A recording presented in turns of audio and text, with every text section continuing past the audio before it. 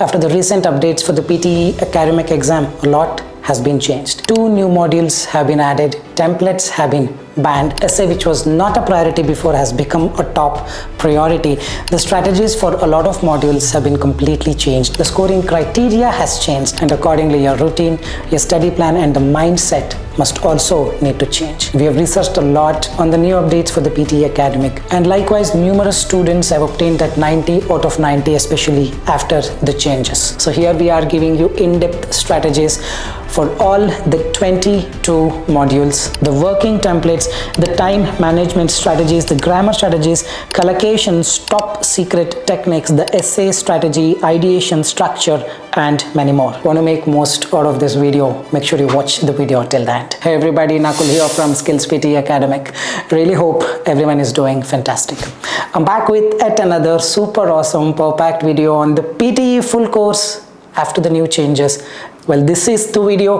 Well, before we get into the video, if not subscribed to this channel, kindly click on the subscribe button. Anytime you need online assistance, it's a paid assistance. The WhatsApp link is given in the description of this video. You can click on the link, send us a message. We will do the needful. Also to tell you, recently we released our 3 official ebooks. The 4th one with respect to mastering the art of essay writing will be released in a day or 2. The link for all the ebooks you can find in the description of this video. You click on any of the links, buy it as a combo, and avail some discount as well. All right, without any further delay, let's straight away get right into this massive full course video. Here you go. This video is spread out into 4 different segments. First we will finish the speaking, and then we go to writing, and then reading, and then listening, like the way it comes in the exam. Each and every module is meticulously, carefully crafted to give you the best strategies that you deserve to know. Ensure that you have a pen and a book to take some notes while you watch. In the exam, before you start your speaking module, which is apparently the first module, there will be a mic check. You can just speak into the microphone, listen to it to check for any problems in your audio. If there are cracking sounds or the sound is very feeble, you can raise your hand, talk to the invigilator about it, and change the mic. Now we will understand the mic placement. Mic placement is the normal mic placement as one would do in the office calls. Just keep it parallel to the mouth. Don't keep it very far, don't keep it very near. Just parallel to the mouth, not under the nose, above the mouth, just parallel to the mouth, which will ensure the best sound quality. And also the personal introduction, a small section will be there which asks you to speak for around 30 seconds before you start your speaking module. This is a dummy one, will not be scored, but anyhow you can just speak into the microphone, considering it as some warm-up session. You can just get adapted to the environment. Maybe you can just speak about yourself. My name is Nakul. Today I'm giving the PTE academic exam because I'm interested in going to Australia. Thank you. Something like this. You can speak for 10-15 seconds, click the next button, and then move on to the very first question. Before we get into the actual strategies of the speaking module, there are 2 major things that you need to consider. First thing is the mic that turns off after detecting 3 seconds of silence. Whenever you listen to the beep sound, which indicates the mic is on, start speaking immediately. If you don't speak for first 3 seconds, the 4th second the microphone will turn off, meaning you will lose the chance to speak for that particular question. You have to click the next button and move on. Be very careful. Once you listen to the beep sound, start speaking immediately. And also the next thing is, once you finish speaking, don't wait, just click the next button immediately and move on to the next question. After finishing speaking, we have noticed that people will just keep quiet and the mic is on. There are your neighbors. Be very careful yelling at the top of their noises. Their voice may get recorded, so be aware of this. Once you finish speaking, click the next button and move on. And also to tell you, this entire video is for PTE academic exam, but PTE core students can also look into it because each and every module you will get the strategies, meaning the PTE core modules are also covered in this. You can definitely check them out, especially the reading, listening, speaking are all the same. Writing, just essay writing you don't have, so definitely feel free to check the entire video even if you're sitting for the PTE core exam. Now we'll quickly move into the very first section, PTE speaking. Remember, there are 7 modules inside the PTE speaking, all easy peasy ones. All these 7 modules are not important. Few of them are important, few of them are not important. So it comes something like this. First comes read aloud. Very soon we will see what read aloud is, what is the strategy, each and everything. But to give you a quick understanding of the number of questions, let's understand this. Read aloud hardly contributes some 5 to 6 marks towards your speaking, and 5 to 6 questions will appear in the exam. After the 5th or the 6th question comes a repeat sentence, wherein you have to repeat the sentence after you listen to the audio. Soon I'll show you what repeat sentence is. 10 questions will be there, approximately 30 marks to listening, and whatever the 30 marks you get to listening, right, they divided it by 2, approximately 14-15 marks to speaking. 30 marks to listening, 14-15 marks to speaking could be a priority. Read aloud is not a priority. Describe image, 5 to 6 questions will come wherein you need to describe an image that is shown to you. 25 to 30 marks to speaking. This is the top priority, very important module. After that comes a Retell lecture. You can expect 2 or 3 questions. Usually 2 questions will appear. You can get some 10 to 12 marks from Retell lecture towards your speaking and listening, because it's a listening skill as well. After that comes answer short question. It usually don't contribute any mark, but we will understand soon as to what the module is, how to give the answers. It is not going to give any marks. Hardly it may contribute 1 mark towards your listening, and not more than that. After that comes summarize group discussion. 2 or 3 questions may appear. Usually 2 questions. In the worst scenario, 3 questions contribute some 15 to 18, or in the worst case around 20 marks towards your speaking and listening. Second top priority. The next module, the last one, is respond to situation. 2-3 questions will appear. This contributes only to speaking, approximately 10 to 12 marks you can expect from respond to situation towards your speaking section. Now we will understand each and every module in detail, and also I'll show you a demo on how to speak, how to get full marks from the AI through our AI website. Here we start. The very first module is PTE read aloud. Is it very important? Not so important. What is the module about? It comes something like this. Look at the text below. In 35 seconds you must read aloud as naturally as possible. They would have given you a text and some 30-35 seconds preparation time that will be given to you. During this time you speak whatever you want. Nothing will be recorded. The mic will be in off state. This is the time given to you to prepare. And once all done, 30-35 seconds is done, there will be a beep sound indicating the mic, the headset, the mic is on now. Then you got to start speaking. How you're evaluated with respect to PTE read aloud? There will be 3 components. First is fluency, second is content, third is pronunciation. It's a fluency 5 marks, content 5 marks, pronunciation 5 marks. And now what is fluency? Remember, fluency is not about speaking very fast or speaking very slow. Fluency is all about going at a rhythmic speed. Right now I'm going at a rhythm, and it's a constant rhythm. I'm not someone who speaks sometimes very fast, sometimes very slow. No, I always go at the constant speed, the speed I'm comfortable with. Meanwhile, I'll not fumble, I'll not hesitate, I'll not intonate. Hello everybody, my name is Nakul. All those I'll not say. I'll just speak naturally. When you speak naturally, you always go at a monotonic speed. So what is fluency? Go at a natural, comfortable, rhythmic speech. No fumbles, no hesitation, no ups and downs, and that's all fluency is. But there's one more aspect to fluency which is quite interesting. A lot of people don't know about this. The point is, let's say your voice is very thick, meaning in a pitch app, you can download any pitch app, or in our website if you have a registration, there you can see your pitch. The pitch for a male person should be 135 or 140 and above. If you have a very thick voice, thicker the voice, lower the pitch, meaning 80 hertz, 100 hertz, 120 hertz. Your voice is so thick, market research is your voice is so thick, what you can do? Software says, I don't understand you well, boss. That means if you have a pitch issues, if you're a female candidate, it should be above 200 hertz. If you're a male candidate, around 135 to 140 and above. If you are well below this, then probably even if you speak precisely, software may throw some surprising scores, which definitely will surprise you in the exam. You wouldn't even expect 60 and you get 60 instead of 90. So make sure your pitch is well within the range 140 and above for a male candidate, 200 and above for a female candidate. If your pitch is very low, how to work on it? Little thinner tone. My name is Nakul. My name is Nakul. A little, not completely very thin and all, no, a little thinner you do, little sharper you do. You're gonna make it. I'll soon show you 2 variations, one with my normal pitch, one with the variation in the pitch, you will understand how easy it is to a little bit alter the pitch and get a very good score. Also to note one important thing, what to do for a comma and full stop? Normal pause. How do you pause for a comma? You give a small pause and you continue. How do you pause for a full stop? In a natural scenario, a normal little pause and you continue. Just do it naturally as you would do with your friend. The software would love you and give you all the marks. You try to impress the software, you try to do something that you usually don't do in a normal scenario, then the marks will go down. Remember this. And one important trick here, let's say you're reading a particular line and you fumbled, you made a mistake. Let's say the word was develop and you said development by mistake. Mistakes happen, it's totally fine.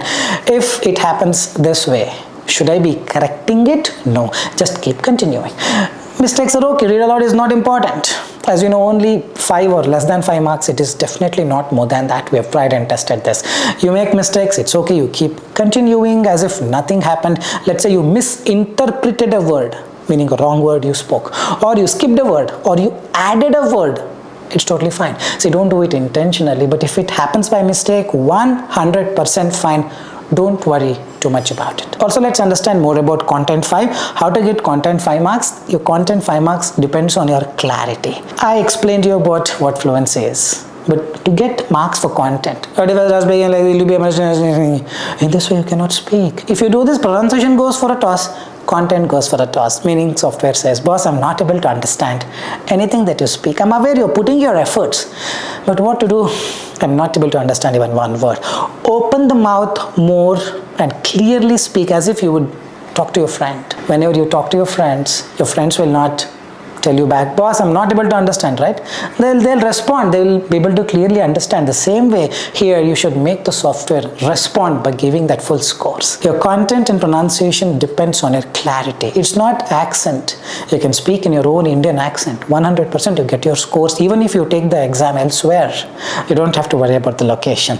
All you got to worry is whatever you speak, make sure software or anybody who listens to it understands and don't complain that, boss, I'm not able to understand, that word was not clearer, this word was not clearer. That should not happen. Remember this. Now we'll understand some of the mistakes people end up making. Intentionally, clearly pronouncing the word. If the word is, let's say, sugar is really bad for health, and you say sugar is really bad for health, you really want that marks. As a result, you go to an extent where you exaggerate, pronounce the words more clearly, which is not really needed. You do this, marks will go down. You cannot stress the words.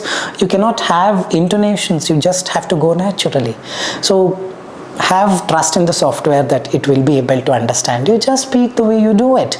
Sugar is very bad for health. Sugar is don't do all these things because marks will again go down. Remember this. The second mistake is having a rise and fall in your speech.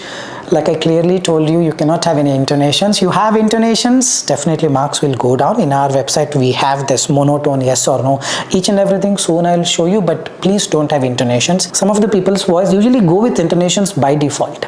Then those people have to speak in an angry tone. Market research is a vital part, marks go down. Market research is a vital part. A little angry tone, then 100%. You're gonna get the full marks. The next mistake is speaking very slow, assuming that if I speak fast, software don't understand. Don't underestimate the software because you have very less knowledge about it. You just speak naturally, you're gonna get the scores. You reduce your speed, then definitely fluency goes for a toss. I got 50, 52, 62 in my first 3 attempts before I went on to get 90. So don't speak very slow, just right now whatever the speed with which I'm speaking, you can speak at this speed. The next mistake is speaking very fast because your friend got 90 by speaking very fast. Never make this mistake. Your friend's tone will be different. Your friend's pronunciation will be different. The way your friend speaks with the accent or the clarity would be completely different from the way you speak. If something has worked for your friend, well and good, just clap. But don't have to follow the same. Follow whatever I'm giving you. Whatever I'm giving you is a universal strategy. This works for everybody. Don't speak very fast. You speak very fast, software may say, boss, what is this? I can't understand you. Fluency is full marks. Content goes for a toss. Be very careful. Now let's understand how the marks is basically calculated for read aloud. Nakul, it's so confusing because you said it's 5 fluency, 5 content, 5 pronunciation, 15 marks. 1 question, and you're saying 5 to 6 questions appear. 15 6 are 90, it should be. How come it is only 5? Definitely from 90 they're gonna convert it to 5 marks. As simple as that. Hardly it would be not more than 5, but be very careful. Read aloud is also an important module in terms of software understanding more about you. So it's a very simple module, and this is the only module which has a perfect answer within it. Correct? Now you have describe image. Your friend can speak something, you can speak something else. Retell lecture, your friend speaks differently, you speak differently, because there is no precise answer, and that goes even for repeat sentence. Sometimes we speak half, sometimes we speak full, but read a lot. Hey, you have to read what is there. That means they already have the perfect response, and whatever you speak, they will be able to learn more about you, the way you pronounce the words. Basically, to learn more about you, read aloud is given at the very beginning. Now whatever the way you do in the read aloud, software learns about you and expects the similar kind of things to happen in the next set of modules, even though read aloud hardly contributes less than 5 marks. Getting it right, so read aloud becomes important in terms of software understanding more about you. So give the right data. Don't have to speak intentionally something wrong or skipping words just because it is not a priority. Don't do that. Give the best data that you can, because it's a very simple module, and this way software will be able to understand more about you even in Retell lecture and rest of the modules. Even if you don't speak a correct word, software will be able to guess, oh, this is what the word the person would have spoken based on the data it has from the read aloud.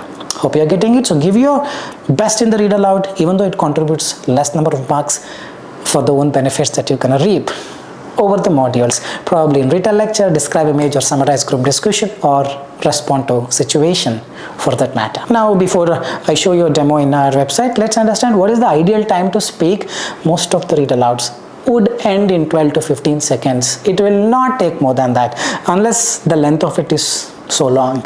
Usually in the exam it's 12 to 13 or 12 to 15 seconds. If it is costing 25 seconds, that means you're making some mistakes or you're speaking very slow. Remember this. Alright, I'm just opening a question in our website. 35 seconds preparation time. I'll take all the time and just prepare well. I'll just see if any difficult words are there that could pose problems to me. I'll analyze each and everything and be ready. Sugar is a term that includes all sweet carbohydrates, although the term is most often used to describe sucrose or table sugar, a double sugar. The body breaks down carbohydrates into simple sugars such as glucose that can be readily used in the body. All the words are simple. Carbohydrates, sucrose. Okay, I'm just ready. I'm gonna start speaking. Sugar is a term that includes all sweet carbohydrates, although the term is most often used to describe sucrose or table sugar, a double sugar. The body breaks down carbohydrates into simple sugars such as glucose that can be readily used in the body. I click on the stop recording and I'll click submit. Usually it takes 10 to 15 seconds because we're doing a lot of background check, the page, monotone, and a lot of things. 10 to 15 seconds, but yes, this is the way you do without fumbles, just at a proper rhythm. You have to get 5 fluency, 5 content, and the 5 pronunciation. Let's check out the correct answers. So it's 5 fluency, 5 context, 5 pronunciation, and if you enable this additional engine, we have this optimized voice analyzer. We have large pitch variation detected 2, a little bit up and down, but less than 3 is well and good. Monotone, it says yes, that's how it should be spoken. Pitch is 150, precise 140 and above to be on the safer side. And this is the graph, all looks fine. So this way you just have to speak. What you can do is we take up the next question. You can do in parallel. 35 seconds. Let's prepare. Rocket science is the primary branch of aerospace engineering, which is the science of building or designing rockets. All the rockets follow Newton's 3 laws of motion. Very simple one. There is no skip or omit button in the exam. This we have introduced just to save some time. Let's start. Maybe we all can do together. Rocket science is the primary branch of aerospace engineering, which is the science of building or designing rockets. All the rockets follow Newton's 3 laws of motion. You just have to speak this way and click submit to see full scores. Alright, so this also I've got fluency 5, context 5, pronunciation 5, which is 151 hertz. It should be fine. We quickly move on to the another question and see. I'm just skipping it. Let's do a bit quicker now. An ambulance is a vehicle used to transport people who are sick or injured. Most ambulances are either trucks with space for patients or cargo vans with raised roofs. And we'll click submit. Alright, so I've got fluency 5, context 5, pronunciation 5, monotone yes, large pitch variations 1, pitch 160, it's all fine. We quickly take up last question before we move on to repeat sentence. It's a little bigger one. I'll just start. Wood carving sculpture, an art form that has stood the test of time, holds a special place in artistic expression. From its humble beginnings in ancient civilizations to contemporary artists' diverse and innovative creations, wood carving has evolved into a captivating medium transcending cultures and epochs. Just have to speak as simple as that. Alright, I've got fluency 4.5, that should be still fine, and anything around 4 or 4.5 is a very good score for 90.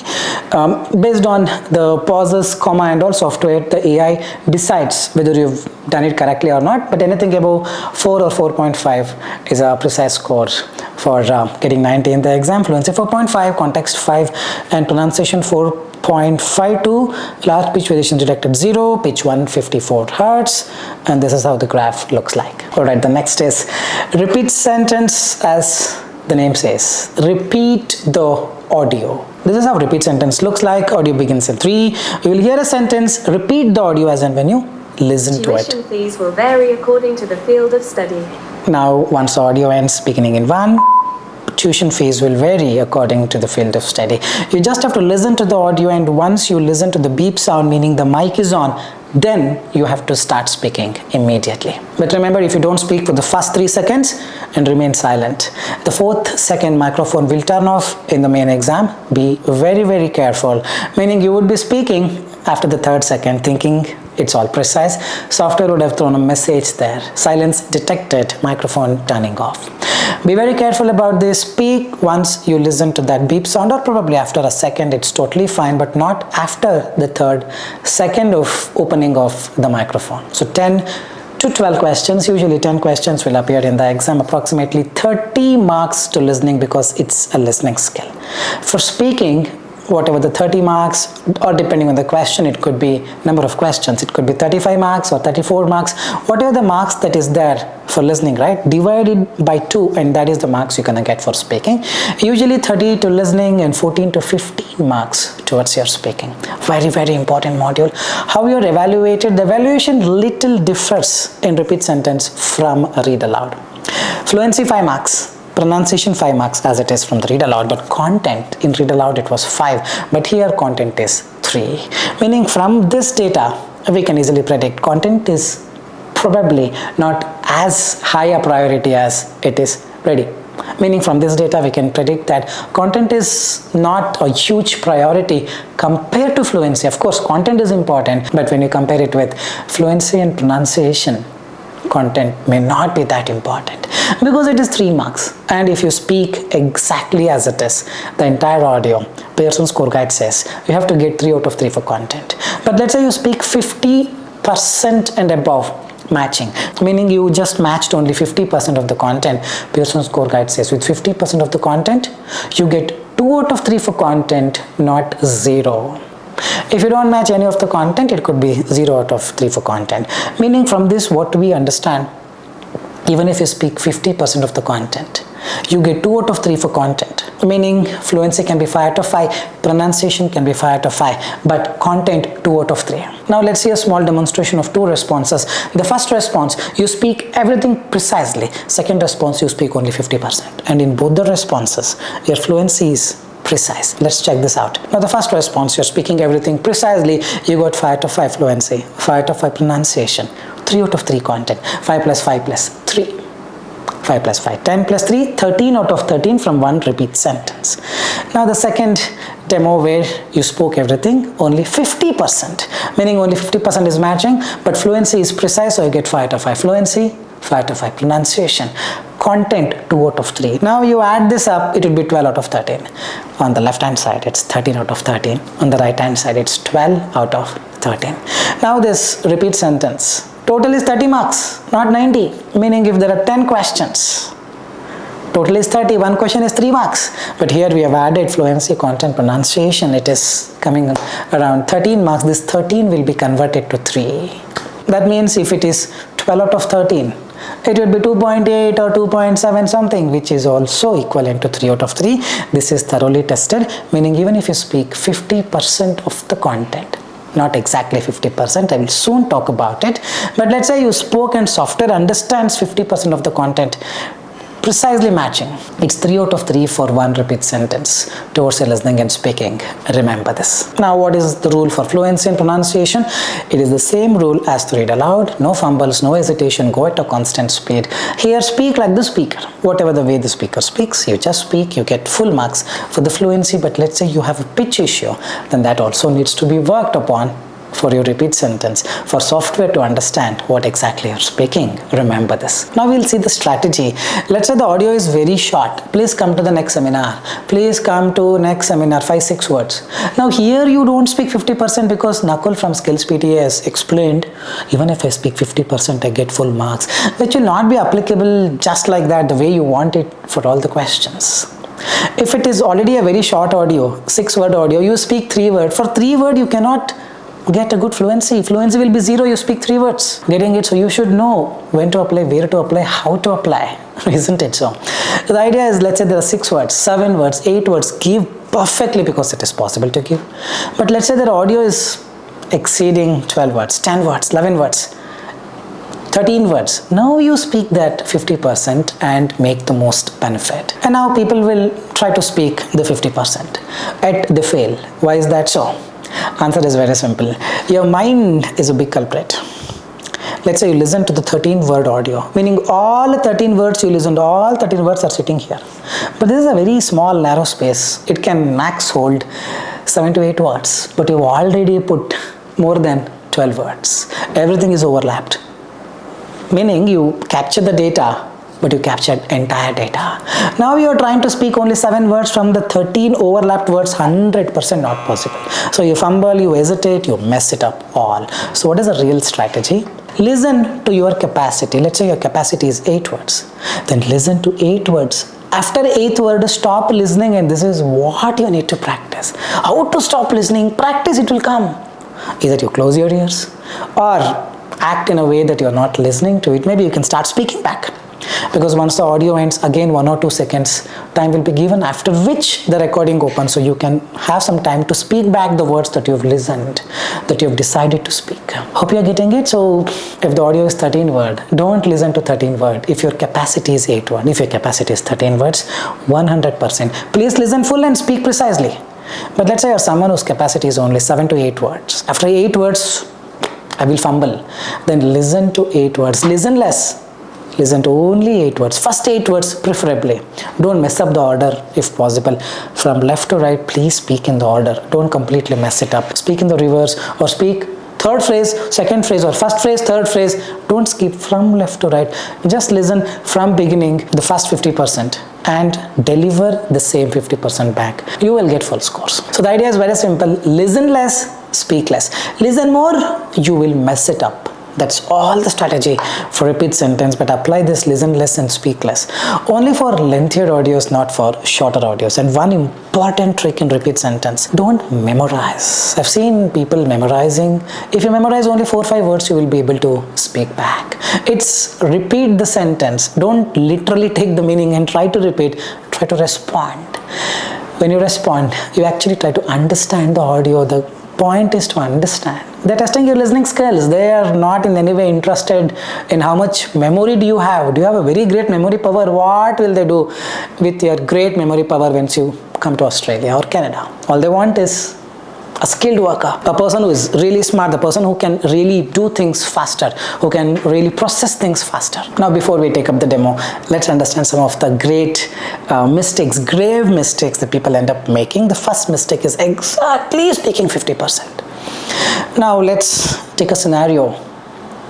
11-word audio. You spoke exactly 6 words. And 2 words were not clearer at all for anybody in the world to understand. Software says, I understood only 4 words, which is less than 50%. I'll be giving you 0. Hope you are getting it. So don't stick to the rule very, very seriously. Try to give 60-70% to be on the safer side. Sometimes the pronunciation could be different. Sometimes you speak in a little hurried manner. You'll be rushing because you listen to the audio and then you process and then you speak back. Few of the words may not be clearer for the computer, for the AI to understand. So don't risk it. Try to speak 60-70% to be on the safer side, so that 100% you get 3 out of 3 for the content. Remember this. The next mistake is writing down the first letter of each word. I've seen some students, for them it actually works, meaning they listen to the audio, write down the first letter of each word, and once the audio ends, they're too quick, they would have finished writing. Once the audio ends, they just look into the write-up that they have written first letter of each word and they speak back. Well, if that works, well and good, but for 90% of the students who assume it has worked, but it would not usually work all the time. Why? Because let's say the audio is very fast and you're writing down the first letter. Audio ended, beginning in one, recording started, you're still writing down the first letter. First second, second, third second is over, and now you finished writing. Now you're trying to read what you've written, but by that time 3 seconds is already passed and it would have thrown a message saying silence detected, microphone stopped working. But then you would see your text and you would have still spoken unaware of what has happened at the back end. So be very careful. This may not be required if you listen less and speak less and just execute whatever the things that I told. Don't complicate it. If you really think writing first letter of each word is working, then go ahead. But if you think it's posing problems, then it's time you stop this and resort to the things that I just told you, which would 100% work all the time. The third mistake what people usually end up making is they don't listen, rather they just memorize. It's not a memory contest, by the way, it's a listening skill. If the audio is played in your native language and you try to repeat, do you really memorize or you try to understand? You have to understand, you have to visualize, you have to divide them into phrases, but you should do it so quickly that you should be able to produce the exact content. See, never try to repeat. Like I told you, try to repeat. You will memorize hardly 4 or 5 words you can repeat. Try to understand, try to respond, but anyhow you have the strategy. Listen less, speak less. Do that by understanding what the audio is all about. This module should be really easy. But let's say you are able to produce everything correctly, but the audio accent is very tricky. You're not able to understand what the person is speaking. In such scenario, what I should be doing? Well, you can't do much if you don't understand the audio. The point is, yes, every day when you practice, probably if 20 minutes you're practicing, 10-15 minutes you practice repeat sentence, 5-10 minutes you give it to listening to a podcast. Get used to different accents. All this actually play a very, very important role. It's not just the PTE. PTE is all about English. So you divide your time accordingly. Wherever it is needed to give time towards English, please give.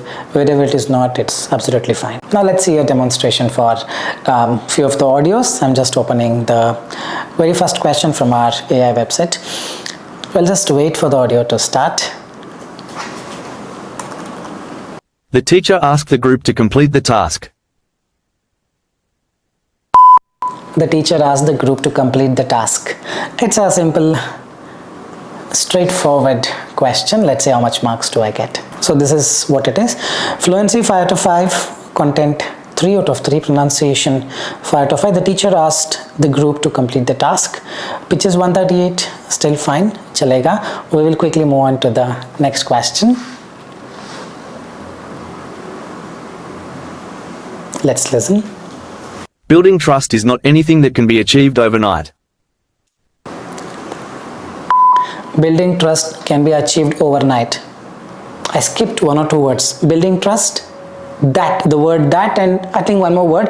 But let's say if I don't speak everything correctly and if I'm fluent and 50% above, if it is matching, how much marks do I get? Content should be ideally 2 out of 3. Or sometimes if it is close to 80-90%, it will throw 3 out of 3. That's how we have made the AI. Yes, it's working correctly even. Content is 2 out of 3. Building trust is not anything that can be achieved overnight. What I spoke? Building trust can be achieved overnight. Building trust. These 4 words I skipped. Getting it? But still I got a good score. This is exactly what the strategy is. Perhaps you try to speak everything as it is, you may fumble. Building trust is not anything that can be achieved overnight. This could be 0. You are assuming that you've spoken everything correctly. If fluency goes for a toss, marks gone. So instead of that, probably you can resort to this technique that I just showed you.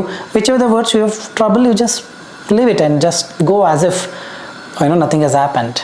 Listen, understand and speak 100%. You will get 3 out of 3 in the exam. Remember this. Let's quickly move on to the next question. Let's listen carefully. Everyone in this studio burst into hysterical laughter. Everyone in the studio burst into hysterical laughter. Everyone in the studio. So there were 3 phrases. Everyone in the studio burst into. You always burst into laughter. Everyone in the studio burst into a historical laughter. There were 3 phrases. Everyone in the studio burst into laughter. That also will give you full scores. Or everyone in the studio into historical laughter. That also will give you scores. So here I've got fluency 4.5. See, sometimes it becomes so tricky to calculate the fluency for a very short audio. In that case, there could be a minor here and there. 4 above is a great score for 90 out of 90 if you get 4.5 in our website. Content is 2 because hysterical. I said hysterical. The word is hysterical. There was a mismatch, but that should be totally fine. You still will get full marks if you speak like this towards your listening and speaking from a repeat sentence. We quickly move on to the next question. Alright, let's listen to this. One study asks people to keep daily journals recording their appreciation for their partners. Study asked people to keep their daily journals One study asked people to keep their daily journals appreciation. I was not speaking everything because it's a lengthy audio. After I listened to my capacity, I started repeating the words. This way I will not listen to the more number of words and mess up everything. This should probably give me 2 out of 3. Let's see how much marks do I get. Alright, so the fluency 4.5 is fine. Content is 2 out of 3. This is what you should be aiming at.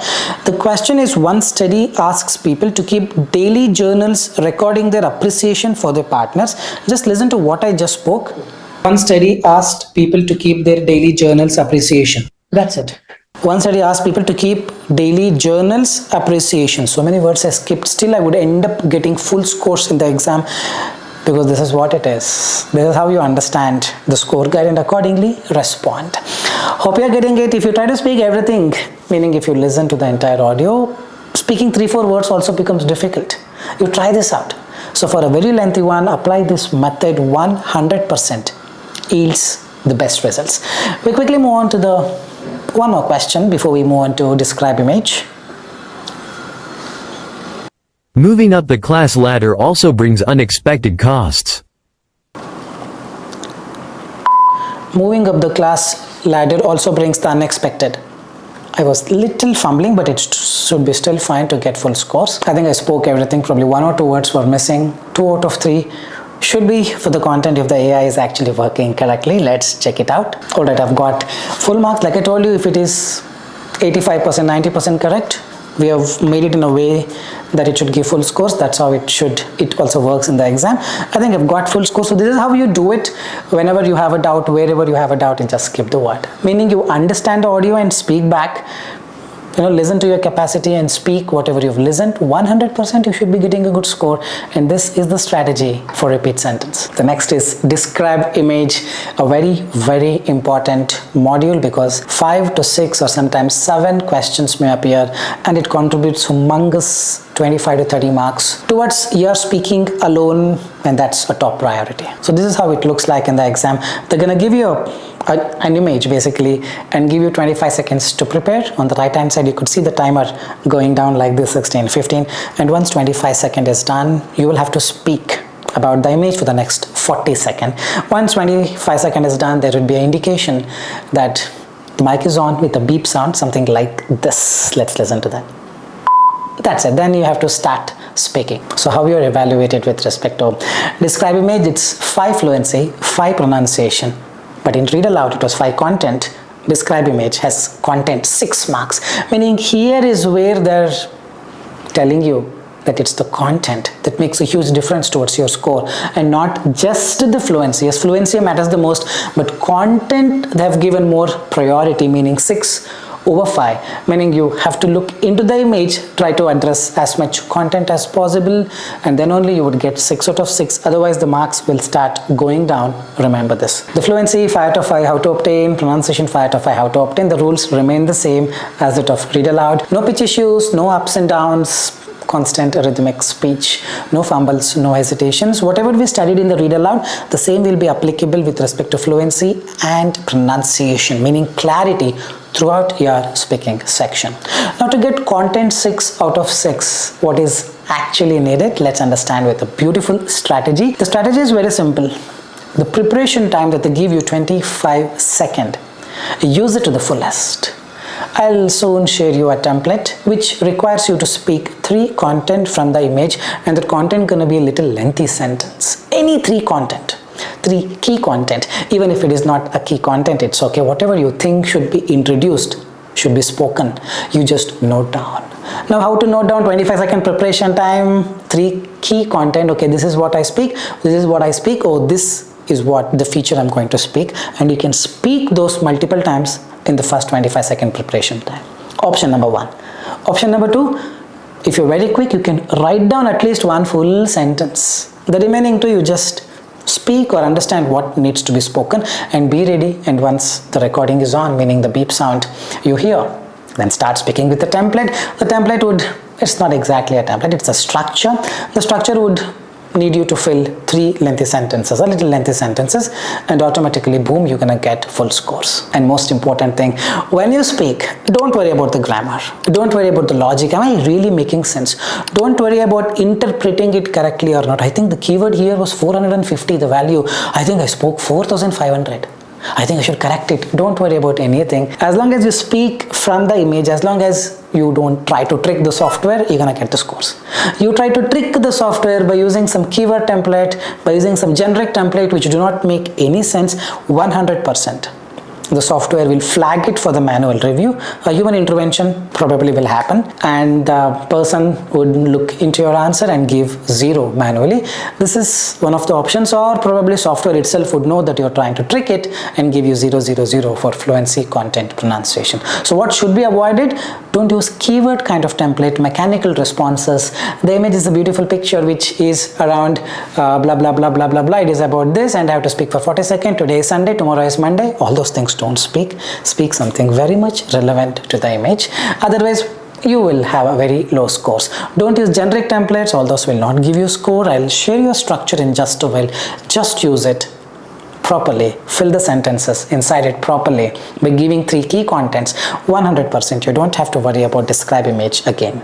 Can I use the same structure for all the images? Yes, you can use the same structure for all the images. It is 100% verified, fine. So many students have got 90. You don't have to worry about it. So what is the ideal time to speak and describe image? Anywhere between 25 to 30. 30 should be enough, but if you can speak more, well and good. But remember, the more you speak, the more mistakes there's a possibility that you can make with respect to fluency. So be aware of your shortcomings, accordingly decide whether you should cross 30 seconds or not, but max is 40 seconds and not more than that. Now let's understand some of the mistakes. The mistake number 1, thinking about the grammar and messing up the fluency. I think when I speak, I mess up the grammar, ego problem, correct? I don't want software to know that I have this grammar problem. See, the evaluation is with respect to fluency, content, pronunciation. There is no grammar. It's only our Albert Einstein's brain, Stephen Hawking's brain trying to visualize. Software will be waiting to catch my grammar mistake. As a result, I lose marks. What do? I'll try to fix the grammar. You try to fix the grammar, fluency gone, content gone, no marks. Just speak confidently, man. Just be confident when you speak, and this is what is needed. The second mistake, what most of the folks end up making is trying to find the best of the best of the best content, because they're using too much of their brain. So use too much of your brain, intelligence, everything in reading, fill in the blank, essay writing. Right from dictation, there people have a problem to use, but here it's very easy to use your brain, right? I think if I give best content, I get the best marks, you get same marks. This is the fundamentals. You have to understand what AI wants. See, in 25 seconds, they're not expecting you to be a superhuman being and give the best content. All they're testing is your confidence. Can you still make up some sentences and speak confidently?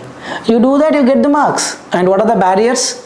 The barriers is this: I think I give a best content, and you try to find the best content, 25 seconds is over, no content is spoken because you are not able to find the best content, or in doing so you make mistakes. Any three things, usually the maximum, minimum, or year, some value, you decide these three I'm going to speak, which I'll soon show you a demo. Just stick to that, don't have to do anything extra.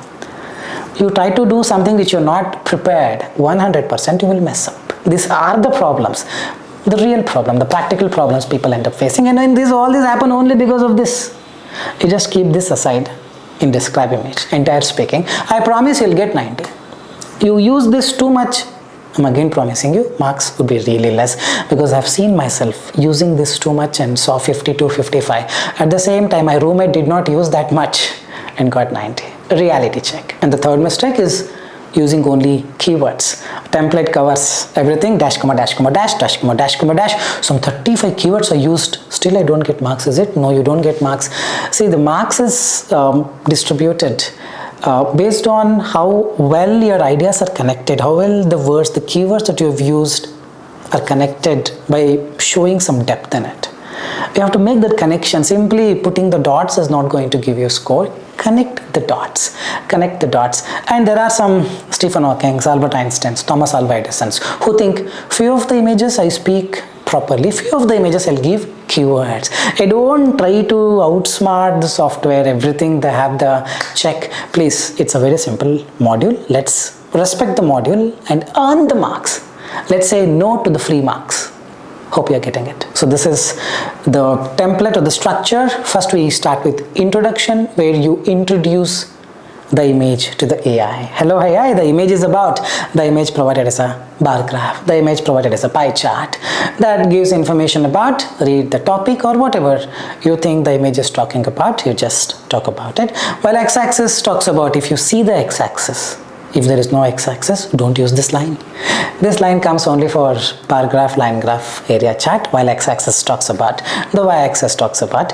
Now is the three key content that I want you to speak. Probably you can start with, it is evident that. Conversely, another interesting point is, or you can go with whatever the linking words that comes to your mind. But three key sentences, little lengthy ones that I need, and then you conclude it by saying overall this image illustrates. Read the topic again or conclude it with respect to whatever you think is relevant to the picture.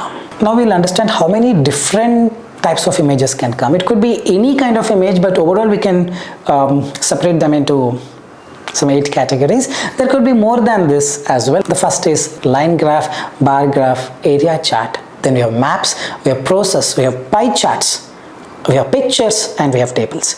There could be more than this. Sometimes they could give some random images, but overall this is what it is. 8 types can come. Now we will take up a small demo for all these 8 types before we move to Retell lecture. Now we'll take up an area chart and see how to do this. Alright, so this is an area chart, 25 seconds. How do I make use of it? 3 key things: Delta Airlines, Emirates, and Qatar Airways. Probably Qatar Airways in the year 2015, passengers was approximately 30 millions. However, for Emirates in 2016, it is 50 million. Delta Airlines in the year 2017 has the highest value with a value 80 million. That's all you got to speak. The image provided is an area chart that gives information about airline passenger growth across Delta Airlines, Emirates, and Qatar Airways. The x-axis talks about the time period from 2015 to 2020. The y-axis talks about the passengers in millions from 0 to 80. Firstly, it is evident that in the year 2015, the Qatar Airways has a value of 30 million passengers. On the other hand, Emirates in the year 2016 has a value of close to 50 million. Conversely, in the year 2017, Delta Airlines has a value of 80 million. Overall, this image talks about airline passenger growth across the years 2015 to 2020 between Delta Airlines, Emirates, and Qatar Airways. So let's submit it. You may be wondering, some of the things you did not speak clearly, they're not expecting you to be so precise. This is the trick. As long as you speak confidently, as long as you speak those 3 key content that you see, you should be able to see 5 out of 5 fluency. 5.9 out of 6, 6 out of 6. Content, 5 out of 5. Pronunciation, monotonous, large pitch variations, usually 3 to 4 to 5 is fine. Pitch is 165. Precise scoring, and this is how you do it. use the 25-second preparation time. That would be a boon. First 25-second preparation time, you got to make use of, properly identify 3 key content and just start. Now we will take up a bar graph. Let's quickly start. Alright, I'm just starting a bar graph. Daily processor chip output, probably Sunday is the lowest with a value less than 5,000 chips produced in thousands. It is Sunday would be less than 5. Probably we can take up second highest is Wednesday with a value probably of 16,000. Highest is Thursday with a value of around 20,000. That's all. The image provided is a bar graph that gives information about daily processor chip output. The x-axis talks about the weeks from Monday to Sunday. The y-axis talks about the values from 0 to 15 across chips produced in thousands. Firstly, it is evident that on Sundays, the value of the chips produced in thousands is very minimal, meaning less than 5,000. However, the second highest is Wednesday with a value of over 15, I think approximately 16,000. On the other hand, the maximum value is on Thursday with a value of close to 20,000. Overall, this image illustrates the daily processor chip output across various days from Monday to Sunday. Is it really difficult to speak? Like I told you, stick to the formula. 3 key things. Identify them, be ready what to speak about, and then start and just see, boom, you're gonna get the scores. Fluency 5, context 5.9 or 6 out of 6, pronunciation 5 out of 5. This is how you do it. If you see any bar graph, the trick is in the beginning, 25 seconds preparation time, identify 3 key things and just start speaking. Now we will take up a line graph. Alright, let's start a line graph. Population densities in selected countries. Alright, 3 key things. Probably population densities of Australia is 0 persons per square kilometers. Australia population density is 0. Canada has a value of 5,000.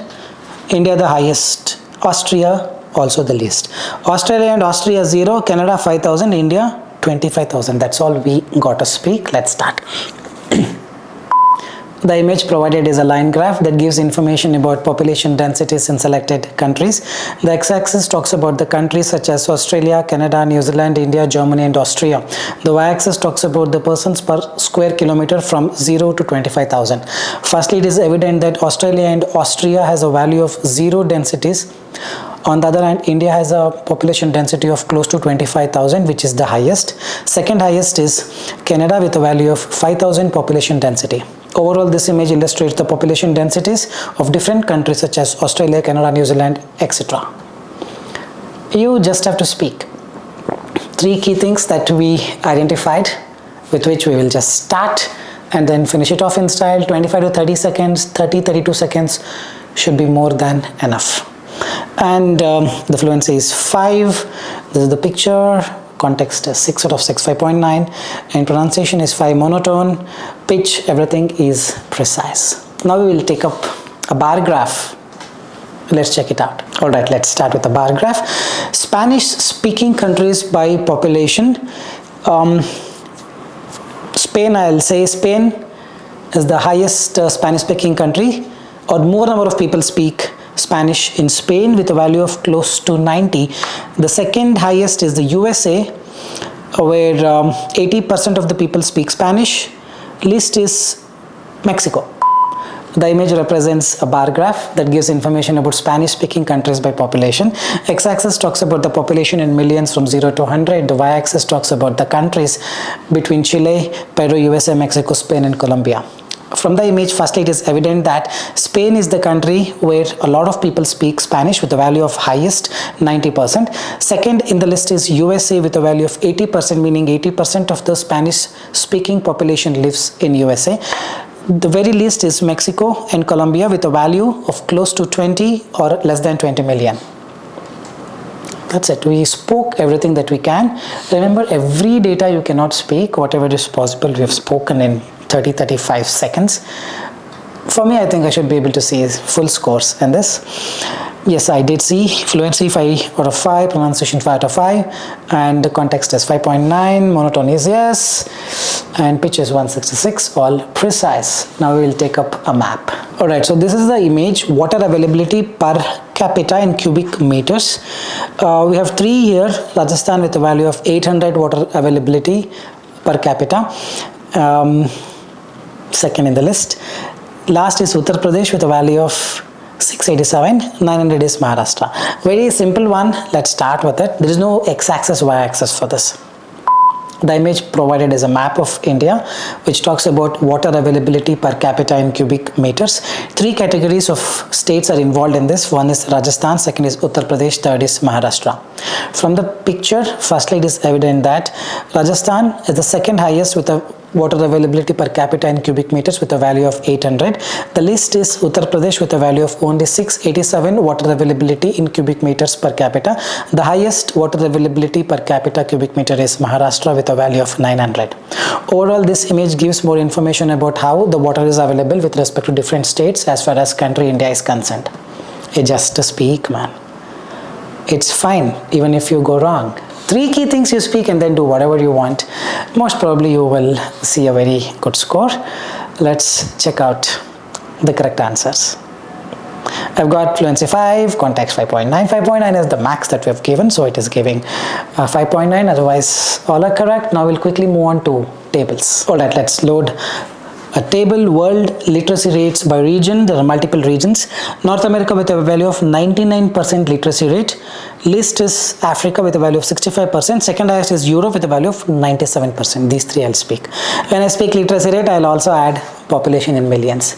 It's as simple as this. These 3 things, if you're confident that you can speak 100%, you will speak confidently. The image provided is a table that gives information about world literacy rates by region. Regions included are North America, Europe, Asia, Africa and South America. Firstly, it is evident that the highest literacy rate belongs to North America with a value of 99% and the population is 592 millions. Second on the list is Europe with a value of 97% of literacy rate and the population of value 748 millions. Last in the list is Africa with the least literacy rate of 65% and the population of 1340 millions. Overall, this image talks about world literacy rates by region. Easy peasy. As simple as that. This way you identify 3 key things and just start. Nobody will stop you.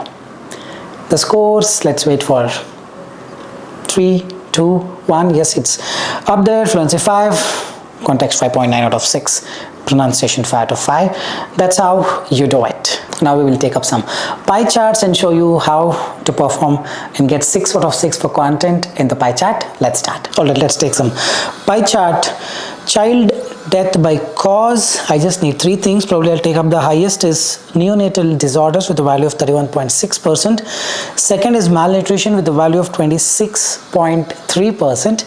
Third is pneumonia, 21.1%. If you want to say fourth, you can say diarrheal diseases. Fifth is accidents or injuries, 5.3%. Let's start.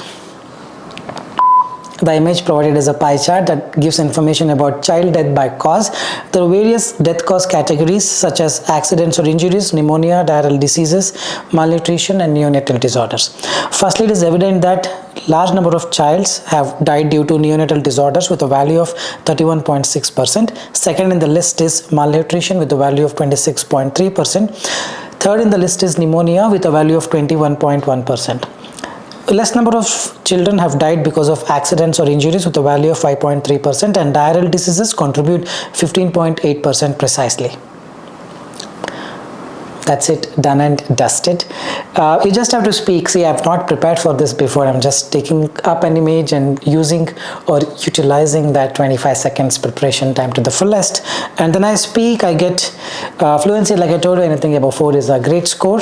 And context is 5.9 out of 6, and pronunciation is all good. So this is how you speak for a pie chart. Now we'll take up some of the process and see how to do it. Let's start. All right, so process image is loading. Photosynthesis, we have 2 reactions, light dependent reactions and light independent reactions. In the light dependent reaction, light will enter along with H2O, enter the thicolloid producing O2. On the other hand, light independent reaction takes CO2 into the stroma and produces glucose. We have ATP, ADP, let's leave them. This is what we identify everything and start speaking. The image provided is a process that gives information about photosynthesis with respect to light-dependent reactions and light-independent reactions. As far as light-dependent reaction is concerned, the light will be taken along with the H2O into the thicolloid, producing O2 as the byproduct. On the other hand, light-independent reactions take CO2, that is carbon dioxide, into the stroma along with ADP and NADP plus with NADPH and ATP, producing glucose as the output. Overall, this image gives more information about the photosynthesis with respect to light-dependent reactions and light independent reactions. If you speak like this confidently, 100% you have to get full scores, and that's how you do it. Understand what the process is with respect to some flow chart kind of thing that you can make up yourself in the 25-second preparation time. See the fluency 5, context 5.9, pronunciation 5. Now we move on to the last one called pictures. These are rare, they don't always appear, but when it appears it poses a lot of problems. So let's take up two pictures where there won't be any data, it's just a plain picture. So from the picture, whatever you can interpret, 3 things, do it and start speaking. Even 25 second, 26 second, 27 second is also fine.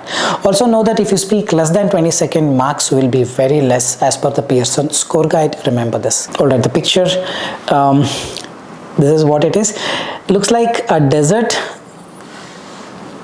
First thing, it's a very big desert with lot of sand. Second is 3 camels are being shown in the picture with 1 person guiding the camel, and there are 3 people sitting on the camel. Looks like the tourists taking a safari in the desert. That's how I'm going to speak. Let's start. The image provided is a picture of a desert. Looks like a Thar desert of Rajasthan, or it could be anything else. From the image we can clearly see that the picture is very beautiful and has a very vast area surrounded by the sand. Next we could see 3 camels and a guide who is guiding the camel for the way. Also we could also see that there are 3 tourists sitting on the camel. Looks like the guide is taking them a safari and showing them around as to how the desert looks like. That's it, you just have to speak. If you're not confident, the marks will go down. You should get the confidence. Even if whatever you speak is not logically making sense, it is okay. Just continue like the way I did. You will see a very good score. I mean, they're not expecting a lot. They're just checking if you have the capacity to speak. You prove that. If the content goes here and there, it's okay. We'll take up one more image, picture. I'm not really sure of this. Let's start with this. Alright, so this is the image. Let's zoom it since I'm standing very far from the laptop. Looks like a celebration is going on, maybe a festival or someone's birthday party. Secondly, the street looks really colorful with lot of balloons. And thirdly, a lady is riding a bicycle, and many ladies are riding a bicycle, some are walking, looking at the streets. The image provided is a picture that gives information about a beautiful street decorated with lot of lights, balloons and few other stuff. From the picture we can see that the lights are lit by balloons and some lights. It's very beautiful to look at. Second in the picture is a lady and many ladies going in a bicycle in the street, looking at the shops on either side. The third in the picture is a lot of people shopping around, walking in the street, relaxing. I just speak, man. Because when you cannot find much, that's how you do it. Because there is no other way. You come up with the best way possible. Let me know. This is the best way possible. 3 things, whatever you find, start speaking. But don't fumble. Be confident of the data that you're speaking. Even if it is logically not making any sense, it's okay. You do this 100%, you get this course. Don't assume you are, have coded like whatever you speak, it will give you 5, 5.9, nothing like that. Since I'm speaking perfectly, it is showing this. So you can try it out yourself and speak something bad, you see a low scores. Alright, the next is PTE Retell lecture. This is applicable only for the PTE academic students. For PTE core, this module is not present. Don't have to worry. 2 or 3 questions may appear in the exam. One of the easy ones, you can expect some 10 to 12 marks towards your speaking and listening both, because you're listening to the audio, taking some notes, and then decide on what to speak. So in Retell lecture, they play an audio. Probably audio lasts for 1 minute, could be sometimes less than a minute, or sometimes could be a little more than a minute. The audio going to be simple, not that difficult. They would have given you an erasable notebook and a marker. Using this, you should take the notes, and once the audio ends, only 10 seconds will be given. Post 10 seconds, meaning 10 seconds is your preparation time. So post 10 seconds, you have to start speaking for the next 40 seconds. Ideal time to speak is around 28, 30, 32 seconds. But remember, the more you speak, the better marks you get, because the content as well will be enhanced when you speak more. How you're evaluated with respect to PTE Retell lecture, it's 5 for fluency, 5 for pronunciation, but 6 for content, meaning content holds higher preference compared to your fluency and the pronunciation. The rules of pronunciation and the fluency remains the same here, meaning whatever we learned in read aloud, the same thing gets applicable throughout the speaking section. But the content, well, this is the most important part. Content is now 6 marks. So to get the 6 out of 6, you need to write some phrases or sentences as it is if possible. If you jot down, let's say, some 6 phrases, 7 phrases, or at least some 5 lengthy sentences, exactly as it is, 100% you will get full scores. Already thoroughly tested. People who are a part of our course have tried this and have got 90 out of 90. You just have to do this for the content. And how do we take this 6 plus phrases or little lengthy sentences? You need the strategy that is called note taking, and soon I will unveil about the note taking as well. So when we talk about the note taking, right, the idea is very simple. You listen to the audio for 3-4 seconds. When you listen, don't write. I repeat, one common mistake a lot of students end up making is they listen and write at the same time. As a result, they cannot even listen, they cannot even write it. It's like doing 2 things at once. You're speaking and you're eating at the same time. What is going to happen? I hope you could relate to it. Well, if your brain is trained to do 2 things simultaneously, then yes, you can do it. If it is not trained, in the beginning it will be difficult, and probably it will take a lot of time for the brain to adapt to this. So instead of trying out something which you've never tried before, which probably is time consuming, a simple technique is listen for 3-4 seconds. After you listen for 3-4 seconds, quickly you will decide, okay, this is what I'm going to write. Start writing. When you write, don't listen. It's okay even if you miss out some important keyword, important content. Anything from the audio is important. Whatever you believe is important. Make sure you take the things from the audio exactly as it is. Don't try to write synonym, or don't try to intentionally write something else which has the same meaning. Exactly write as it is. You're gonna get full scores. Listen for 3-4 seconds, write for 3-4 seconds. Listen for 3-4 seconds, write for 3-4 seconds. And when listening, don't write. And when you're writing, stop listening.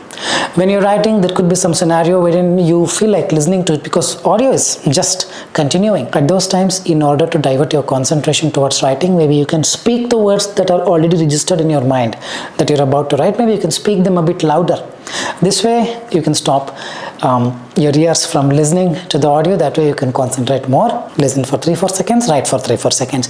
Do this for 5-6 times. You will have 5-6 sentences or 5-6 phrases. Do this till the end of the audio, done and dusted. Once the audio ends, those 10 seconds, use that time to just read through the notes that you have taken.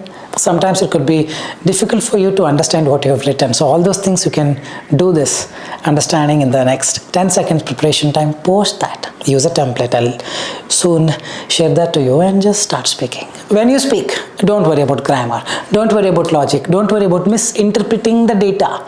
Don't worry about anything. Read it like read aloud. In the read aloud, do you correct something?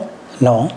Even if, let's say, there is a mistake in the paragraph, do you correct it? 100% no. You just read whatever is there. Here as well, you just read whatever you've written with the template or a structure. Soon I'll give you more idea about what structures that need to be used and what structures that should not be used. So before I show you the template or the structure, let's understand the mistakes people end up making in Retell lecture. Mistake number 1, thinking about grammar and messing up the entire fluency.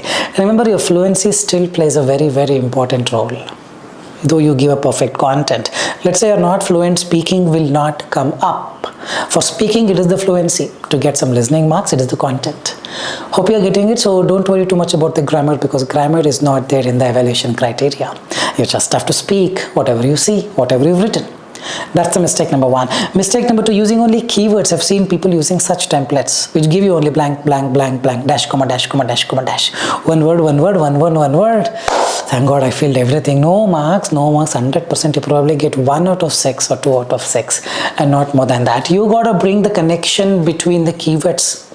We have tested this also by using one keyword. Marks have gone down.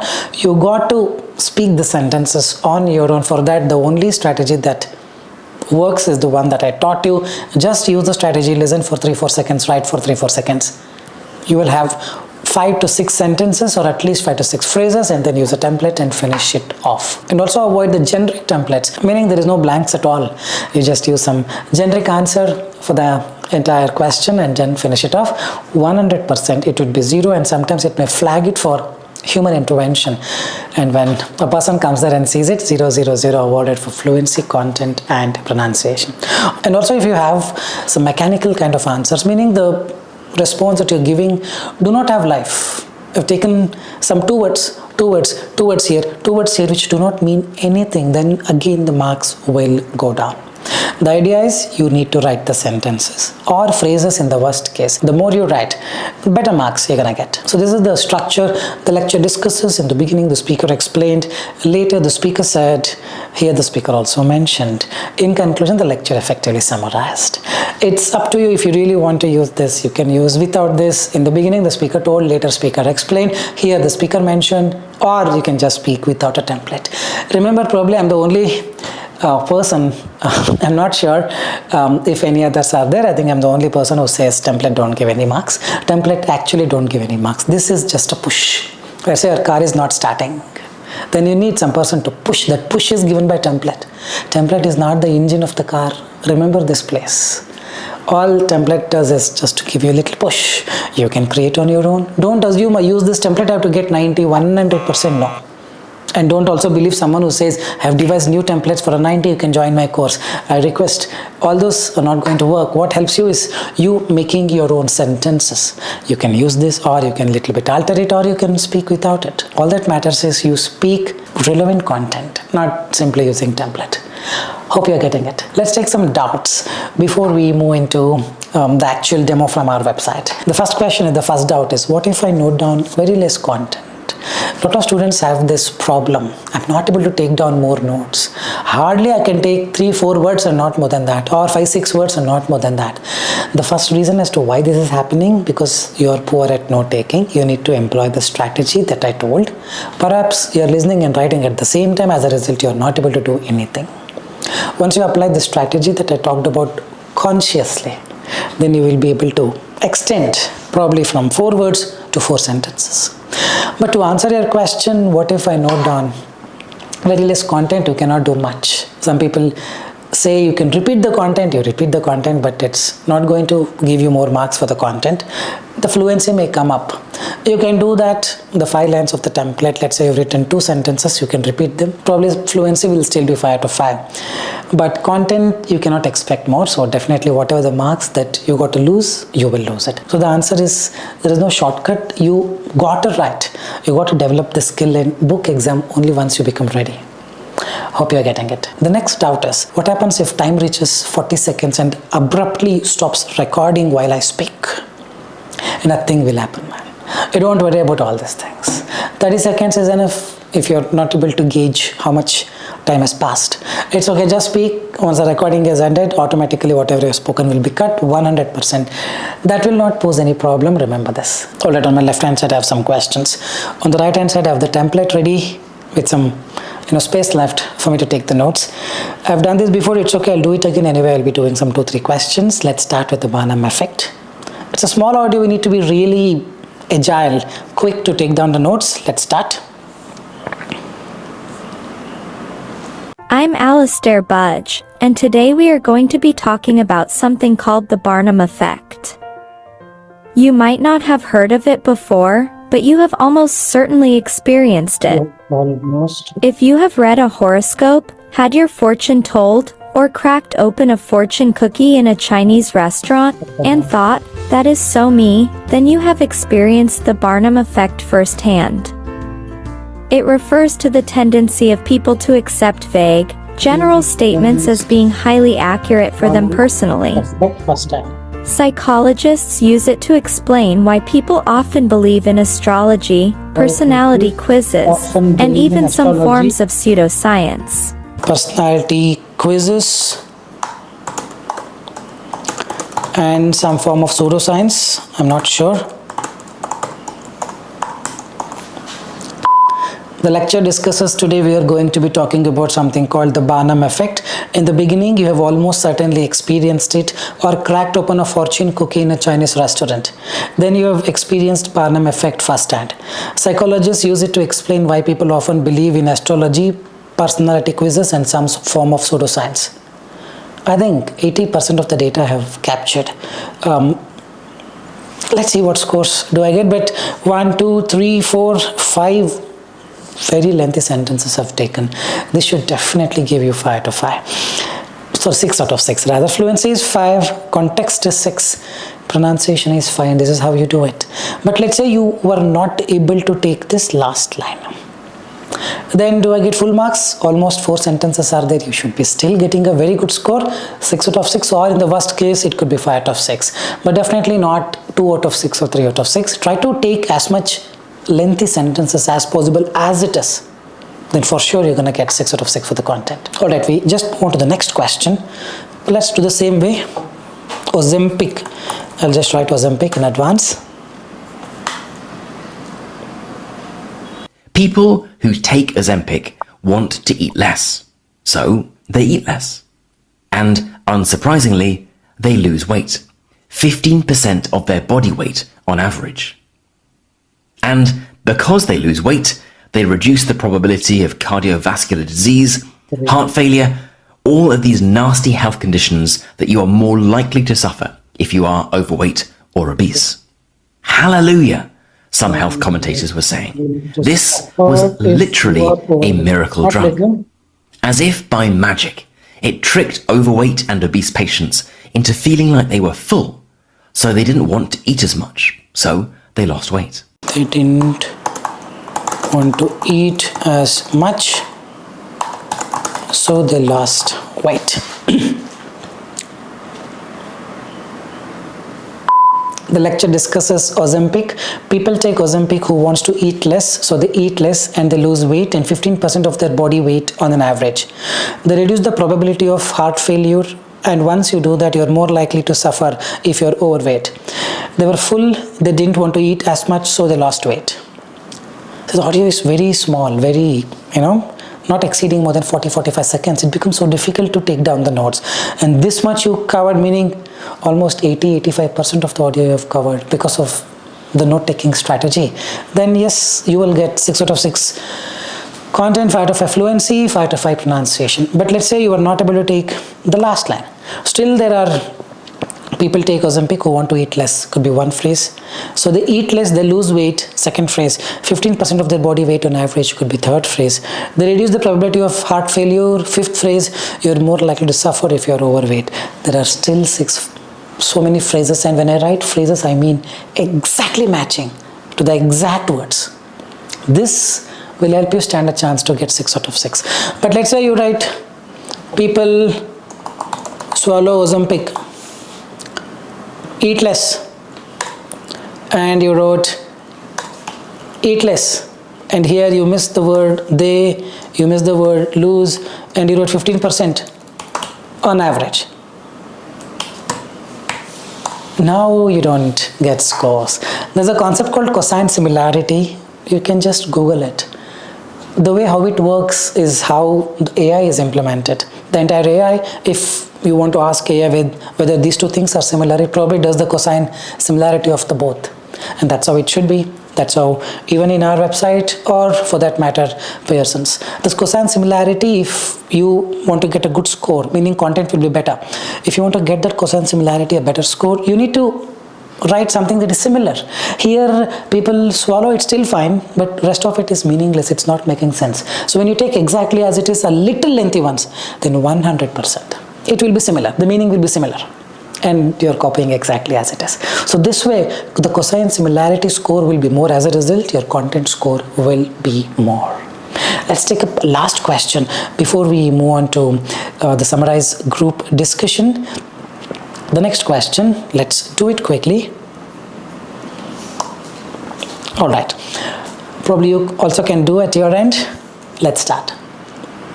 In 2023, just last year, the American Academy of Pediatrics recommended prescribing weight loss medication, such as Ozempic, to all obese children over the age of 12. After all, why not? Childhood obesity is a massive problem. There are decades of evidence that a simple solution of recommending children get more exercise and eat more healthily is ineffective. And if there is a drug that can help obese children lose weight and therefore have fewer health problems later on in life, well, that must surely be a good thing. Children. And it wasn't just for obese kids. Ozempic also became increasingly used by adults who were not obese, but who simply wanted to lose weight. Adults who are not obese, but those who simply want to lose weight. Oh! The lecture discusses in 2023, just last year, the American Academic of Pediatrics recommended prescribing weight loss medicine to all obese children. Childhood obesity is a massive problem. Later, the speaker said that if there is a drug that helps obese children lose weight, it surely be a good thing. In conclusion, in the end, the speaker explained that Ozempic is increasingly consumed by adults who are not obese, but those who just simply want to lose weight. I still remembered what they spoke in the end. Instead of typing who want to lose weight, I typed probably in the previous line. But as I've spoken a lot, man, almost all, probably I have to get 80% of the content exactly as it is. This is the content, 80% of them probably, or 70% of them. Even if you speak 50% of them, you're gonna make it a 6 out of 6. Is Retell lecture really difficult? It could be difficult if you're finding the note taking really difficult. There is a trick, and you have seen it. Whenever I'm stuck, I just speak the words louder so that I completely give my concentration to writing. Because you keep listening to the audio, it's difficult to write what you remember, because constantly when you listen to the audio, what you remember will be replaced with a new set of words. Hope you're getting it. So practice the note taking more. It becomes a peanut. The next is summarize group discussion, 16 to 18 or max of 20 marks towards your speaking and listening in 2 or 3 questions. I think 2 questions. Welcome. If they give 3 questions, definitely you will need a bandage because your hands will start paining. Alright, so what is the module about? This is a newly introduced module recently in the month of August 2025. It's similar to Retell lecture. They play an audio, but the audio will not be just spoken by 1 person or 2 people. It could be 3, definitely is not more than 3 usually. It's 3 people discussing about a particular academic subject. 3 speakers, and audio will last for more than 2.5 to 3 minutes, or sometimes could be more than 3 minutes. It's a very lengthy audio. You take down the notes, just like how we took in the Retell lecture. Same way, we're going to take down the notes in summarize group discussion, and once the audio ends, you will have 10 seconds to prepare, same as Retell lecture. And once 10 seconds is done, you got to start speaking, same as Retell lecture. But with one difference, in Retell lecture you got to speak for only 40 seconds, but here 2 minutes. Now do I really have to speak for 2 minutes? I think I'm losing my confidence that there's no 1 minute is enough. 1 minute 10 seconds, 1 minute 20 seconds should be more than enough. But yes, the more you speak, the more content you give, better marks you're gonna get for your listening and speaking. But yes, at your own risk, because the more you speak, there are high chances that the more mistakes you may end up making. So how you're evaluated? Same as Retell lecture, ditto, fluency 5, pronunciation 5, but content 6. And remember, this module is only for PTE Academic. This is not there for the PTE Core. What's the strategy? Very simple, just like the Retell lecture, here as well, you're gonna take down the notes, but in a little different way.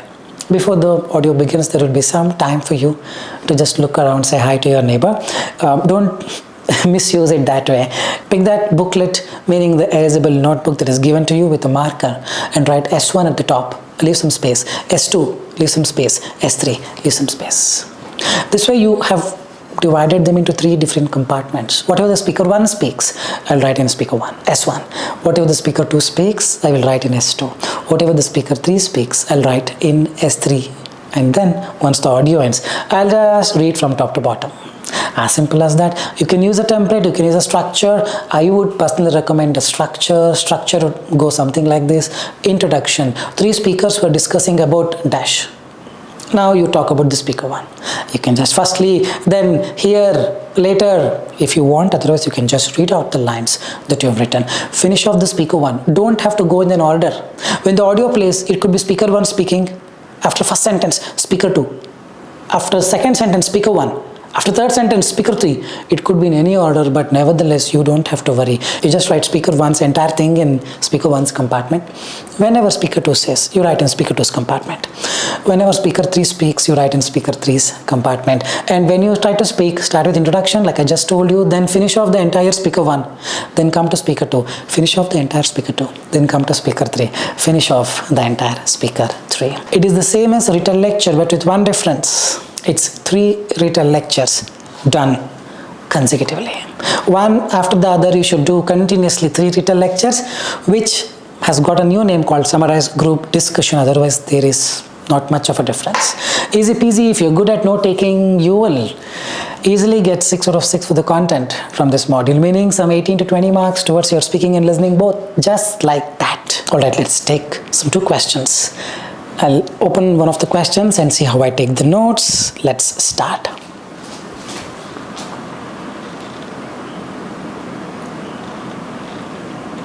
You know, I never really understood the depth of poverty until I volunteered at a local food bank. I always thought poverty meant homelessness or not having a job, but it's way more complex than that. Some people are working 2 jobs and still can't afford rent or groceries. Totally. I think there's a misconception that poverty only happens to people who are lazy or made bad choices. But in reality, the system itself is so broken, like minimum wage hasn't kept up with the cost of living, and healthcare costs can wipe out someone's entire savings overnight. Yeah, and even things like education play a huge role. I know kids who are brilliant but can't afford tutors or extracurriculars, and they fall behind just because they don't have access to the same resources.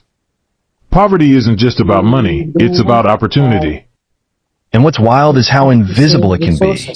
Someone might look fine on the outside, dressed neatly, holding it together, but they're skipping meals to pay rent or choosing between medication and electricity. You don't always see poverty, but it's everywhere. Exactly. I remember talking to a classmate who was always tired. Turns out he was working late shifts after school to support his family. He never complained, but he was carrying so much on his shoulders. It really opened my eyes to how strong people in poverty have to be. And the mental toll is huge. Constant stress about money, bills, survival, it wears you down. People talk about pulling yourself up, but how can you climb when you're stuck in survival mode every day? I think part of the solution starts with empathy. Just listening, understanding that poverty isn't a choice, and recognizing that we all have a role to play. Whether it's voting for policies that support equity, donating, or even just being less judgmental. Yeah, small things add up. I've started supporting local mutual aid groups and spreading awareness when I can. It's not everything, but it's something. At the end of the day, we're all connected. Lifting others up doesn't bring us down. It makes society stronger for everyone. End of the day, we are all connected.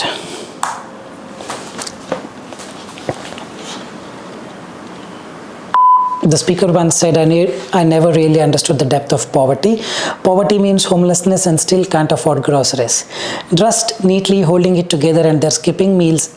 This is elsewhere, and the policies that support equity. The speaker too started by saying healthcare costs can wipe off someone's savings overnight, and I remember talking to a classmate who was always tired. It weighs you down, but how can you climb if you're stepping the survival mode, and the small titans add up. At the end of the day, we are all connected. The speaker 3 also talked that they fall behind because they don't have access to same resources, and how strong people have to be in poverty and spreading awareness whenever I can. Probably I spoke for 50-55 seconds, but I made sure I covered a lot. This should be more than enough, and I was speaking a bit faster. Otherwise, it could have reached 1 minute. But if you speak like this, I think you should be able to get a very good score.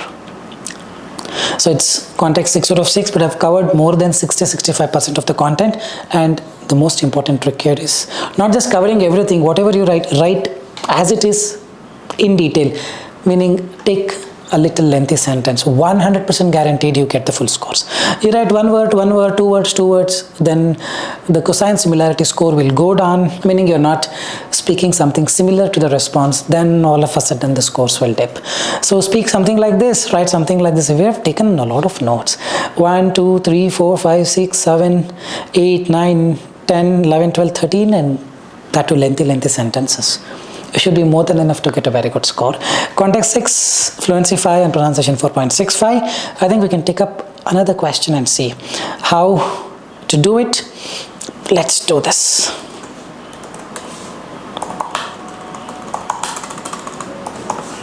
I've been reading about population growth lately, and it's honestly kind of alarming. In some areas, the cities are so crowded that basic resources like water and electricity are getting stretched thin. Yeah, I've noticed that too. Even where I live, traffic is worse, housing is more expensive, and public transport is always packed. It feels like the infrastructure just can't keep up with how fast people are moving in. Exactly. And it's not just about space. More people means more consumption. That puts a huge strain on the environment. I read that rapid urbanization contributes to pollution, waste problems, and deforestation in nearby areas. What worries me is that we rarely talk about long-term solutions. Everyone focuses on short-term fixes like building more roads or apartments, but we don't address deeper issues like education, healthcare, or job distribution. And then there's the rural to urban migration. People are leaving villages for better opportunities, but cities aren't always prepared to handle that kind of sudden growth. It ends up creating inequality, slums, and unemployment. One solution I read about is promoting sustainable development, like investing in smaller towns, improving public services, and creating local jobs so people don't feel the need to move to big cities. That makes sense. Also, better awareness about family planning and access to education can really help stabilize population growth in the long run. It's not just a numbers issue, it's also about quality of life. Totally. If we don't start managing this now, future generations might face even tougher challenges. I think it all starts with awareness. People need to understand the impact their choices have on the broader system. Yeah, population isn't just a statistic. It affects climate, jobs, housing, and even mental health. It's a complex issue, and we need to be thinking holistically. Even mental health, it's a complex issue, and I think reading about population growth lately and basic resources like electricity and water are getting stretched thin.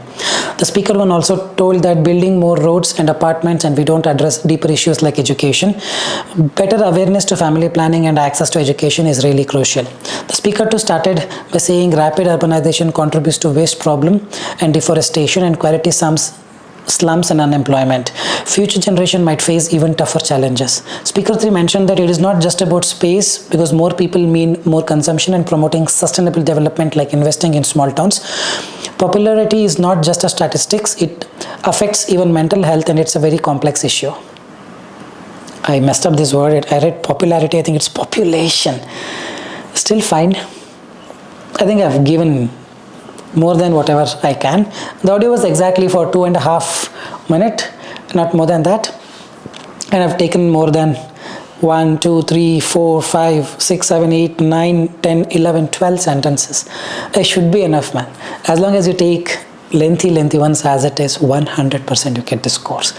On the other hand, a lot of students, what they do is they take in bits and pieces a lot. And when they speak, they don't speak something that is meaningful, something that is similar to the audio. As a result, your scores will go down. This is a tried and tested method. 100% gives you full scores. 100% tested. You can just rely on this. Next is respond to situation. Well, this is there for PTE Academic and PTE Core, both 10 to 12 marks towards your speaking if you're for PTE Academic. For PTE Core, this contributes marks to both speaking and listening, 10 to 12 marks. So what is the module about? There will be a question. You have to read the question. They'll give you some 20 seconds to prepare. After that, you have to respond to the question, respond to the situation. A very easy one. I'll show you a simple strategy in just a while. But before that, let's understand how many questions do we get. It's 2 or 3, usually 2 questions. Welcome. For the PTE Academic, like I told, only it contributes marks to speaking, 10 to 12 marks. For PTE Core, it contributes 10 to 12 marks to speaking and listening separately. So how you're evaluated? Again, the same rules as read aloud, describe images. It's fluency, content, and pronunciation. This is for PTE Academic, where fluency is 5 marks pronunciation is 5 marks, content is 6, meaning the content is of high priority compared to the fluency in the pronunciation. For PTE core, it is appropriacy, they say. Don't have to worry, you just follow whatever I'm telling you, you get full marks towards your appropriacy as well. But for PTE core, it is 5 fluency, 5 pronunciation, and 5 marks for appropriacy. There is not exactly content, it is appropriacy, meaning the tone, but don't worry, whatever the strategy that I explain here will be applicable for both academic and core. For academic, content is 6. For core, let's assume it is content is 5. That's the only difference. So before I explain you the strategy, because the entire strategy lies in the beginning preparation time. Before the preparation time, you get a lot of time, which I really want to show you before I tell you the exact strategy. So let's take up a question of respond to situation. Your colleague asks you for assistance with the project, but you're already working on another high priority project. Your colleague asks how do you respond? Hi colleague, I know you would ask me for a project, but what to do? I'm already working on a high priority project, blah blah. See, 20 seconds now starts. But before that, 10 to 15 seconds I get, because it takes some time to read out the question by the speaker. Sometimes they speak very slow. Sometimes the length of the question will be more. Approximately, you can expect some 10 to 15 extra seconds. And once the speaker finishes speaking, then you will get 20-second preparation time. So approximately 30 seconds you have before you hear that beautiful beep sound.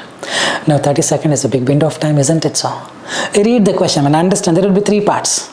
First part is they give some introduction, introduce you to the problem, and ask what do you do as a solution. 3 parts of the question, write 3 sentences, done and dusted. In 30 seconds, can't you really write 3 sentences?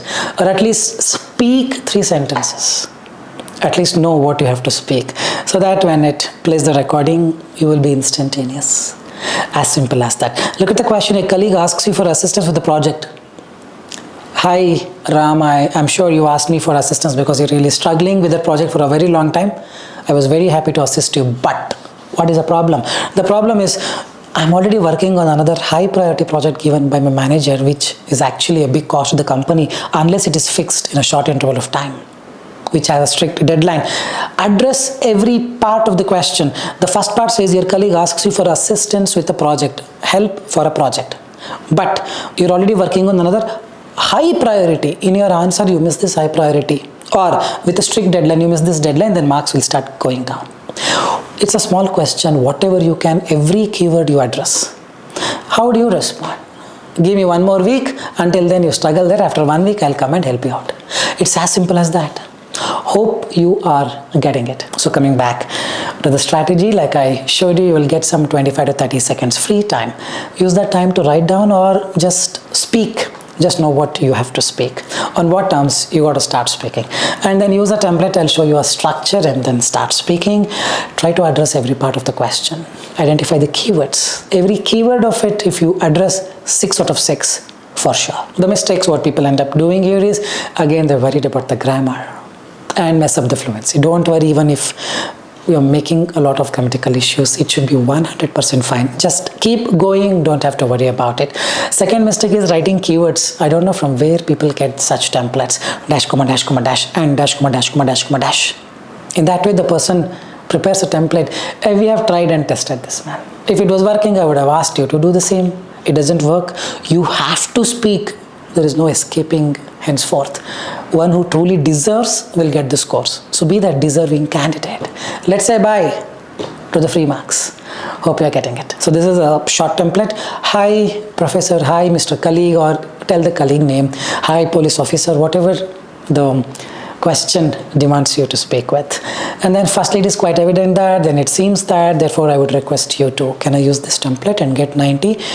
Respond to situation will give you 10 to 12 marks. Using this template will not give you 10 to 12 marks. Inside this, what you fill decides whether you get 10 to 12 marks.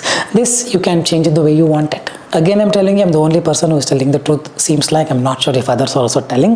But yes, template will not give this course. It is just a push. It is not the engine of the car. It is someone at the back giving you a push. Let's see a small demonstration in our website. All right, let's take the same question. Restart. I'll just skip it and start speaking. A colleague asks for assistance. Colleague asks for your assistance with a project, but you are already working on another high priority project with a strict deadline. Strict deadline. How do you respond? Probably give me one more week of time. I finish this and I come back and help you. Let's start. Hi Ram, I'm aware that you asked me for assistance for your project because you're really struggling to finish this project for a very long time. However, my manager has given me another high priority project which has a very strict deadline, and that too I need to finish it in the next 3 days. So if I start helping you immediately, it would be a big problem for me. So please, I would politely request you, give me 4 or 5 days of time so that next Monday, meaning after 7 days, I can sit with you and help you finish the project instantaneously. Thanks much, Ram. I hope you understand. That's it. I started using the word politely because how do you respond, not react. Again, if you ask me, I will take one stone and this is reaction.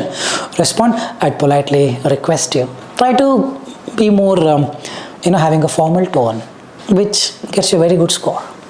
I just speak this, man. You have to get something like this. Wait, it's 5 for fluency, 5.7. Anything above 5.1 or 5 is a great score if you get something like this in our website. 4.9 pronunciation, monotonous, which is perfectly fine. Let's quickly take up the next question. You're invited to a team meeting.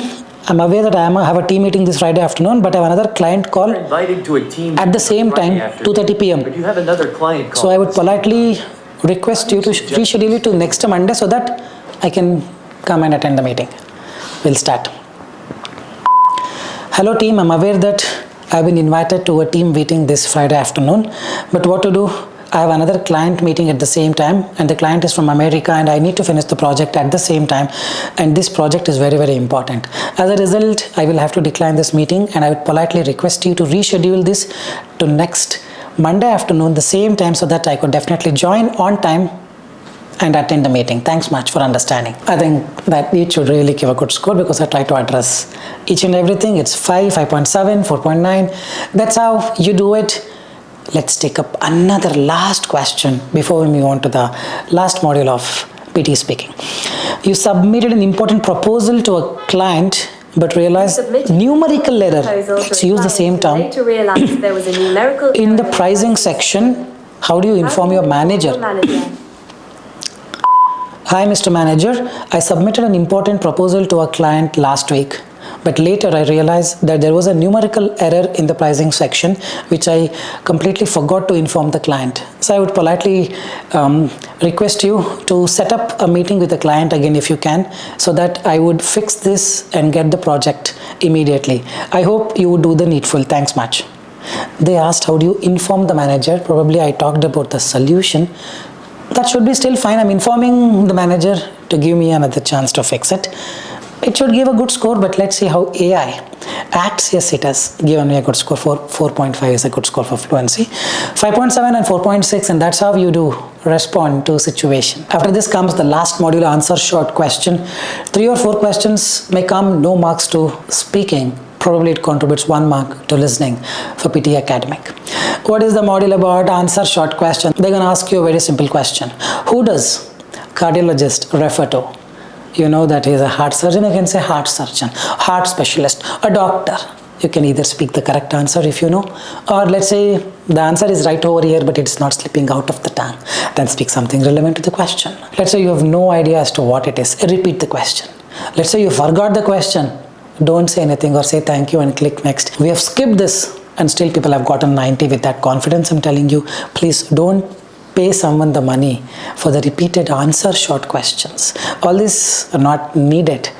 Remember this, and none of the questions will repeat, by the way. Out of 10,000 students, or let's say out of 1,000 students, 2-3 may get 1 or 2 questions repeated. That is not going to impact or take your scores up from any angle. So don't have to do that. Work on the strategies that I mentioned. Your PTE speaking will be 100% 90 out of 90 in no time. After the completion of speaking, the next module that you will see in your exam is the writing, which is summarize written text. After summarize written text comes the essay writing. But yes, let's now understand the summarize written text. What is the task? Well, the task is they're going to give you a paragraph a short paragraph sometimes or a lengthy paragraph, and they ask you to summarize in one sentence. How we should do it, very shortly I'll explain. How many questions can we expect? It's 2 questions. 2 questions will come, and how much marks will it contribute? A lot of marks. Trust me on this. Summarize the written text is a test of your reading skills. A paragraph will be given, you got to read, understand what is the important content, and then summarize. So per question you approximately will get 9 to 10 marks towards your reading and 9 to 10 marks towards your writing. 2 questions, 18 minimum or max of 20 marks. 18 to 20 marks you can get from summarize written text towards your reading and towards your writing. Now let's understand how you are evaluated. You are evaluated with respect to 4 components. First is content, which will be given 4 marks. Second is form. Form meaning the number of words that you're supposed to write, anywhere between 5 to 75 words if your summary contains. Then you're gonna get 1 mark. Earlier it was 2 marks, but after the recent changes it has been updated to just 1 mark. And then comes vocabulary, total 2 marks, and grammar 2 marks. It's 2 plus 2 plus 4 plus 1. So total 9 marks is what they say, but sometimes you may end up getting more as well.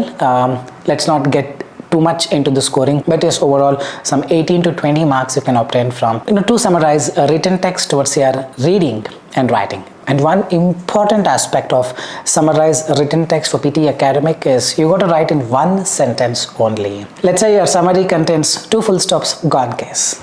Let's say your summary is written in a way that it should have been a full stop, but you have not put it and simply added 2 sentences with 1 full stop in the end. Then also you don't get the marks, grammar marks will go down.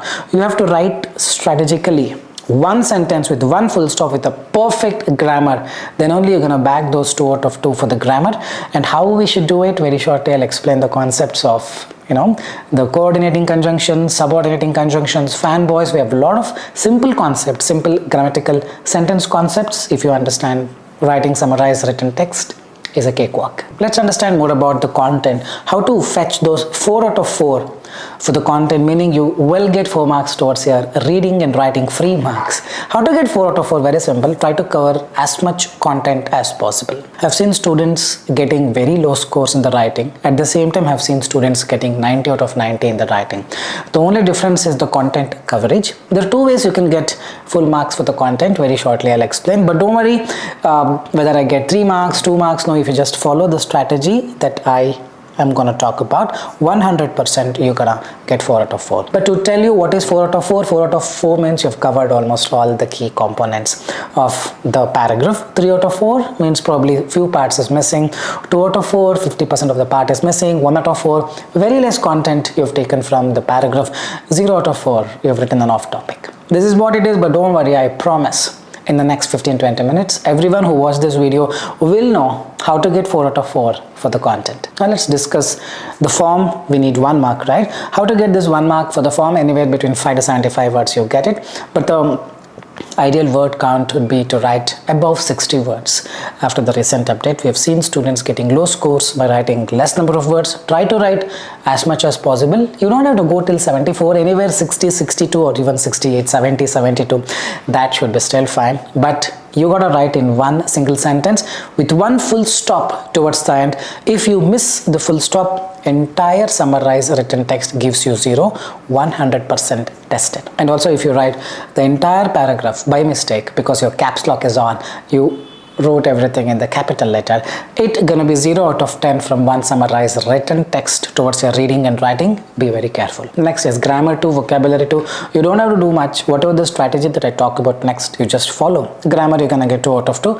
Vocabulary you're gonna get 2 out of 2. Now this vocabulary, people assume that I need to write synonyms. I need to write something which is not there in the paragraph. I cannot duplicate the same word. I need to keep adding some new words so that I get more marks. Stop using too much of this. Like I already told you in the speaking, use too much of your Albert Einstein's, Thomas Alva Edison's brain in reading fill in the blank, reading writing fill in the blank. There people don't want to use because it is very difficult. Here you can interpret the way you want it, right? Let's not do it.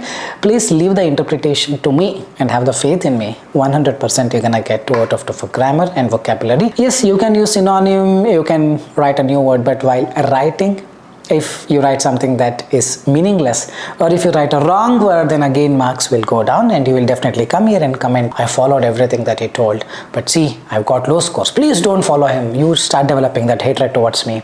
So don't do all those things, whatever I've told, just follow 100%. You're gonna get good scores. So before we get to the actual strategy of how to write the entire summary, let's understand some basics of the compound and complex sentences, because writing a 65-word summary in one sentence is very tricky unless you're aware of the concepts called compound and complex sentences. So what's a compound sentence? Any two sentences, a small sentence. My name is Nakul. I am from India. My name is Nakul. I am from India. Two simple sentences. I take and do an addition, meaning I add a connector A, N, D. You can either use and, you can use for, but fanboys we call F-A-N-B-O-Y-S. F stands for, and, nor, but, or, et, so. Any of this you can use and make it a compound sentence. What's a complex sentence? A complex sentence is one which has this subordinate conjunctions. What's the subordinate conjunctions? The previous one, fanboys, they're called coordinating conjunction. Subordinate, something that creates a dependency. Although I studied well, I got 0. Although I was not well, I still attended the meeting. If I do this today, tomorrow, I am gonna win this. So all these words like although, if, even though, in spite of, despite, since, while, all these words when you invoke either at the start of the sentence or in the middle of a sentence, it becomes a subordinate conjunction. And if you pay attention, this coordinating conjunction or subordinating conjunction, they act as a bridge. It's like two villages, in between there is a water, river. How do you cross? You need to build a bridge to connect them. This connection is possible using subordinate or the coordinating conjunctions. Thereby you will be able to lengthen your sentence and still have one full stop towards the end. And when you use a coordinating conjunction like fanboys, for, and, nor, but, or, et, so use a comma before the coordinating conjunction. My name is Nakul, comma, and I am from India. That's one of the simplest rules. Now we will understand two simple strategies on how to write a perfect summary. Both the strategies work well. The strategy 1, which is a copy-paste method, meaning whatever you see in the paragraph, exactly you retain and don't take any chances. This works 90% of the times. There are cases where this may not work. For that, we will have a second method called paraphrasing. Let's start with the strategy number 1, where you exactly copy paste. Remember, in your exam, cut copy paste button is there, but most of the people report that it doesn't work. It is of no use. Here copy paste means you got to retain, you got to type the exact information as it is from the paragraph, and that's what I meant. So what is this copy paste method? Very simple. I'll give you a structure or a template wherein you need 3 sentences. You take 3 sentences from the paragraph. When you take the 3 sentences, don't take half of the sentence. After a full stop, until you find one more full stop. If there is a semicolon, if there is a question mark, don't take. You have to find a full stop, find that particular sentence. Probably, one from the initial first few lines, one from the middle lines, and one from towards the end of the line. So this way you cover most of the content and you will have 3 full sentences. Sentence 1, S1. Sentence 2, S2. Sentence 3, S3. Meaning 3 full sentence. Don't copy half, don't copy half, don't copy half. Full sentence you take no matter what, and just apply the structure that I'm just going to unveil. So these are the structures. The structure number 1 is where you take sentence 1, comma, and sentence 2, comma, but sentence 3, full stop. This is a classic one. Many are getting 90 who have used this. You don't have to worry, this works. But if at all it's crossing 75 words, then probably you need to do some operation, or remove the third sentence and take only sentence 1 and sentence 2. Around 55-60 words, that also would do. Then we come to the template 2 or the structure 2, where we invoke while, which is a subordinate conjunction. While sentence 1, comma, sentence 2. While I was running on this particular ground, I saw a strange dog. First sentence. This is now one sentence. Take sentence 3, in between add a connector. So it's while S1, comma, S2, comma, and S3, full stop. This would be the template 2. If you want, you can use this. Any of this you can use. Anyhow, you have all the 3 sentences ready with you. Or you can go with structure 3 or template 3, while you use semicolon. While S1, comma, S2, semicolon, S3. After semicolon, the next sentence should always start with a small letter. Remember this. All three gives perfect scores. But let's say all the sentences are very short, even after writing 3 sentences. It's not even crossing 50. Then what to do? Invoke sentence 4. Any of this you can invoke sentence 4 by adding comma and S4. Let's say for the last one, template 3, while S1, comma S2, semicolon, S3, comma and S4. Any of this you can do some surgery based on the need. Now we will just apply all these strategies to one of the simplest paragraphs. I've got a paragraph. We have to take 3 sentences, preferably one at the top, one in the middle, one at the bottom, to cover almost all the key content. This is what I've taken. 3 parts of the paragraphs have been highlighted, labeling S1 for the first one, S2 in the middle, S3 towards the end. Then we apply the template and just finish it off. The first one is template 1, S1, comma and S2, comma and S3. We take the S1, buffalo milk has been a staple, same thing until creamy texture, comma and. Now second sentence, it should start with a small letter because this is not the start of a sentence. This is now in the middle of a sentence. Due to this, which is the second sentence, and once it is ended, comma, but additionally, and we will take the entire sentence. Now we see it is 77 words. You write 77 words, gone case, you're gonna end up getting 0. You cannot do that. Now we have to do some modifications. The last line you can remove. The entire line, if you remove, it becomes less than 50. Probably somewhere if you think there is a dependency, those things can be removed. You just use your intuition and go with it. Something like this. In the middle, I've used extensively used in the production of mozzarella cheese, especially in Italy, end of a sentence, where I'm continuing it, I just remove those 6-7 words and it becomes 68 words. Now we have modified the second sentence. We've got 3 sentences again. Let's apply the second structure or a template where we start with while. Now we started with while. The first word, buffalo, B should be small because it is not starting the sentence. It's probably the second word of the sentence. Please don't get confused and make mistakes over here. Understand, when you start a sentence, only first letter will be capitalized. Rest all, depending on the proper noun, depending on its status, you make it capitalized or decide whether it should be capitalized or small.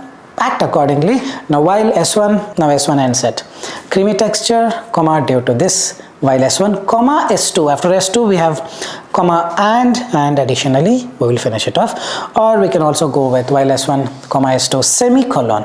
After due to this, it is extensively used in the production of mozzarella cheese, especially in Italy, semicolon. Additionally, small letter A, not capital letter, and towards the end, full stop. So that's all about strategy number 1. I don't think we need to have more time towards the strategy 1. It's as simple as that. Works for 90% of the scenarios.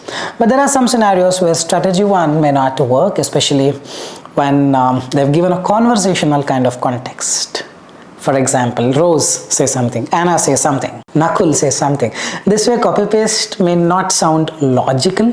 So there are some students who have got this conversational kind of text wherein a person is forcing you, compelling you to invoke this art of paraphrasing and try to write on your own. Let's learn it. It's not difficult at all. If you keep reading books, newspapers, or anything that lay on your hands, automatically you develop that intuition of framing your own sentences. Or every day keep writing your diary. This becomes very, very easy.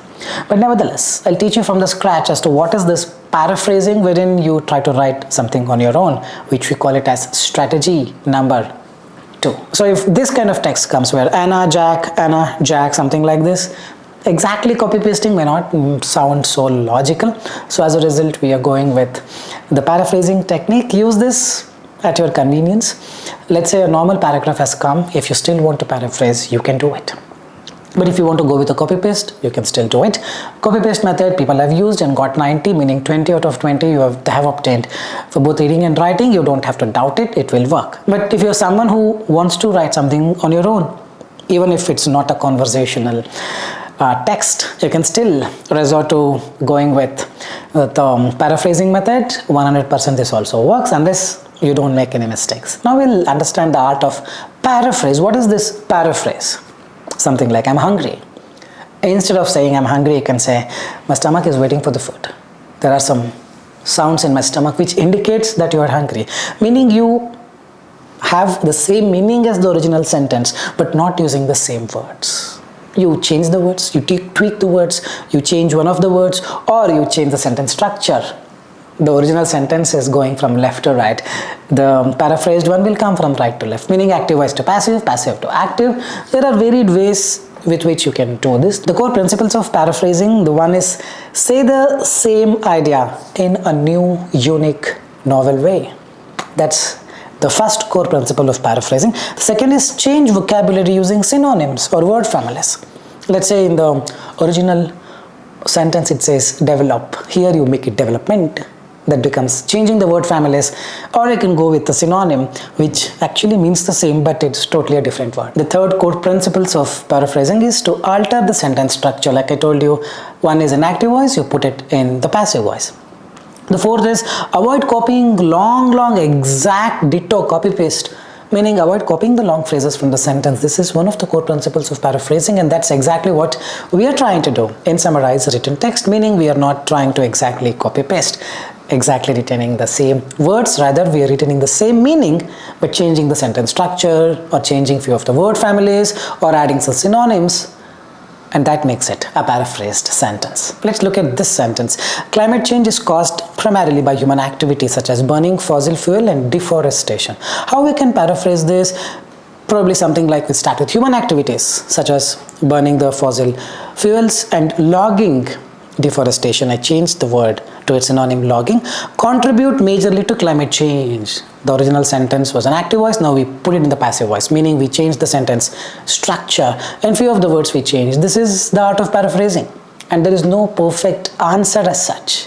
You can come up with your own way, but make sure you retain the same meaning, and that's the only critical thing that matters. We'll go with another simple paraphrase sentences. This is the original sentence. The internet has revolutionized how people communicate, learn, and do business. How we can do this? Probably I can say the internet has changed how we interact. Learning is to acquire knowledge and do business. Something like this, or you can go with the internet has transformed how people interact, acquire knowledge, and conduct business. Or you can start with people now communicate. You invoke the middle of it at the beginning. People now communicate, learn, and do business differently because of the advent of internet. Any way you can do it, but make sure you retain the same meaning. It's as simple as this, just that you need to have a little hold on your grammar knowledge. If you have that, then paraphrasing is a piece of cake. Alright, so this is the paragraph. We will try to paraphrase this with the same technique, with the same template. Probably we can take while S1, S2, semicolon, S3, full stop. The first thing for this is to identify 3 sentences. So I'll just start with my own paraphrasing method. Probably I'll choose this particular sentence. Physical exercise is one of the effective ways to maintain a healthy body and mind. And probably I will talk about exercise also plays a crucial role in preventing this. Okay, that's how you do the paraphrasing. We'll just take down the things which we think is important and then we alter it here and there and finish it off. Probably I'll talk about beyond its physical benefits, also reduces depression and anxiety. We've almost taken care of everything. Now, however, in today's digital age, spending long hours at screens, encouraging people to engage at least 30 minutes can improve quality of the life. I have taken these many. Now the point is, how do I decide which one to go with? We will see. Physical exercise is one of the most effective ways to maintain a healthy body and the mind. Probably I'll paraphrase it. Maybe we can write to maintain a healthy body and the mind. I'll just copy paste as it is. Exercising is very critical, very important. It's while, comma, to maintain a healthy body and mind. Exercise is very important, comma, while to maintain a healthy body and the mind, exercising is very important. First sentence. It also plays a crucial role in preventing diabetes, obesity, and heart disease. It also plays a crucial, becomes vital role in preventing diseases such as, I'm just changing it wherever, whenever possible, and heart disease. This is end of the second sentence. Alright, so we still have two more sentences. Beyond its physical benefits, exercise also has a profound impact. It releases endorphins, commonly known as feel-good hormones, which help reduce stress, anxiety, and depression. We can say exercising also releases endorphins, which reduce stress, anxiety, but I'm starting with sentence 4. But many individuals lead sedentary lifestyles, spending long hours sitting at desks or in front of screens. Encouraging people to engage in at least 30 minutes of physical activity each day can significantly improve. But for those who spend long hours working in front of screens, it is suggested to indulge in at least 30 minutes of physical activity or exercise, whatever you want. You can put a full stop. It's 61 words. This would be the way to paraphrase, like we choose some 3-4 sentences and then we understand what it is and little bit alter here and there to produce something like this. If you properly pay attention, we have S1 is this is the S1, while S2 is this, while S1 comma S2 semicolon, while S1 comma S2 semicolon. This is the end of the first sentence. Then exercising also releases endorphins, which reduce stress and anxiety. This is S3 comma and S4 or comma but S4. So we are using while S1 comma S2 semicolon S3 comma and S4 full stop. This is what we have used. 100% they should give you a great score. This is the way you paraphrase. Alright, let's now take up a conversational kind of text and understand how to paraphrase a similar way. The approach remains the same as to how we did before. Same kind of approach, we got to do it for this as well. Pick up the sentences that you think would fit in for a perfect answer. Let's read quickly. Have you noticed how working out doesn't just help physically but also mentally? I feel like whenever I go for a run, my mood instantly improves. Probably I'll write working out helps physically and mentally both. That's Anna said that. And Jack said, I feel like whenever I go for a run, my mood instantly improves. This is what Jack said. Probably I'll take up these and put while S1 comma S2, and now whilst I'll try to find some contrasting things or wherever they've tried to say something important. It's a natural antidepressant. Even a 20-minute walk can make a difference, Jack has told. I'll just continue with this. That's how you do it. And probably why I feel less anxious after yoga session. It really calms me down. This is told by Anna. Now we will just go towards little end. Exercise builds discipline and routine is being told by Anna. Probably after this I will write that. Great. And then Jack, why people say fitness is more important, more about lifestyle. We have discipline and routine. Alright, now we'll go to Jack. After this line, Jack says, that's why people say fitness is more about lifestyle than just looking fit. Exactly, the mental clarity and stress relief are just as valuable as the physical benefits. We're just trying to add on. Later we can remove whichever the part that we think could not fit in. Makes me think I should be more consistent. Maybe I'll set a goal to exercise at least 4 times a week, is what Jack says. Probably I'll try to paraphrase these 4 are more than enough. We will say while Anna suggests that working out doesn't just help physically but also mentally. Anna advocates that physical activity helps both mentally and physically.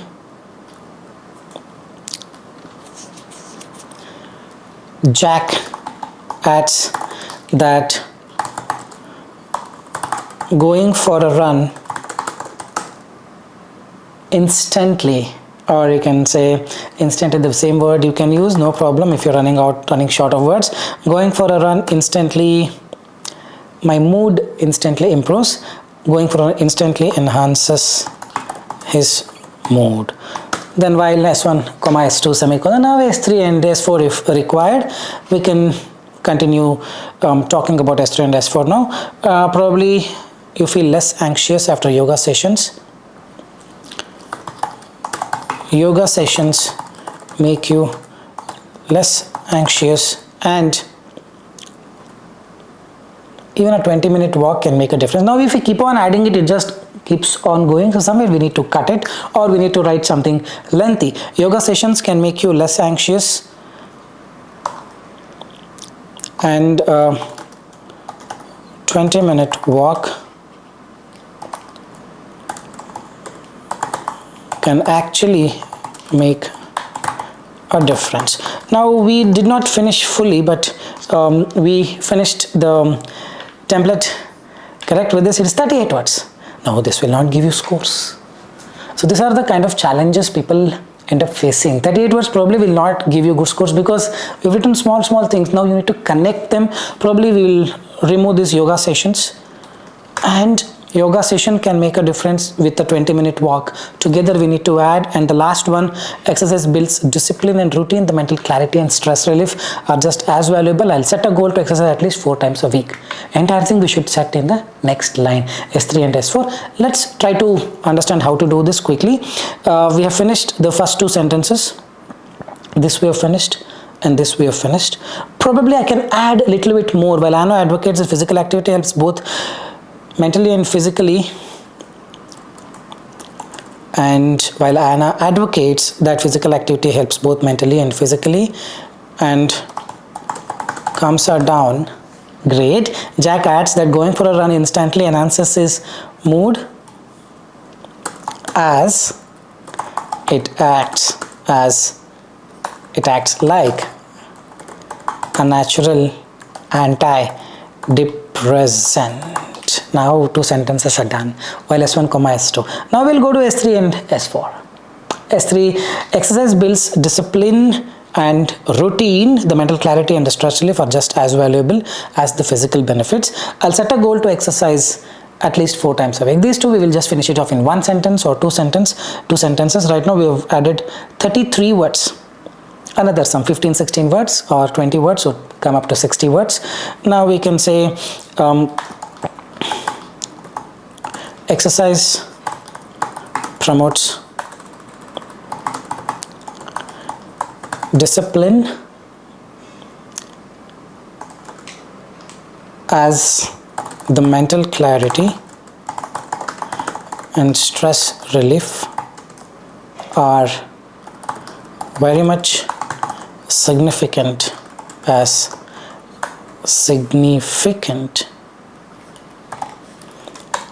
the physical benefits. This is 1 sentence, comma, and Jack ends his talk by setting a goal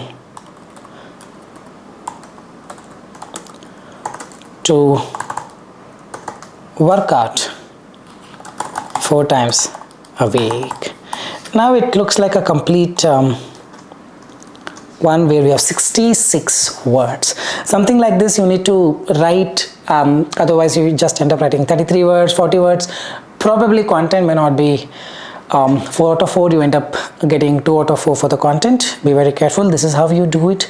The more you practice, the more you get it. See, there is nothing like the perfect answer. You do this only will get you 90, nothing like that.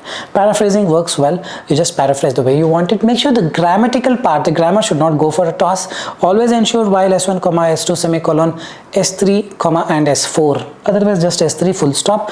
In the end, don't forget to put a full stop, and That's how you do it. So after summarize written text, for PTE Academic comes essay writing.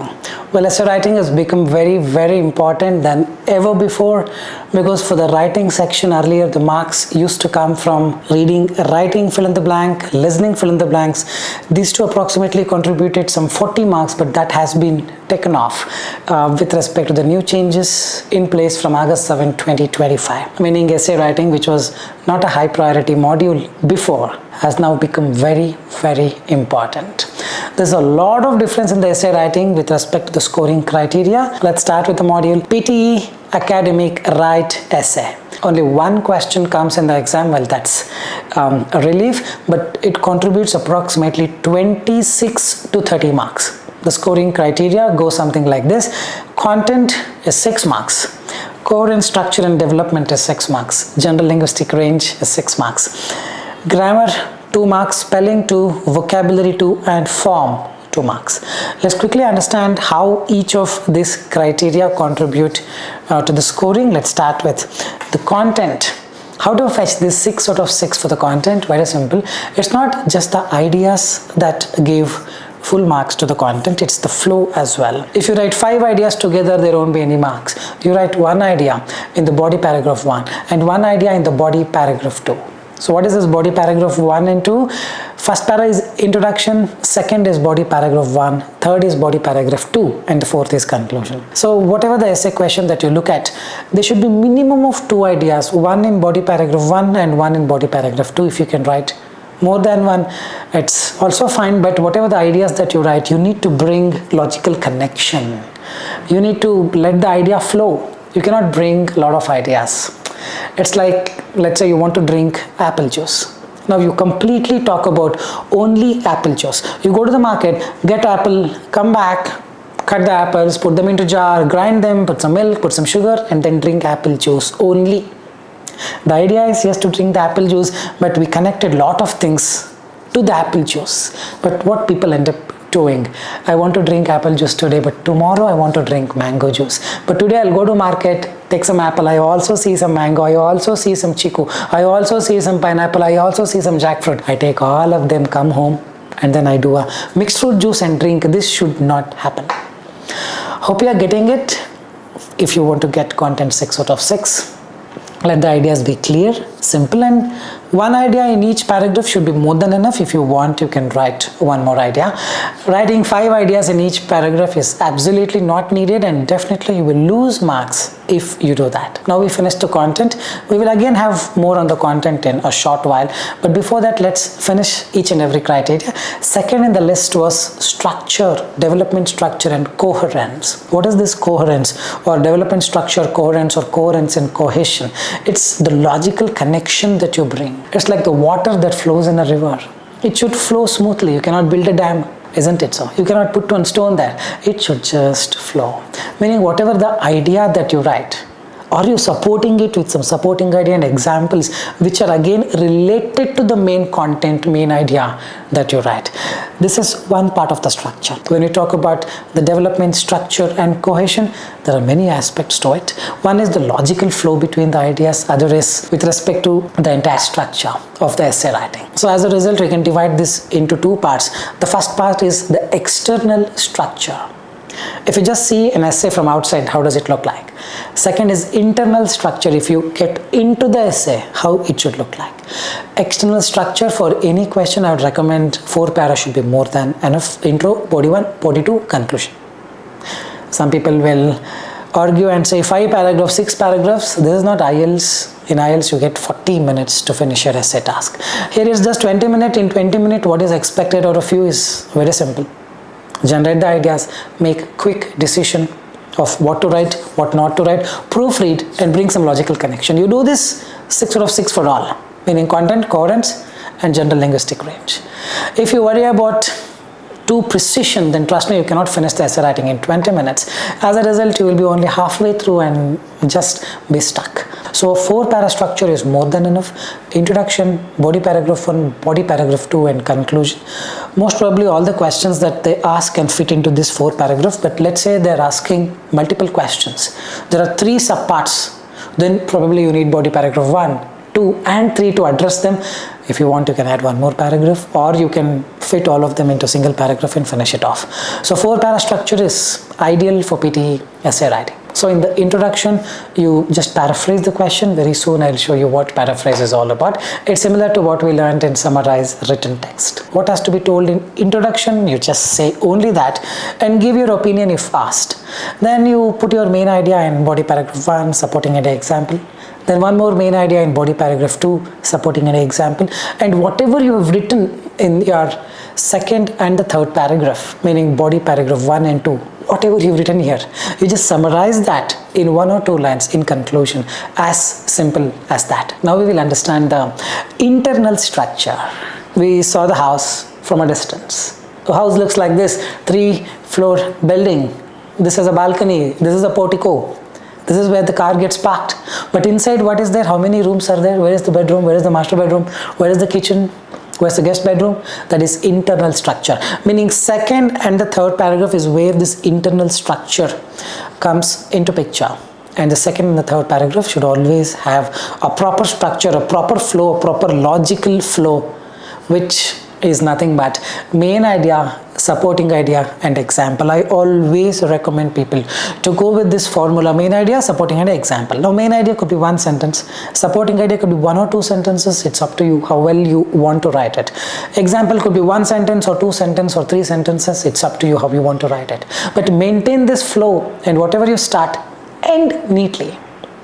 This flow is what main idea, supporting idea, example, and this has to be replicated in your body paragraph 1 and body paragraph 2. Soon I'll show the common mistakes, what people write and what it should be like. So now we'll see the before and after makeup version with respect to the main idea, supporting idea, example. But for now, the structure is only this much. If you just follow this, you have to get 6 out of 6 for any question that you get in your exam. Now let's understand general linguistic range. As the name says, range. What is the range? He can do this, he can do this, he can do this as well. Oh, he can do a lot many things. That's his range. He can start doing from this and cover all these things. That's his range. The range with respect to linguistic, language. If he can write simple sentences like I like coffee, can he make it compound sentence? I like coffee and I also enjoy tea. If you can write a compound sentence, can he make it a bit more complex and call it a complex sentence? I drink coffee like the one I'm showing you on my screen because it keeps me awake during long study sessions. If he can do this, can he really go with relative clauses? Coffee, which many students rely on, can be very addictive. Nakul, who is from India, teaches English. Getting it? So this is the variety that you need to bring in order to get good scores. This much variety is enough. Write simple sentence, really required. But write compound sentence, complex sentence, relative clauses as well. Show a mix of variety. General linguistic range will be 100% 6 out of 6. Vocabulary, the phrases also play a very important role, but don't worry too much about them. Just show the variety through this, meaning sentence structures. You have to get full scores from your essay writing towards your writing section. Remember this. The next is grammar, spelling and the form. Grammar, don't make basic grammatical errors. There could be stylistic errors that you don't need to worry. Let's say you've written a sentence that could be enhanced and written in a much more formal way. All those are not required. Write in a simple way possible, but avoid making subject-verb agreement errors, article errors, simple errors. Avoid making. Definitely you would end up getting 2 out of 2. If you really need more support on the grammar, check my grammar full course, 2-hour full course video still in the YouTube. You can just have a look at it and make most out of it. Next is spelling. Remember, spelling has become more stricter. If you make 1 mistake, you lose 1 mark. You make 2 spelling mistakes, it would be 0 out of 2. Be very, very careful. Meaning you cannot make any spelling mistakes. If you make more than 1, 2 marks straight away you would lose. Same goes with grammar. It's not the number of mistakes, but the point is, let's say you make grammatical errors and grammar is 0 out of 2. Will that impact my content? Will that impact my general linguistic range score? Will this grammar 0 out of 2 impact my coherence, structure and development score? Most likely no. So you don't have to too much worry about it. At the max, you're going to lose 2 marks from the grammar. But general linguistic range to an extent gets affected if you've made grammatical mistakes. It's all linked. So yes, try to be perfect in the grammar as much as possible with respect to basic errors. Avoid them. In case if it is not possible, it's okay. 1 or 2 errors will not make a huge difference towards your scores. Spelling, one simple trick. Try to avoid the spellings that you're not comfortable with. Don't force yourself to write that word if you're not sure about its spelling. Skip it. Choose the word that you're most comfortable with. Easy peasy, free 2 marks, you're gonna get it. Form, all they want is write between 200 to 300 words, you're gonna get 2 marks. You write 149 or 150 to 170, 180 or 199, you get 1 mark. Below 150 it's 0, but let's not think at all about it. Write between 200 to 300. Ideal word count for 85 plus in writing would be around 260, 270. The more you write, better it is. But at the same time, remember, the more you write, the more mistakes you may end up making. So be vigilant, be watchful. Next, we understand the 3 simple steps to write an essay writing. The first step is to decide the structure that needs to be used by reading the question. You should know what kind of an essay is this. Second paragraph, what I should be writing. Third paragraph, what I should be writing. Conclusion, what I should be giving. Soon I'll share you a few of the structures. But prior to that, let's understand the 3 steps. Step 1 is to decide what structure to be used, what kind of an essay question is this. Second is ideation. This is the most important one because here is where you generate a lot of ideas. As simple as that, and there is a way to generate ideas. There's a way to turn your ideas into mini arguments, and there is a way to turn your mini arguments into sentences, and there is a way to turn your sentences into a proper paragraph, and there is a way to turn your multiple paragraphs into one beautifully crafted essay for a 26 out of 26. We will soon discuss all of it in the part 3, step 3, implementation.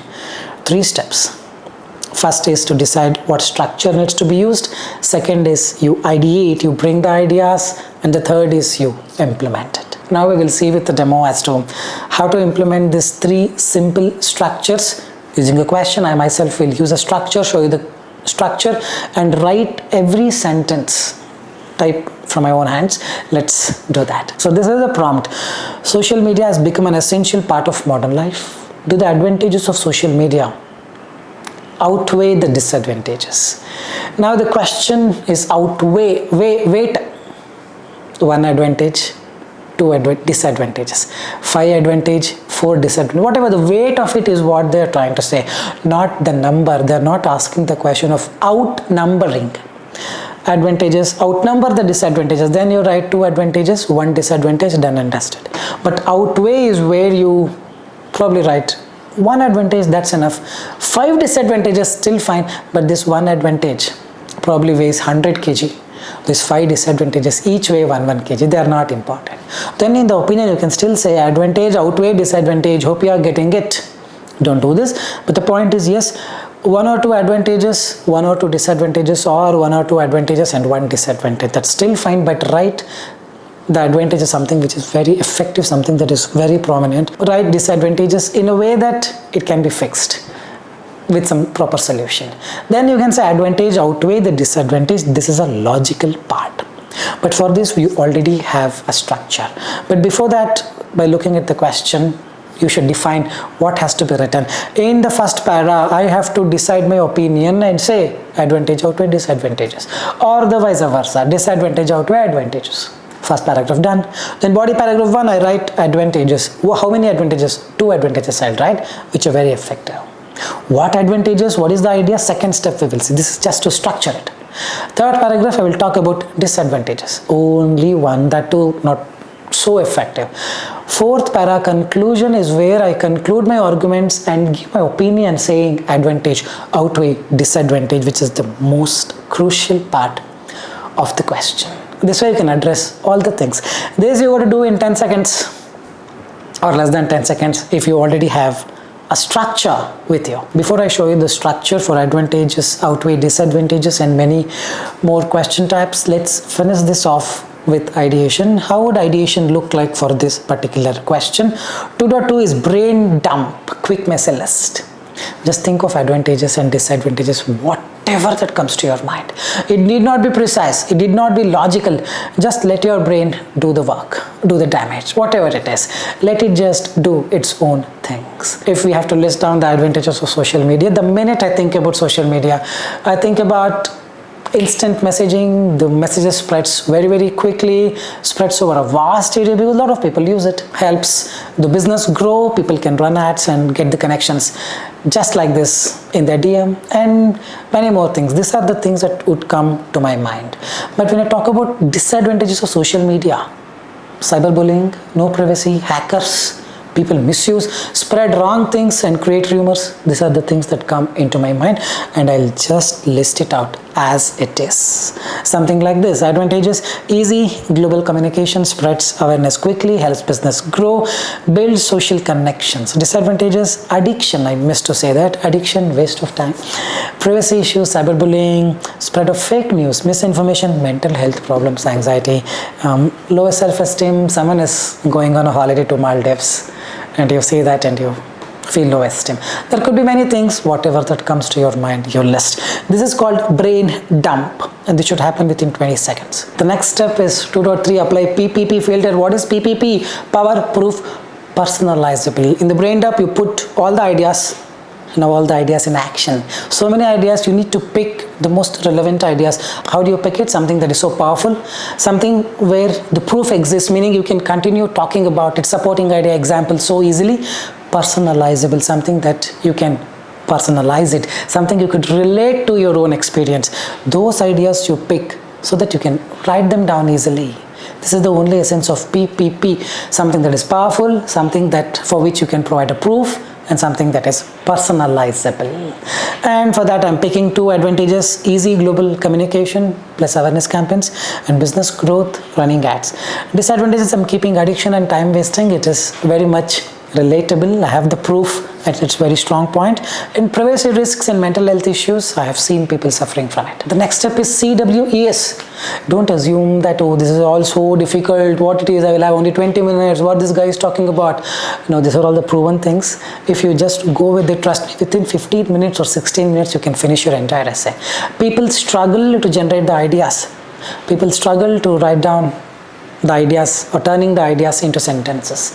These are the proven methods through which you can just convert any kind of idea into a mini argument. CWES. Claim, why, example, so what? Claim, why, example, so what? The claim is what? The claim is one major advantage of social media is instant global communication. Global communication and campaign awareness is what we chose through PPP filter. One advantage, and that's a claim. Why? How come it's a major advantage? Because it allows people to connect with anybody instantly and get to know the real facts. That's why. In an example, for instance, awareness campaigns about climate change or health spread rapidly on platforms like Twitter. So what? That's conclusion. So what is this? Increases knowledge and promotes social causes effectively. CWES. You just question it, automatically you would write the entire mini arguments. Now this one paragraph is ready. Next is just converting this mini argument into a beautiful sentences and make a perfect paragraph. As simple as that. The next advantage is claim. Another point is business growth through online platforms. Why? How come this is an advantage? How can a business thrive? Because companies can advertise directly to millions of people at very low cost, reach their messages out instantly. For instance, what happens? For example, small businesses often expand quickly by promoting their products on Instagram or YouTube or Facebook. So what? This helps economic development and creates multiple opportunities. This is what CWES helps you with. You don't have to worry too much about it. Claim, why, example, so what? You just start questioning, things will automatically unfold, finish it off. The next is disadvantage. The drawback is overuse will lead to addiction. Why? Because the content is so addictive that you will stop doing anything else. You'll completely forget. For example, many students have stopped studying and because they're binge watching Instagram. Correct, students often get distracted due to the constant notifications. So what? This affects their performance. The scoring should be very less in academic. This entire thing should happen in short notes as quickly as possible, or you can type them down directly because the same kind of thing you will be converting them into some lengthy sentences. The first is brain dump, second is PPP, third is CWES. Very, very important. If these three if you're really good at, then writing essay becomes a cakewalk. Trust me on this. Now, before we convert all these arguments, many arguments, into the complete sentences, let's understand some common mistakes people end up making in brainstorming, meaning PPP or CWES or brain dump. They generate all wrong ideas because the structure is wrong, because they don't understand the question. Let's read this question. It is better to wake up early and go to bed early than sleeping late and waking up late. The two parts of it. Let's say you agreed that yes, it is better to wake up early and go to bed early.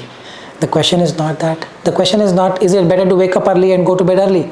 The question is it better to wake up early and go to bed early than something else? Then something else also you should talk. The common mistake here is the student attempts to agree with it is better to wake up early and go to bed early in body paragraph 1 and also body paragraph 2, something like this. In the BP1, body paragraph 1, he writes, waking up early and sleeping early makes people healthier, and continue talking about it. But in the body paragraph 2, moreover, in addition, furthermore, continue talking about one more idea, why you need to wake up early and sleep early. This is wrong. Now, third paragraph, meaning BP2, you got to talk about the other side. Why other people think that sleeping late and waking up late is also good, and then you prove why it is wrong. That is the structure that needs to be used. So your structure becomes very, very important.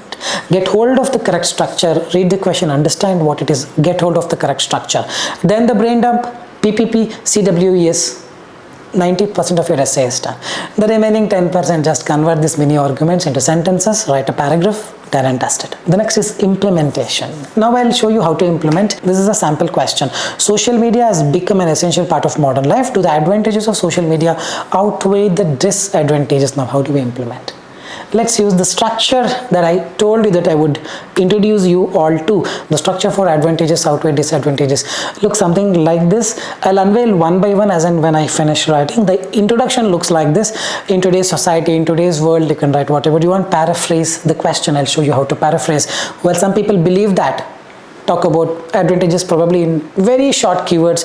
Others argue that talk about disadvantages in very short keywords. My view is that the benefits of social media outweigh the drawbacks. The drawbacks is the one that is outweighing the advantages. Then you can write the same. You can reverse it. This essay will explore the various advantages of social media and demonstrate why they hold greater significance compared to the disadvantages. Now let's quickly write this down. In today's society, and to paraphrase, social media has become an essential part of modern life. Social media has become indispensable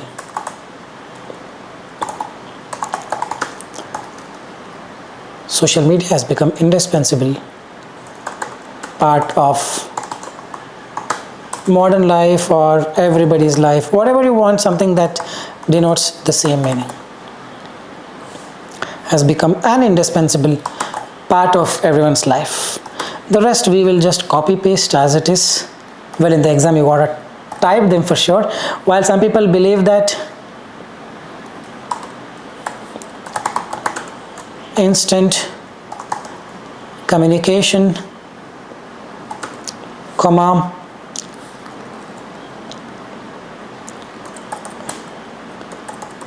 running ads, well, some people believe that instant communication, running ads are the advantages. Others argue that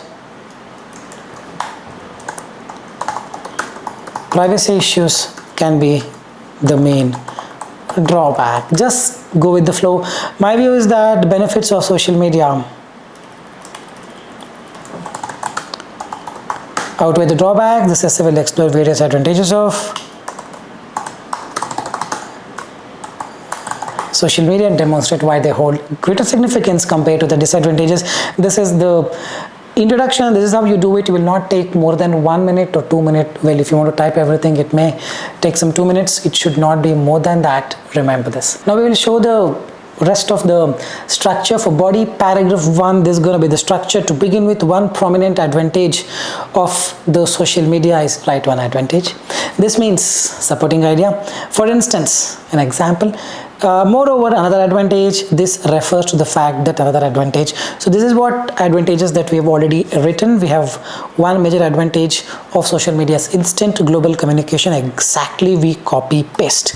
To begin with, one prominent advantage of social media. See, I could have written this and finished it off, but I really want you to know how to basically write, how to generate the ideas and convert them into sentences. So I'm just taking my time here and typing and doing it. I hope you appreciate this. Social media is exactly copy paste.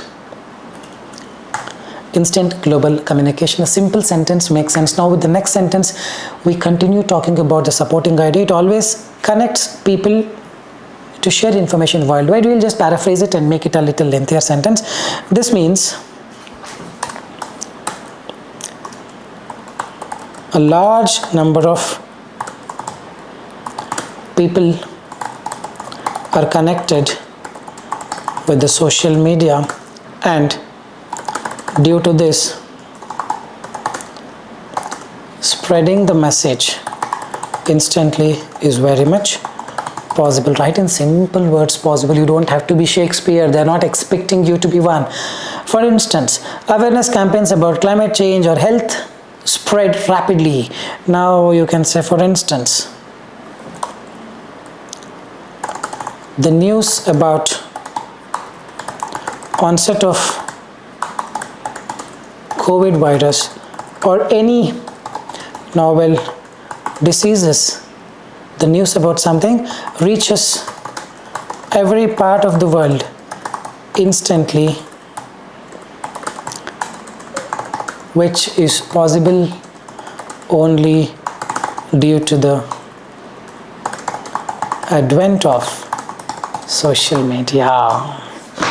We're using social media, the word multiple times. Will that be a problem? Not a big problem. Don't have to worry. Moreover, right, another advantage. Another advantage is what? Business growth through online platforms. Moreover, social media offers business growth through targeted advertisements. This refers to the fact that many small-scale companies can run their ads on the targeted users, which can definitely increase their revenue. Done and dusted. One more example, not required, already big. If you really want, you can add an example and continue. This would be enough. We have written almost more than 100 words for sure. Now I'll show you the third paragraph. What is the structure that needs to be followed? This is the structure that needs to be followed for the third paragraph.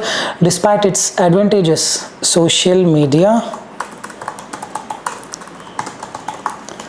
also presents several disadvantages. One notable drawback is overuse leading to addiction. Is the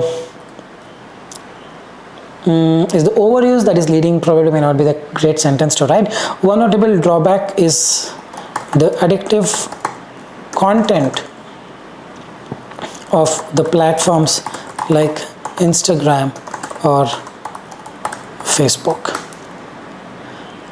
Probably not a great idea to consider. One notable, see, because these things happen when you are not able to exactly convert the sentences into the one that you have in your mind. One notable drawback is the overuse of the social media leading to addiction.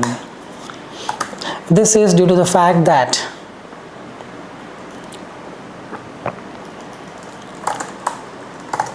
the content can be very addictive and targeted based on the user interest, and this can divert, this can not help, this can induce, attract could be a word, this can attract numerous users to watch the screen continuously for a very long time. For instance, I can simply say one of the new features of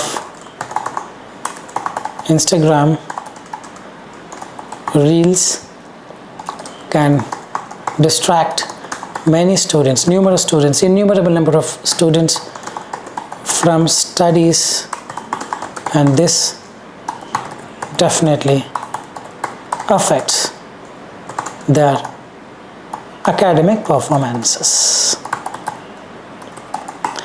Done and dusted, these disadvantages highlight the need for proactive measures to address the issues. If you want, you can write or you can remove it. Now we show the last paragraph. The structure is in conclusion. While social media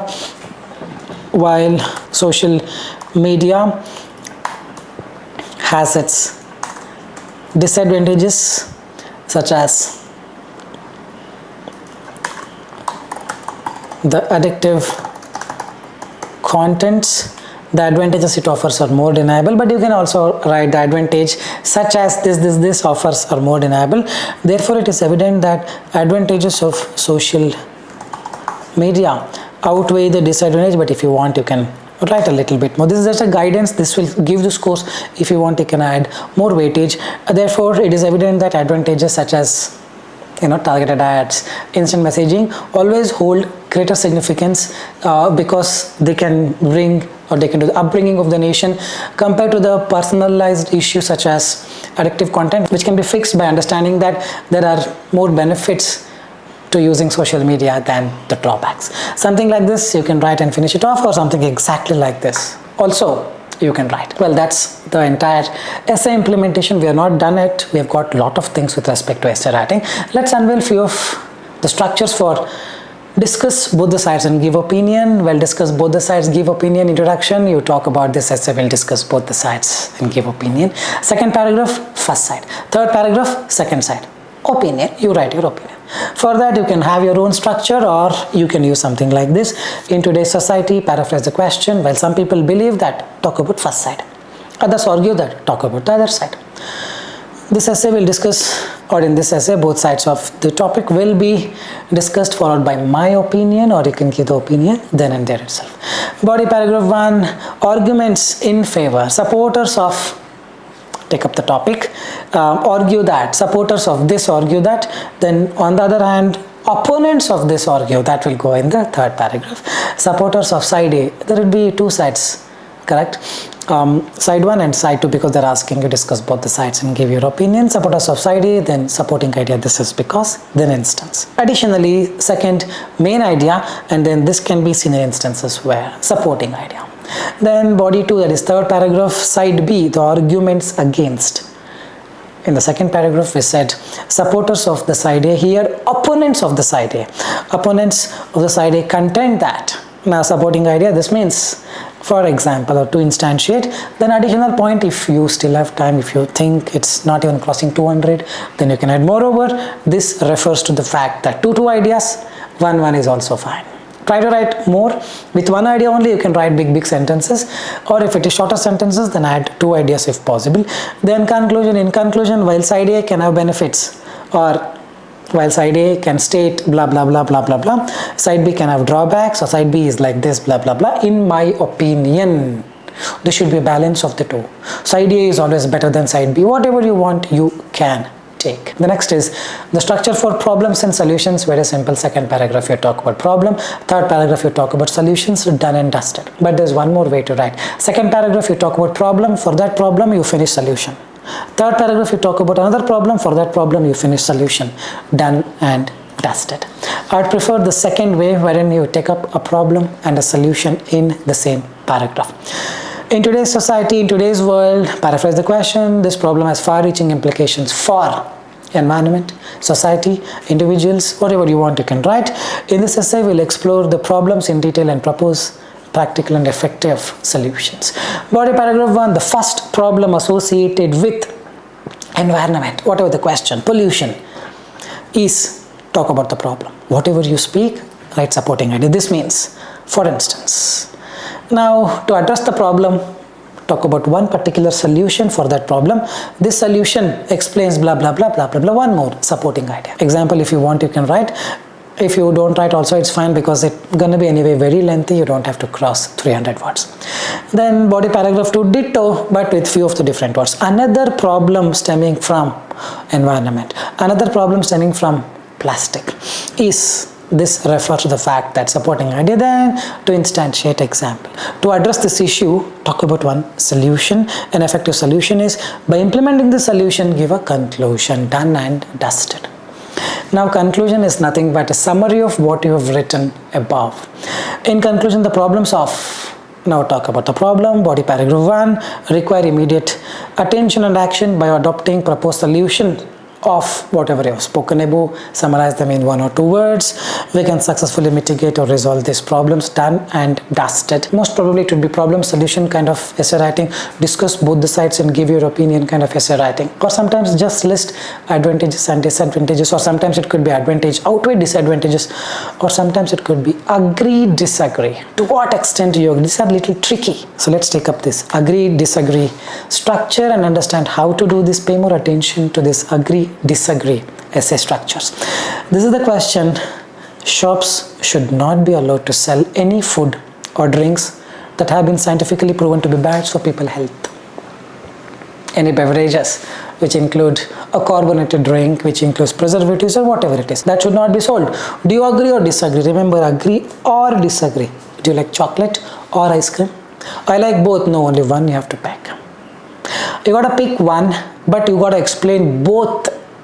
That's the tricky part of agree disagree. Let's say I agreed that shops should not be allowed to sell any food or drinks that are scientifically proven as bad. Second paragraph, you give an idea as to why you agree, as to why they should not be allowed to sell.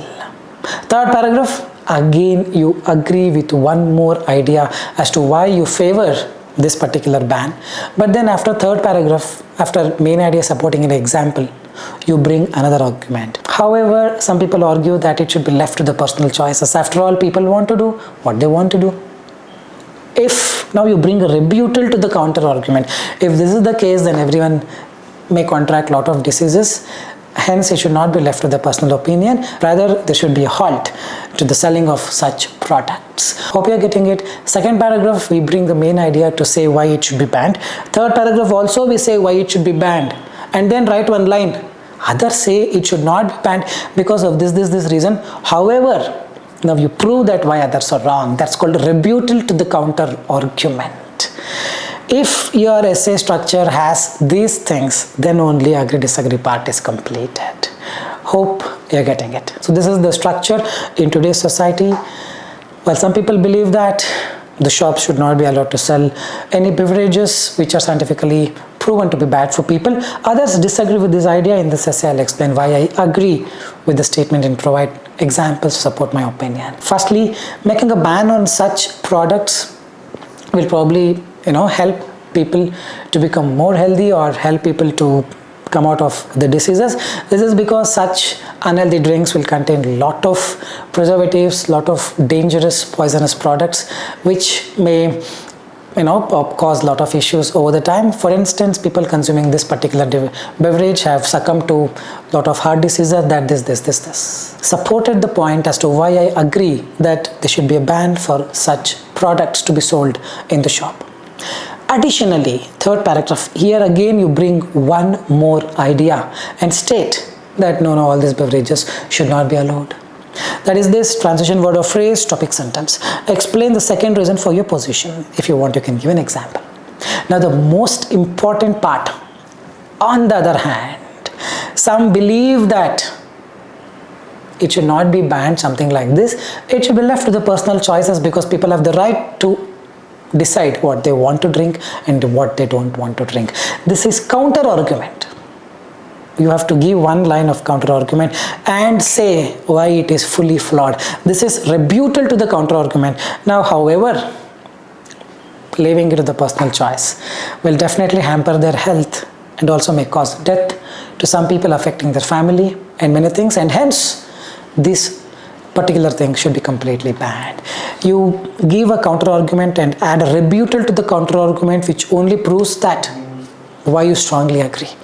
Then in conclusion, while it is true that it should be left to one's personal choice, that counter arguments is what you bring here. The benefits of banning far outweigh the drawbacks. Therefore, I strongly agree with the statement that shops should not be allowed to sell such products. Hope you are getting it. It follows something like this. Second paragraph, why you agree. Third paragraph, why you agree. But end of the third paragraph, some others disagree for this reason. However, I prove that people who disagree, their argument is very flawed. Then you conclude, this is the basic structure for the agree-disagree that needs to be put in place for any kind of question. Remember this. Also, we're releasing an ebook on the art of essay writing. There I'll give you a complete idea. Probably it's more than 150 pages with more than 100 examples, 100 the ideation examples and many more. Probably in a week's time it will be released. You can find the ebooks link in the description of this video any point of time if you are interested. So before we move on to the last part of the essay writing, let's take up one more question of agree-disagree, where it is not a plain agree-disagree. It's a comparison types. So what is this comparison types? Let's check this out. Some people believe that professional workers such as doctors and teachers should be paid more. Agree-disagree. That's a plain type. But here, some people believe that professional workers such as doctors and teachers should be paid more than someone else. More than means discuss both the sides. Do you agree or disagree? Let's say you agreed that yes, professional workers such as doctors and teachers should be paid more than the sports and entertainment personalities. Second paragraph, body paragraph 1, you can talk about why you believe that professional workers such as doctors and teachers should be paid more because they really work for the nation, they help a lot of people, blah blah blah blah blah blah. Third paragraph, on the other hand, the sports and entertainment personalities should not be ignored. They also need to be paid too high because of the effort that they put in, blah blah blah blah blah blah. Now you bring counter argument and rebuttal to it and prove that whatever it is, the doctors and the teachers should always be paid more than the entertainment personalities and sports people. This is the counter argument and rebuttal to counter argument. Now you give your opinion, done and dusted.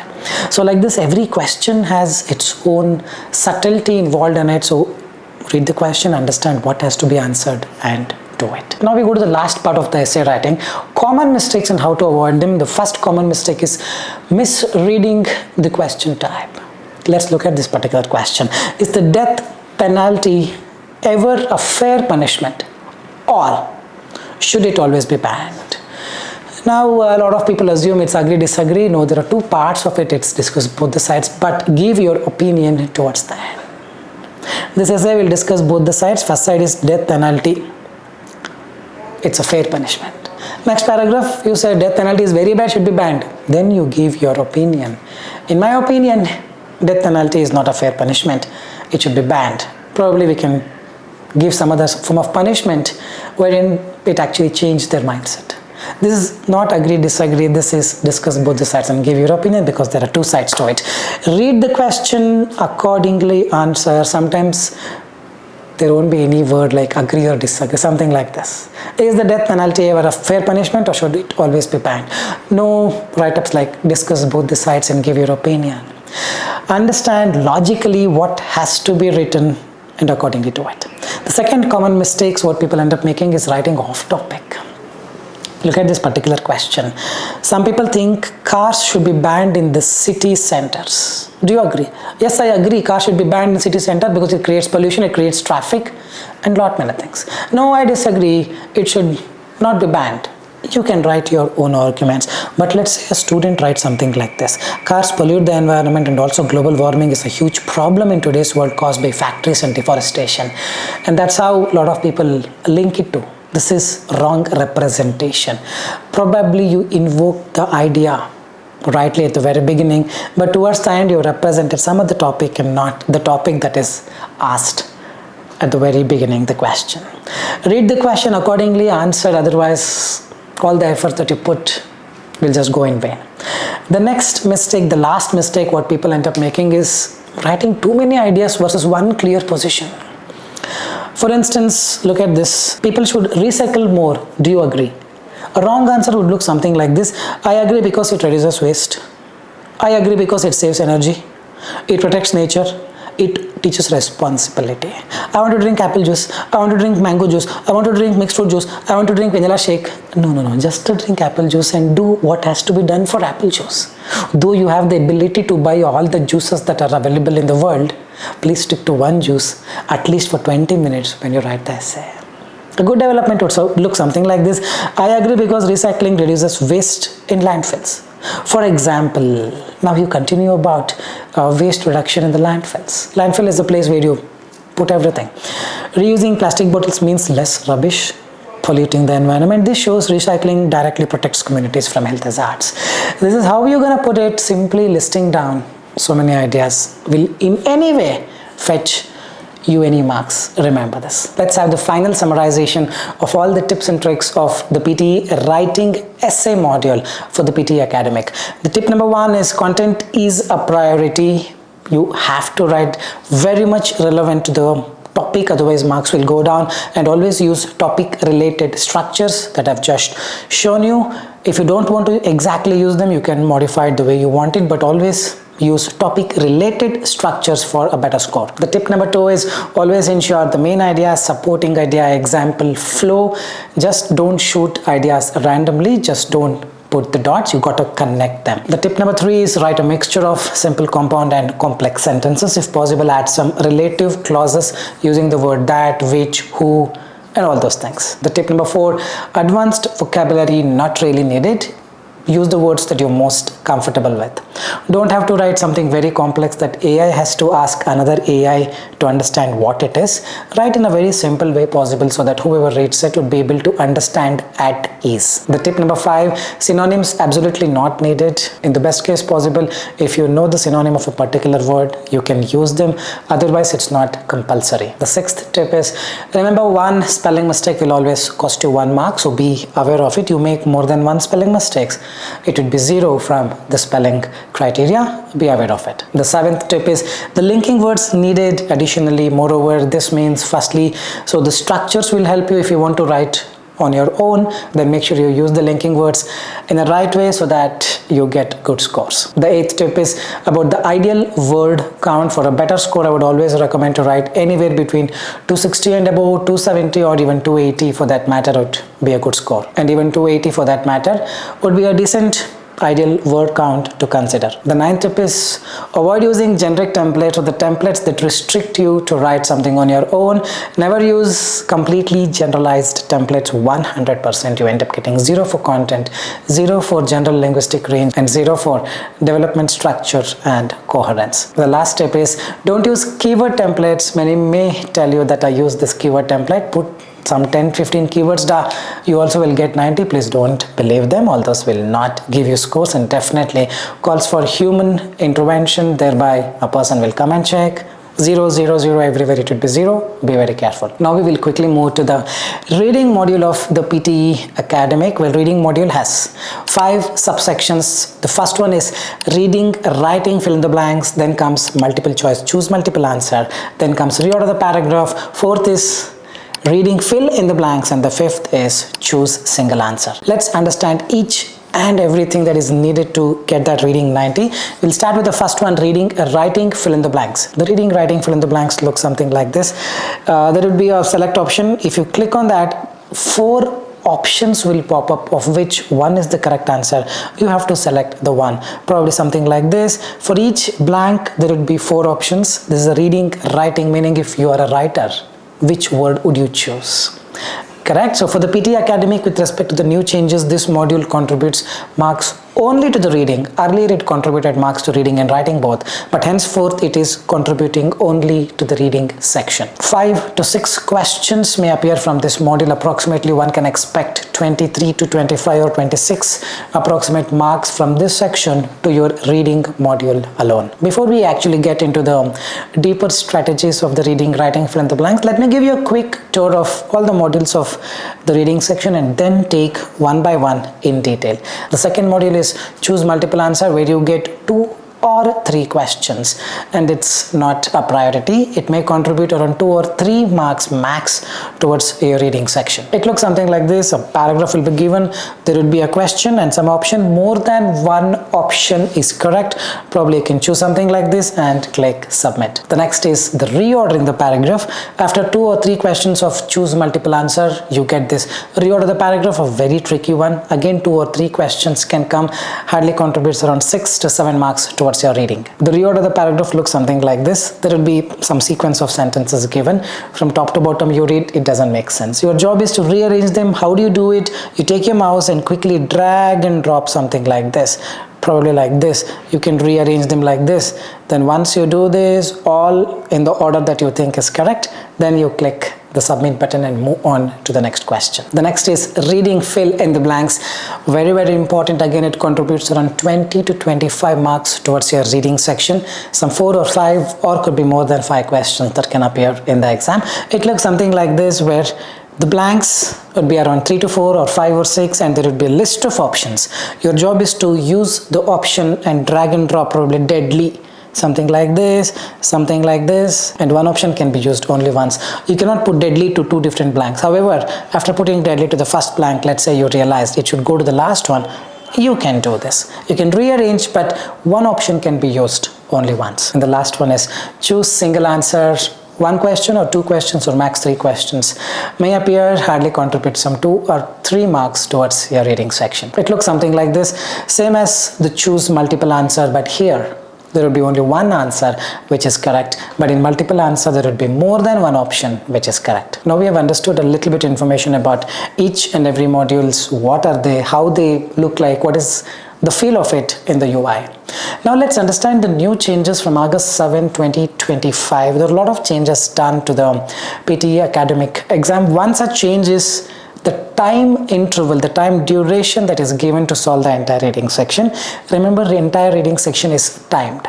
There is no timer given for a particular question. Rather, they give you some time, 25 minutes. You have to finish all the questions. Usually the number of questions would be around 15 to 16, like 5 reading, writing fill in the blanks, 4 reading fill in the blanks, 2 or 3 reorder, 1 or 2 choose multiple, 1 or 2 choose single answer. 15 to 16, or in the worst case 17 questions. And now the time that is given to you is approximately 22 to 26 minutes. Anywhere between this it can range, depending on how lucky you are on that particular day. Earlier they used to give around 32 to 33 minutes, which was sufficient to solve the entire reading in style. But now the reduction in the time calls for more strategies, more time management things, and lot many factors. So accordingly, the time management, before we get into the strategies of each and every module, let me give you a quick understanding of the time that you should be spending on each and every question. First comes is reading, writing fill in the blanks per question, max of 2 minutes. Let's say you're taking more than 4.5 minutes for each question. Trust me, you will be only solving reading, writing fill in the blanks, and then the timer will just run off. You will not be able to solve any of the other questions. Remember this. But let's consider a worst case scenario and the best case scenario. There will be some questions which is very easy. You can solve like this probably in 30-40 seconds or 1 minute. But there will be some questions wherein you need to understand more about the clues, contextual skills, and then do it, which may take around 3.5 minutes. This is still doable. Some questions less than a minute, some questions around 3 minutes, on an average around 2 minutes. This thing also works, or every question less than 2 minutes also works. Next is reordering the paragraph. Not so important. Reorder the paragraph is very tricky. Try not to give more than 1 minute per question. If you're exceeding this 1 minute, trust me, you will not be able to solve reading fill in the blanks that comes after the reorder the paragraph. Remember, always the questions come in the same order that I just showed you. First is reading, writing fill in the blanks, 5 questions, and then comes multiple choice, multiple answer, 1 or 2 or 3 questions, then reorder the paragraph, 2 or 3, and then reading fill in the blanks, 4 or 5, and then in the end choose single answer, 2 or 3 questions. And then the reading fill in the blanks, again not more than 2 minutes, 4 to 5 questions may appear. And then if you still have time, you can solve choose single answer that comes towards the end, meaning you have to skip choose multiple answer completely the moment you see the question. Click on and move on. Failing to do so, you will face the time crunch towards the end of the section. Reading fill in the blanks, you will not be able to solve. With respect to the recent changes, a lot of students need 70 for their reading in order to get those 20 points and 59 in the reading module in order to get 10 points. So meaning you don't need 90 in the reading, you need 70 or 59 to 60. Considering this, I'm giving you the strategies. Do the reading, writing, fill in the blanks in 2 or less than 2 minutes. Choose multiple answer, just skip no matter what. There is a negative marking for choose multiple answer, but don't worry about all those things. Click one and move on to the next question. And then comes reorder. If you think it is doable, you take 1 minute. By looking at the question, that intuition, the gut feeling comes right. Oh, I think this is like Greek and Latin. I'm not able to understand anything. Randomly choose and move on. People have done this and still got a very good score. I'm telling you, it is not a priority. It just takes away a lot of time of yours. But if you're confident, not more than 1 minute you have to give towards reorder the paragraph, and then reading fill in the blanks. Do it the best way possible. High priority, 20 plus marks you can obtain. And after that, if you still have time, then choose single answer, you can do it. But don't rush solving reading fill in the blanks thinking, oh, choose single answer comes next, I have to be really good at this. Not needed. So the overall analysis with respect to the new changes, meaning considering the new changes, the overall analysis looks something like this. Reading, writing, fill in the blanks per question, take a max of 2 minutes. 5 questions, so 10 minutes gone. 23 minutes, let's say on an average you get 10 minutes gone here. Reorder the paragraph, 2 or 3 questions, usually 3 you get it, 1 minute each, so 3 minutes gone. Then reading fill in the blanks, 4 or 5 questions, 2 minutes per question, 10 minutes gone. So here only you finished 23 minutes. Let's say you have 26 minutes, then probably 2.5 minutes you can give per question. If it is 23, 24 minutes, then this is what it is. 2 minutes for reading, fill in the blank, reading, writing, fill in the blank, 1 minute reorder. If you're exceeding this, know that time crunch will happen even before starting the reading, fill in the blanks. You would see time's up, move to the next module, because a lot of students have complained this, so this is what it is. Now we'll take up from the beginning one by one. Reading, writing, fill in the blanks, let's understand each and everything and also try to solve it in less than 2 minutes. Now the strategy is something very important. You need some strategy on how to solve it in less time. Simply reading word by word, line by line, and taking your own time, reading multiple times would only mean that you're going to swipe your card again for the next exam. You need something that is so solid, that is so foolproof, that will definitely aid you in solving reading, writing, fill in the blanks in less than 2 minutes. I'll just show you a question. I'll add a timer of 2 minutes. Try solving it in less than 2 minutes. If possible, do it, and then I'll come back and show you how easy it is to solve it under 2 minutes, so that you would know that there is a possibility if you understand the right strategies. 2 minute timer on my bottom right for the reading, writing, fill in the blanks. Let's start.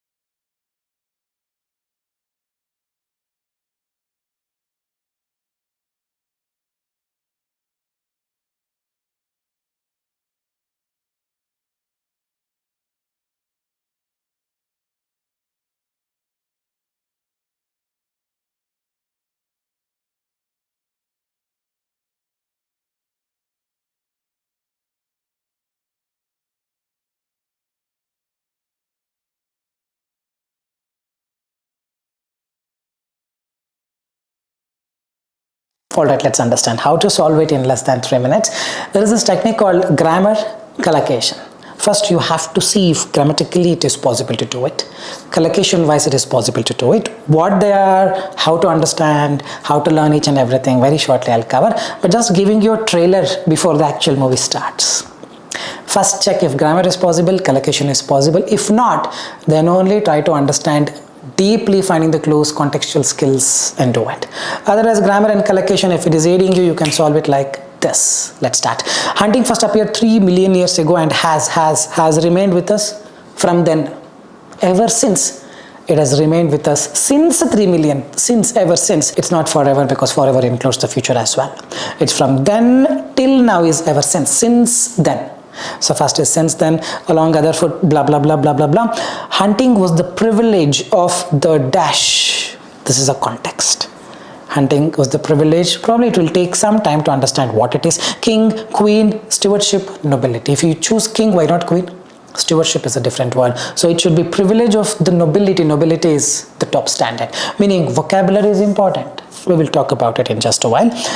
It was dash. After was, verb 3 can come. It was eaten, it was written, it was given, it was developed. Here issue, very earlier, they're not verb 3, democratized. Ed is a verb 3, after was, verb 3 can come. I'm just going with it, even if I don't know what it is. Getting it? The next one is now dash by, arranged by, attracted by. I'm attracted to, I'm addicted to. Attracted by is wrong. It's governed by some laws. Collocations, meaning I don't have to read which lead to considerable damage to the, not needed. Just jump to the next one and see if collocation helps, if grammar helps.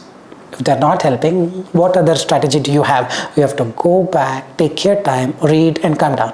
But let's say if grammar is telling, boss, look at me. Collocation is saying, boss, look at me, I'm there, please look at me. It's like passing the ball in the football, isn't it? One of your teammates is near the goal asking you, please pass, but you're like, no, I want to do it on my own. Don't do that. Take the help of your friends. Grammar and collocation. Governed by is a collocation.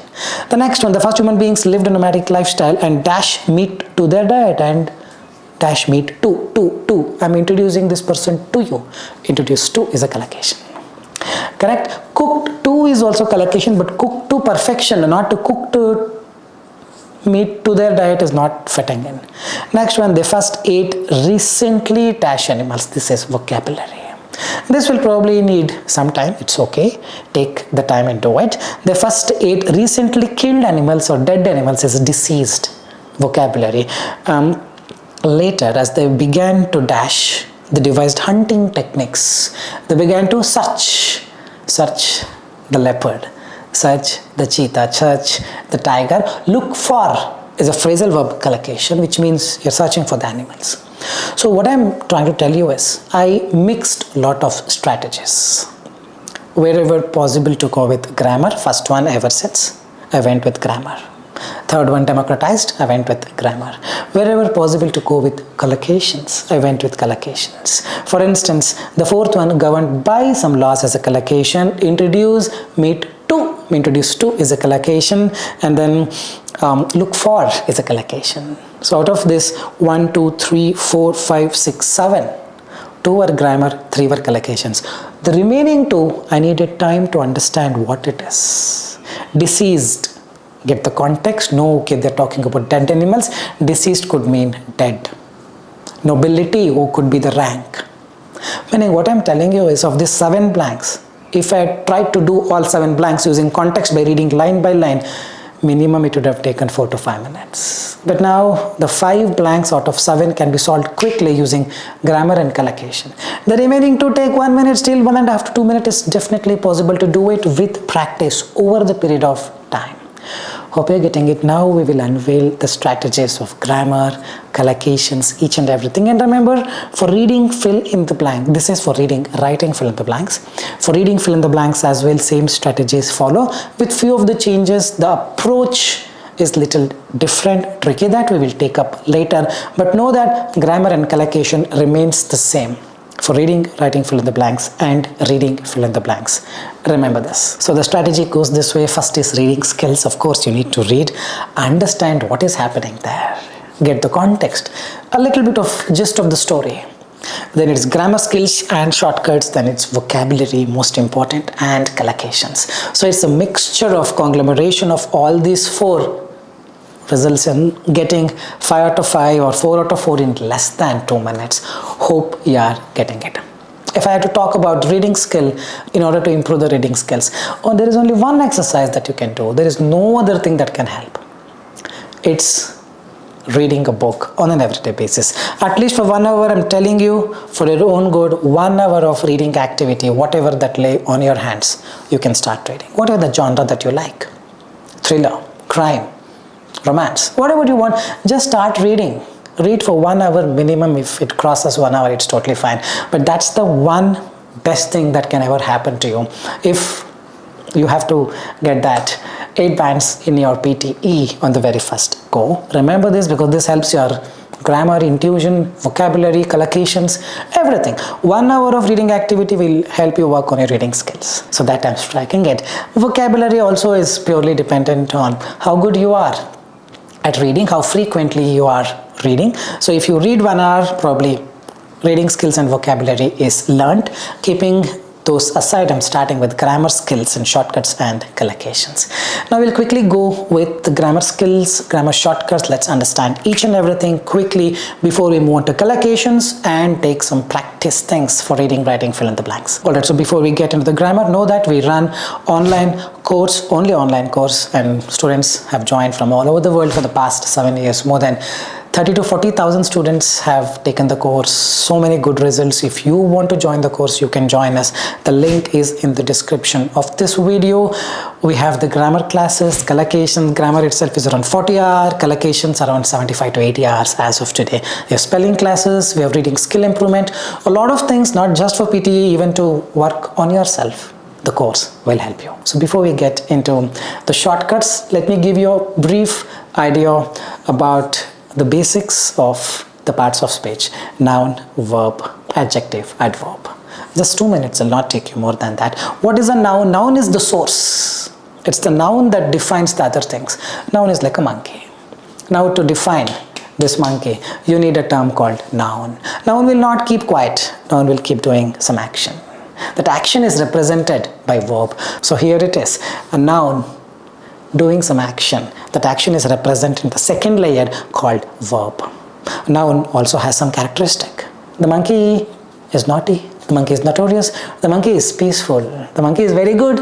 It has some identity, characteristic of its own, which is represented by another entity called adjective.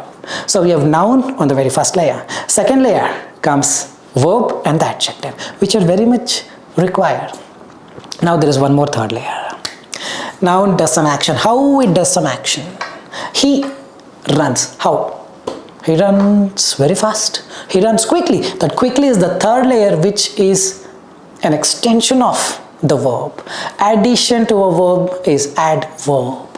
Hope you're getting it. He is a noun, runs is a verb. How he runs? He runs quickly, which is a third layer. This third layer has no connection with the first layer directly, but indirectly via verb, it connects to the first layer. Getting it? It's a noun. Noun does some action. Verb, but how the verb is extended, that's an adverb. Adverb usually ends in ly. Quickly, extremely. Getting it? Additionally. Getting it? Next, noun has a characteristic called adjective. He is good. How good he is? Too much good. He is very, very good. He is extremely good. Meaning, adverb can extend a verb, adverb can extend an adjective, and most importantly, adverb ends in ly. If there is a reading fill in the blank or reading writing fill in the blank, and you decide, oh, this blank should be an adverb, your eyes should go to that option, which is ending in ly. As simple as that. Common sense. Let's use it to the maximum. And also we need some basic verb forms. There could be a different verb forms. Let's understand them quickly. It could be present tense, past participle. V1 is present tense, eat. V2 is past tense, ate. V3 is eaten. He eats, present tense. He ate yesterday, past tense. He has eaten is present perfect tenses. Eaten, given. V3 form of the verb will be used when you invoke this has, have, had, and multiple things are there. But this is the basics. V1, V2, V3 you should know, because henceforth I'll be using a lot of terminologies like V1, V2, V3, and also with VS is there, he eats. If a singular noun, verb will have S in the present tense. Eats, develops, getting it? And also V plus ing we call gerund. It's eating, he is eating, he is developing. Getting it? So now we understand few things about noun, verb, adjective, adverb, and some basic verb forms, which is actually enough for me to take you to the next set of shortcuts. Here we start. The shortcut number 1 that would be most helpful to solving your reading fill in the blank and reading writing fill in the blanks is after to, can, will, would, could, shall, should, may, might, must, ought, any of these modal verbs, if there is a dash. He can dash, he likes to dash. Verb 1 will come no matter what, it has to come. You just can rely on this and go to that option which is verb 1. For instance, I like to write, I like to after to, verb 1, and I say every day. The next is he would, after would, verb 1, he would sing, he would eat. He would eat cannot come, he would eats cannot come. He would sing frequently. After would, can, could, may, might, shall, should, ought, after all this, or after to, can. You have to use V1. Remember, this golden rule will be helpful in most of the questions. Shortcut number 2, it's about articles. In our course, article itself is around 2-3 hours, but here whatever is possible I'll give you in brief. Articles are nothing but a and the.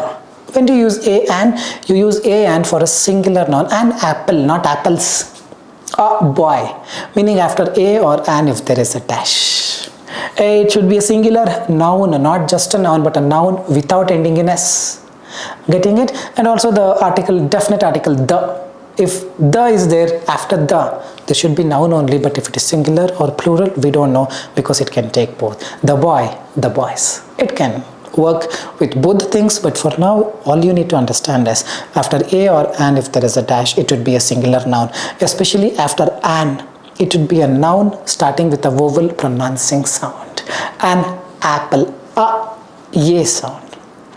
A-E-I-O-U, vowel pronouncing sound only will come after an. That too, it should be a singular noun. After a, other sounds, that is the consonant sounds apart from A-E-I-O-U, that too a singular noun. After the, a noun only has to come, but any noun can come. An unexplained mystery, unexplained is a sound, A-E-I-O-U. Mystery is a singular noun, so unexplained is an adjective, something that is closer to this a or an will take the precedence. So it's an unexplained mystery. A beautiful river, a river, a beautiful is ba sound. River is singular, a beautiful river. The mystery can come, the river can come, the rivers can come, but after the, noun only has to come, verb cannot come. Remember this golden rule. The shortcut number 3 is subject-verb agreement. After a singular noun, he is a singular noun, they is plural. After a singular noun in the present tense, he likes to do things, he swims in the sea, he writes a novel, he eats the pizza. After a singular noun in the present tense, verb will have s. If you decide the reading from the blanks context is the present tense, singular noun is there, after that one blank is there, it should be verb ending in s, man. That means your eyes should only go to that option, the word ending in s. If there is only one word ending in s, go to a market, get a blindfold your eyes and pick this option, because that has to be the correct one. If there is more than one, then yes, out of all the options, now you narrowed it down to just 2 options which has verbs ending in s, and then you decide based on the context. For instance, look at this text. The school offers, school is singular noun, offers s has to come. Offered can come, that is a past tense, but in the present tense, verb s has to be there. These places, plural. If it is plural, if there is a dash is there, you need to invoke a word without ending in s. Remember this, something like this place is offer, or the school offers. The next shortcut is a very, very important one. Multiple times this appears in the exam. After has, have, had. Verb 3 comes. For instance, he has given the file. They have captured the thief. Rita had driven, has, have, had. Just after that, if there is a dash, put verb 3, no questions asked. The next is after be, he will be given this file tomorrow. These files will be deleted by tomorrow. After be, verb 3 comes, he will be replaced. It has to be cherished. It has to be given. It is not V2, it is V3. And also remember, there could be other possibilities as well. Like I told you, everything, entire thing is not possible here to discuss. So you have to appreciate the time that we're giving as well. After B, adjective can also come. He would be very good. Correct? Be good to others. Be good. Adjective can also come. There could be different possibilities, but whatever is possible from my end to discuss here, I'm discussing it. The next is a little tricky part. Now we get into the little trickier part, wherein we just studied after has, have, had. Verb 3 can come. He has eaten this particular dish in this restaurant. It is eaten by him. It was eaten by him. He has eaten. After has, verb 3. But after is, it is eaten. Getting it? After is, was, they are eaten, these are eaten, these were eaten. Is getting it? After is, was, were, are, am. V3 can come. Verb 3 can come in two scenarios. One is with has, have, had. The next is with is, was, are, were, am. This usually happens in the passive voice. Ram killed Ravan. Ravan was killed by Ram. Was killed, is killed, are killed, were killed, has killed. That's different. This is a passive form. So don't worry too much into it. You may need a complete grammar course for this, but remember the things, note it down, apply them wherever, whenever possible. For now it is after is, was, were, are, am. Verb 3 can come. It is separated into 3. He is all grown up. He is grown, not grow or grew. It is called. It is known. Getting it? It is known. No, new, known. Verb 3.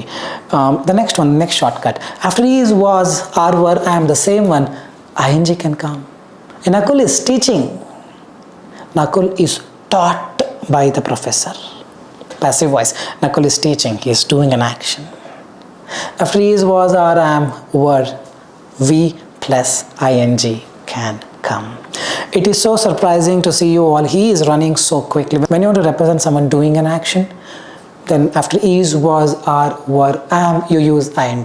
When you want to represent someone receiving an action, then with is, was, are, were, am, you use verb 3. Remember this. The next is again after is, was, are, were, am. I know I've been repeating this multiple times, but this is how it's gonna be in the exam. After is, was, are, am, were. So far we studied. V3 can come. It is written by him. After is, was, are, were, am. We also saw that ing can come. It is going. It is written. It is going. But now I'm telling you after is, was, are, were, am. Adjective can come. It is good. He is so good. He is so cute. She is beautiful. Getting it? So it's different scenarios, different contexts, and different shortcuts. You should just know where to implement them and how to implement them. That with the practice, you will be able to do it. For example, it is perfect. It is written. It is given. It is running. It is showing. It is perfect. Perfect is an adjective. He is bad. For this role, bad is an adjective. So the verdict is after is, was, were, are, am. 3 things can come. First is V3, second is V plus ing, third is adjective. For instance, it is given, V3, he is running, VING, he is good, that is adjective. Let's look at this particular paragraph. Very, very important to understand and assimilate and absorb as to what exactly I'm talking about. The city is growing rapidly. See, there is, after is, anything can come, but here we have put ing because we are indicating that city is doing an action. And the streets are filled with people. People are filling the streets. People are doing an action. Street poor guy is receiving an action. Streets are V3, passive voice, filled with people rushing to work. The new mall is attracting others. It is doing an action, ing, but some shops are closed, passive voice, because they were damaged. The storm damaged the shops. The shops were damaged by the storm, passive voice. Hope you are able to relate. I am hopeful, I am good, I am bad, I am naughty, I am beautiful, I am hopeful, adjective, that everything will be restored soon. Again, will be after BE, verb 3 is there. Last night the roads were blocked by someone, passive voice, due to heavy rain and the traffic was moving slowly. Traffic was doing an action. Traffic was moving very slowly. Well, everyone was worried. Everyone were worried is wrong. It's everyone is singular. Everyone was worried, passive voice, about the situation. The authorities were really doing some action, were working. When you want to do an action, it's ing. When you receive an action, it is V3. When you are showing a characteristic, I am worried, I am hopeful, I am good, it's a characteristic of yours that you're showing, then use adjective. Hope you are getting it. Let's continue. The authorities were working hard to clear the roads. Now the sky is blue, sky is red, sky is beautiful. Adjective. It's the characteristic of a sky that we're trying to tell here. Sky is clear and the city is returning. City is doing some action, returning to normal. I've explained you the best way possible. Now, whenever you practice, try to use these concepts and apply so that you would see the progression as quickly as possible. The next shortcut is, like I already explained you, adverb ends in ly. He eats how quickly. She is good, extremely good. So if you decide this particular blank is an adverb, most probably it will end in ly, but some of the adverbs will not. Very is an adverb, more is an adverb. Few of the adverbs will not. Accordingly get the context and do it. The ninth shortcut is the phrase one of the always ends in plural, is one among the many. One of my friend is wrong, one of my friends, one of my favorite channels, one of my favorite teachers. Getting it? It's one only, but it's one among the many. Look at the statement. She is one of the greatest dash. Go to that option which is ending in S man. It's a plural noun because one of the always ends in plural. It is one of the best restaurants ever. Don't forget this. Make a note of this. The next shortcut is very much similar to the one that we already saw. Is, was, are, am, were. Something like that. We have has been, have been, had been. It is good. It has been good. It is written. It has been written. It is running. It has been running since few days. So whatever we understood with respect to is, was, are, were, am. Meaning V3 can come, ing can come, adjective can come. The same thing will go with has been, have been, had been, not has, have, had. After has, have, had, only V3 will come. He has eaten the food. He has written the file. They have eaten something. They have written something. She had eaten something. After has, have, had, V3, but after has been, have been, had been, and after is, was, are, were, am. Meaning after is, was, are, were, am, has been, have been, had been, we have three possibilities. That is verb ing, verb 3, adjective. Look at this example. It has been. After has been, V3 can come, stated before. The file has been replaced. They have been chased down, V3. Or we have this adjective. She has been good for me. She has been good is an adjective. I have been waiting for this doctor. This doctor is not coming no matter what. So look at this paragraph. You will have more clarity on this has been, have been, had been with respect to the usage of V3, VING and adjective. The weather has been doing some action. Again, if it's an action, you use ing. If it is a passive voice, you use V3. If it's a characteristic, you use adjective. The weather has been changing, making it difficult to plan outdoor activities. Many roads have been blocked by someone. They have blocked the roads. The roads have been blocked by them. In the YouTube I've uploaded a long time back, active and passive voice video. It's around 1 hour. Just check them out. Ready? Just check them out. Type active and passive voice skills PTE academic. You would find it. There you will get more clarity on what exactly I'm talking about. Many roads have been blocked and people have been doing something. People have been struggling to commute. The government has been very, very helpful. Government has been proactive, luckily, in clearing the roads, but some areas have been affected by the storm. Storm has affected some areas has been or have been affected. V3 has come. Before the rescue teams arrived, many families had been waiting. I had been waiting for this doctor for help in freezing temperatures. Despite the challenges, the community has been very helpful, supportive. Hope you got clarity now when to use V3, VING and adjective. Whether it is has been, have been, had been or is, was, are, were, am. Remember this please. take a note of this. So far we finished the grammar skills and the shortcuts, reading skills and vocabulary. I told you how to improve by just taking a novel or a newspaper to read every day. Now we'll take up another impending thing called collocations. Very, very important. I'm telling you again, I'm stressing you, it's very, very, very, very to the power infinity important. For both reading fill in the blank, reading, writing fill in the blanks, let's understand more about them. Collocation is nothing but few words. Always go with few words. Why we don't know, we don't have the right color of the skin to question. It's been done long time back. People have been using that way, and everyone else who just observed it just followed it throughout.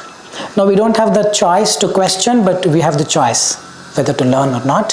So please learn it. I'll just read out the collocations. Just have a look at them, and then we will take up few of the collocations, academic collocations, using reading fill in the blanks, and I'll show you how to solve them. So these are the list of collocations in our course. We have more than 3,000 collocations and more than 70 hours of collocation videos. Anytime you need the course, you can click on the WhatsApp link below and join us. We will guide you in the right direction. But for now, some of the collocations I've mentioned here just to give you an insight on what collocations are about. So the first is characterized by. The word characterized always goes with the word by. The scattered across. The word across goes with the word scattered. In isolation, you always lived in isolation. In isolation is a collocation. See, the word in can have other words as well, but in isolation can also be a collocation is what I'm trying to tell you. The next is giving rise to. This gives rise to. He served as doctor in this hospital. Ethereal beauty, long-lasting beauty, the beauty that never dies is a collocation. Lush green landscapes. There's a delicate balance between these two things, understand it. Subtle difference is a collocation. Delicate balance is a collocation. Present and narrative, he always presents a narrative in a way it's so appeasing. Rich history is a collocation. Rich tradition is a collocation. This quality is reflected, something that reflects where? In somewhere. In the art is a collocation. Adventure enthusiasts is a collocation. Nature lovers, it attracts this and that alike in the same way. It attracts both of this the same way. Instead of saying this, you can say it attracts this and that alike. It shows this and that alike. Commitment, to have a great commitment to this particular thing. Commitment to is a collocation. Committed to is a collocation. Addicted to is a collocation. Allotted to, I've been allotted to this particular job is a collocation. I'm just adding on few of the things that I remember. The next is promotion of. This particular person is due. Promotion of is a collocation. Put an emphasis on is a collocation. Depend on, rely on, reliance on, dependence on. They're all collocations. Capture the imagination of someone. You capture the imagination of someone is a collocation. In equal measure is a collocation. Provide insights into some concepts. Nakul provided insights into the grammatical concepts. Crimes are committed. Mistakes are committed. Collocation, a number of things, number of things, a multitude of things. Assess the effectiveness. Assess means to evaluate. You usually assess the effectiveness of the law. Underlying causes, commit a mistake, numerous opportunities, myriad opportunities. Like this, there are millions of them. Whatever is possible, I've just listed them out here. Now we will take up actual reading, writing fill in the blanks or reading fill in the blanks and learn the collocations. I'll show you a very first question. I'll add a timer of probably 2 minutes, but try to solve it in under 1 minute if possible. Post that, I'm gonna come back and show you how to do it. Let's start.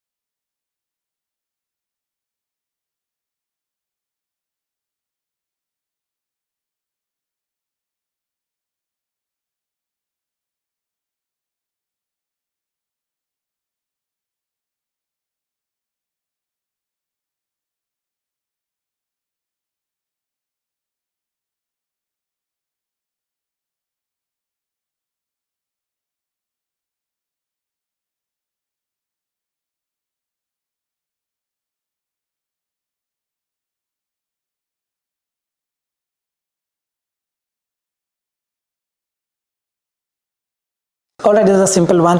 Color is a key component to increase the ultimate dash value. Dash value, artisan value, revolving value. It's always appetizing value because the entire context is about food. Something that looks attractive, you're gonna pick. Appetizing value is a collocation. The second one, to dash. See, when it's collocation, you don't read word by word, line by line. You directly jump to the next blank and see if you can solve using collocation. To dash certain properties. Properties such as what? Low cost. You need to attain them, you need to reach them. It's not acquire, you acquire knowledge, not the property. To attain the property is a collocation, such as low cost and other things. Over dash, overuse. Overuse of mobile phones is really bad, isn't it so? The next is 60% of the beverages dash the label requirement. There is a requirement, but they violated it. Violate the requirement. Read complete. Read after the blank to understand the list of collocations that usually pair with other blanks. Correct? Violated the rule, violated the requirement. There's a higher tendency, higher likability to do things, and that's all it is. So it's a very simple one. This is how it gonna be, but not all the blanks, but for whichever the blanks that are based on collocations. Do them like this. For those which take time, it's okay, give the time that it deserves. And this is what the actual strategy is all about. Now we'll take up the second question. 2-minute timer on my bottom right, purely based on collocations. Let's start.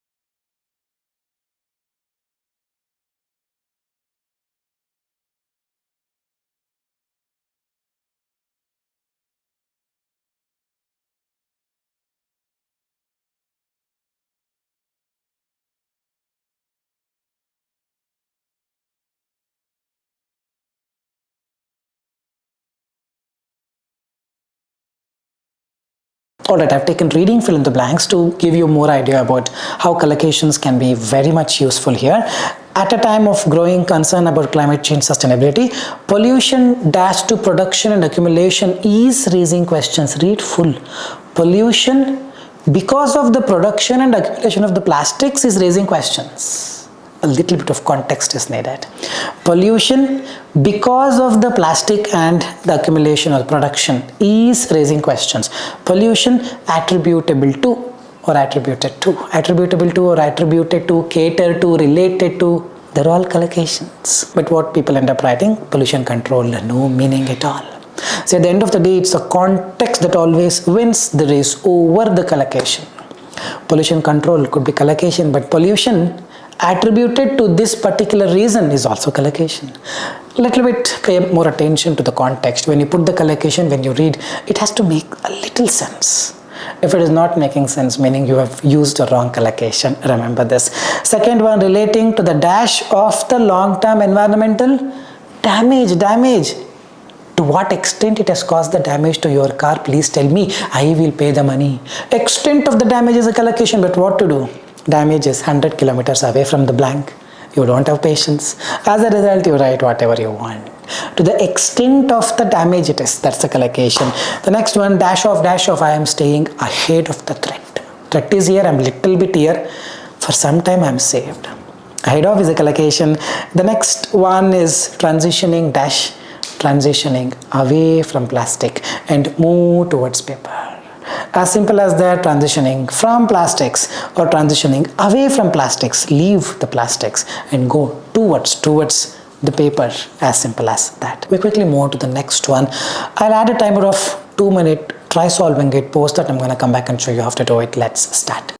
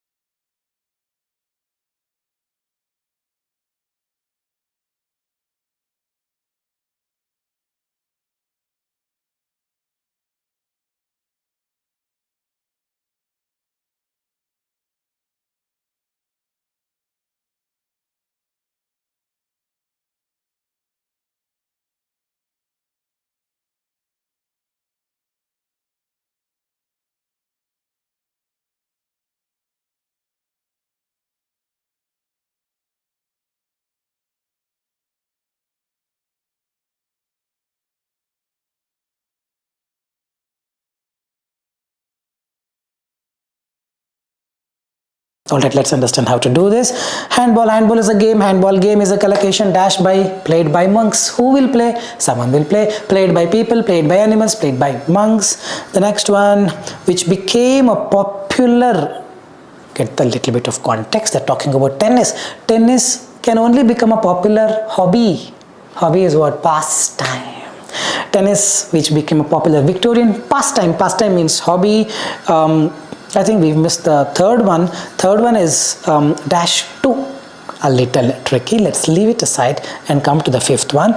And the dash of professional play, dash of, introduction of, arrival of, advent of, collocation.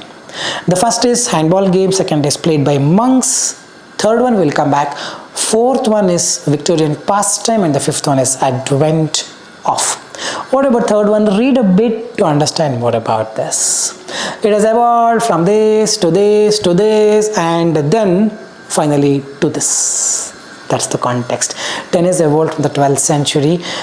French handball game played by monks. 2. It evolved from, the word from in the first line, third word. That is the one telling you the collocation. Tennis evolved from handball game to 16th century indoor real tennis and then to modern outdoor lawn tennis. It has evolved from handball game to indoor tennis and then to outdoor Wimbledon, outdoor US Open, that we see. Hope you are getting it. Collocations are little tricky. One who masters the context can only do it. So develop the reading skills. Collocation will definitely help you provided you have some good reading skills. At least you get a little bit of gist of the paragraph and you know collocations. You are a king. The next question, simple one, adding a timer of 2 minutes. Let's start.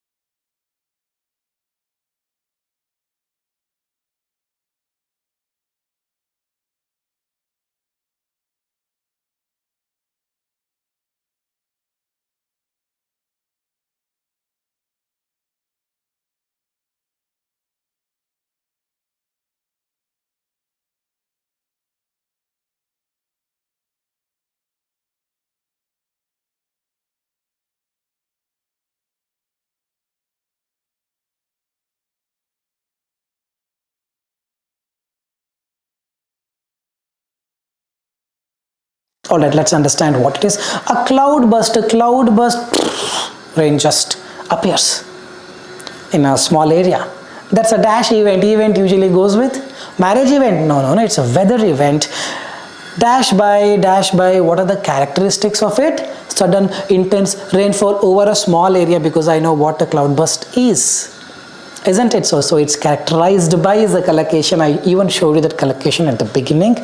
Over a dash area, it is not a vast area. Vast area is also collocation. Localized area is also collocation, but the answer is localized area. Often within an hour, dash to, it leads to diseases, leading to flash floods.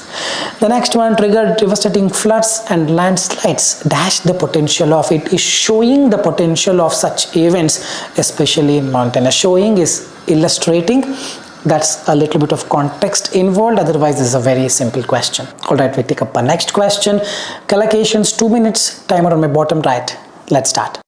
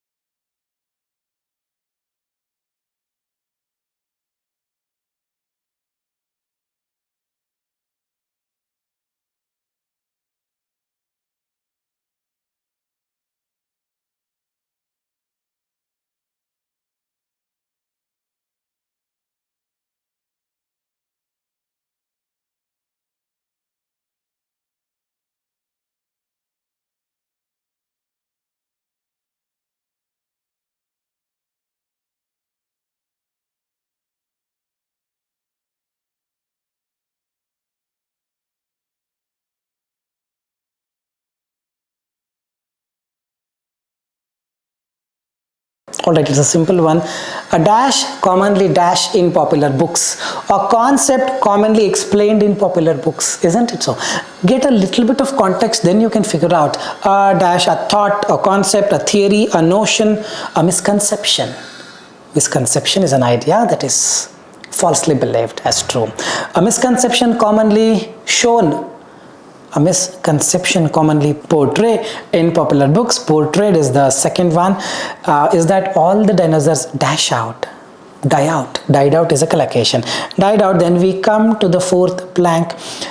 Show that dinosaurs were already in a transition, in a reality, in decline, because we're talking about dying off, someone becoming extinct. So that's the context, a little bit of context. If you're aware, you can easily figure it out that it is, we're already in decline. In decline is a collocation. Died out is a collocation. A misconception portrayed in a book is a collocation. See, don't assume I'm going really fast. It's just that collocations are like this. You don't have any such explanation. You just know them, understand them, and implement. Things will be just done and dusted. So the last one, dash to, addicted to, allotted to. Lurk to will not come. Lurk is to hide.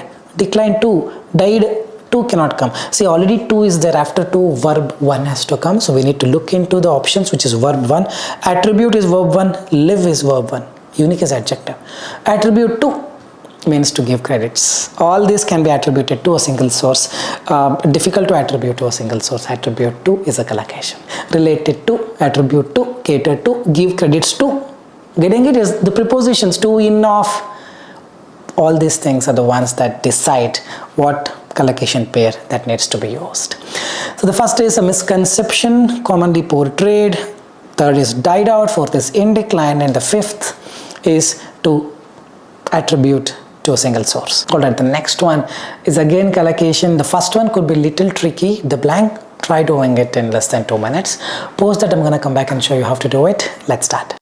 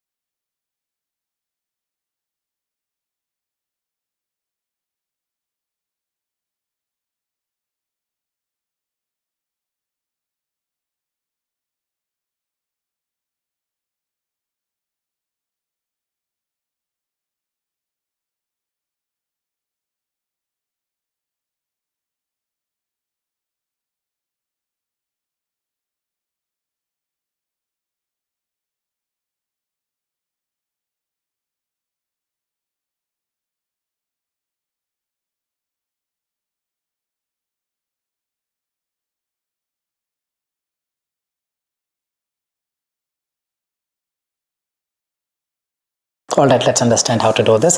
The first pen-shaped, pen is the context, occurred in 3000 BC in ancient Egypt. They used dash with a sharp point.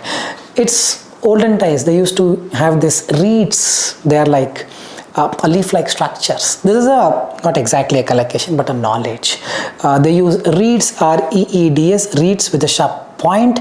They used hard grasses like sea rushes. Study is very strong, sturdy enough to dash things out. Carve out is a collocation. Carve out is to do the work that sculpture does, correct, on the stone or something, correct? So it's carve things out. The next one, we will directly come to the next paragraph. We will not read out all the things. The paper they often used was papyrus rolls, blah blah blah. The most common object was a stone tablet. No wonder, stone tablet is very difficult to write on. No wonder they were looking. You always look for something easy. Look for something nice, look for something delicious, look for something easier to write on. There was no dash for mistakes. There is no room for mistakes in reading fill in the blanks. There is no space for mistakes, no room for mistake as a collocation. Ancient Egypt had specific people for writing and recording things named scribes, who are dash with, I have given you a task. He has been tasked with this particular role. He has been tasked with this particular duty. Tasked with is a collocation, who are tasked with keeping the record of important events and anything their managers wanted, their subordinates wanted, their superiors wanted, as simple as that. So first is reads, second is carve things out, third is easier, no room for mistake is fourth one, who were tasked with is the fifth one, and the sixth, and I think they are subordinates or superiors wanted, as simple as that. And the last one for collocations, after which we move on to reading, writing, fill in the blanks finally. Try doing it in less than 2 minutes. Post that, I'm going to come back and show you how to do it. Let's start.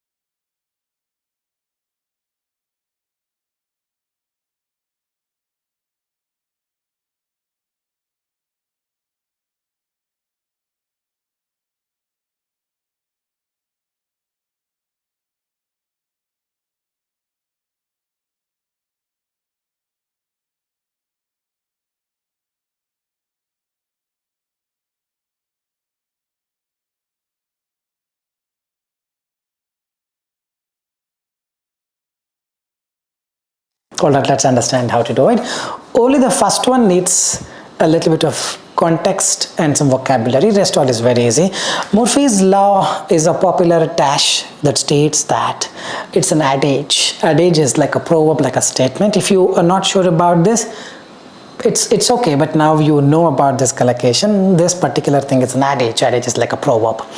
Popular adage that states, I don't need to know what it states because I'm doing based on collocations. I'll quickly move on to the next paragraph. The exact origins are unknown. My origins are unknown. Exact origins are unclear, clear, known, unknown. The exact origins of Murphy's law are unclear. Now we'll go to the next one. During one of the tests, a technician accidentally dropped. You can drop what? He dropped a wrench. Dropping a wrench is by mistakenly, dropping some heavy object. That's called dropped a wrench. That's a collocation. Remember this. He dropped a wrench which fell and hit Murphy on the head, and Murphy then explained, if there is any way it can go wrong, it will definitely go wrong. This is what people sometimes say, right? I did everything right, but still I'm getting low score. If there is any way that it can go wrong, it will always go wrong. It will. That's the answer. So far we've studied and understood a lot of things about grammar, collocations, which will remain the same even for reading fill in the blanks, which will be taught towards the end of this reading section very shortly. So now we understand grammar and collocations. Now we will go to the actual solving of reading, writing, fill in the blanks. The strategy is very simple. Read and solve in parallel. I've seen people reading once they full read and then go back again and then they try to solve. Gone case, no time left. You read accordingly, you solve, apply grammar wherever possible, apply collocations wherever possible. Grammar and collocations are not helping me, then only use the context, identify the clues, become that police officer who tries to solve the case by finding the clues. So now we will take up some 5-6 questions. Each question I'm adding a timer of 2 minutes. Try doing it in under 2 minutes and then I'm gonna come back and show you how to do it. Let's start.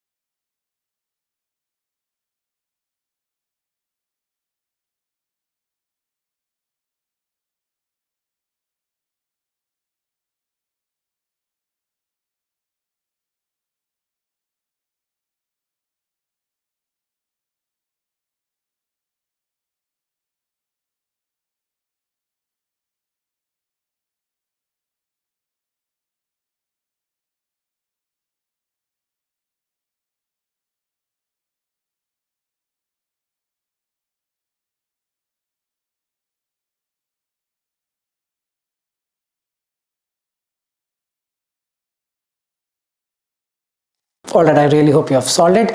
Simple question, let's understand how to solve them using the approach. We saw dead brown trout. What's a trout? It's a fish. What if I don't know? It's okay, you will figure out what it is over the period of time. We saw dead brown trout dash with some pink spots. Already they've given spots. It should be spotted with some pink spots.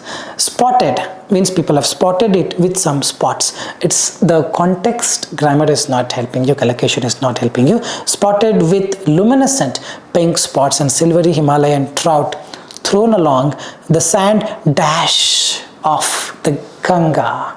Let's say you're from India, luckily, then you would know who Ganga is. Ganga is the sacred river Ganges. So it's sand dash collocation banks of the river Ganga. Probably we should have written river Ganga, then people who are not from India would also made out that it should be banks, but for now you understand that it is banks of the river. Collocation means on the shore of the river. We are saying the mountains around us cave in each monsoon. We live under the threat become that police officer. Now threat is a word that is giving you clues. Threat is something dangerous. Now the rest of the words that you choose should only indicate that it's dangerous. Threat of dash rocks. Now something dangerous means it's rocking rocks, changing rocks, picking notes, rolling rocks are rolling down, and rising, roaring rivers. The slopes under our homes are falling down. That's sliding, not slicing. The threat is that one word with which you can decide it's rolling rocks and sliding slopes. We are dash alive in our sleep. Let's say you have this threat of all this rolling rocks or the slope sliding and everything just will vanish. If you have this threat, can you really sleep? In your dreams also you get the same threat. You will be buried alive. Buried alive is a collocation. Buried alive means you bury a dead body. You're buried alive means even though you're alive, you will be buried, meaning that entire mountain will just fall on you. You're buried alive in our sleep. Buried alive is a collocation. We live at the mercy of God, at the mercy of the next disaster. The next disaster should decide, I should not come and disturb this person. That means at the mercy of you I'm living, at the mercy of someone is a collocation. Now here the last two are purely based on collocation. In fact, last four. At the mercy of is a collocation, buried alive is a collocation, slopes under our homes, slopes are sliding, rocks are rolling. 4 collocations, man. Did you also do the same way and were able to do it in under less than 2 minutes? Think about it. It's 100% possible to do it in under less than 2 minutes, only if you have this collocation grammar backup. The first is spotted, second is banks, third is rolling, fourth is sliding, fifth is buried alive, sixth is mercy of. Give it a thought. Pause the video, give it a thought as to why you are not able to get 6 out of 6, why you are not able to solve under 2 minutes. Then you will have the answer. Understand it, absorb the information that I've shared, and we quickly move on to the next question. Try to solve the next question using the things that you have learned right now. Next question, probably 2 minutes may not be sufficient because it has got 7 blanks. I'll have a timer of 3 minutes. Let's quickly do it.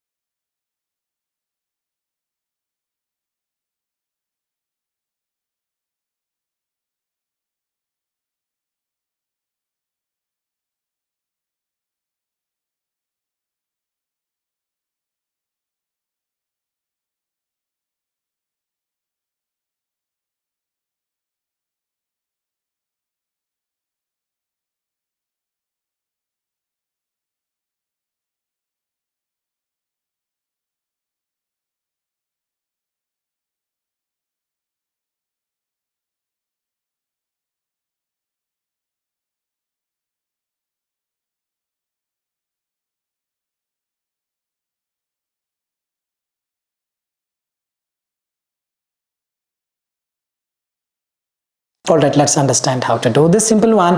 What does it take to dash life? To live life. Sustainability, sustained life. On Earth, the answer is very simple.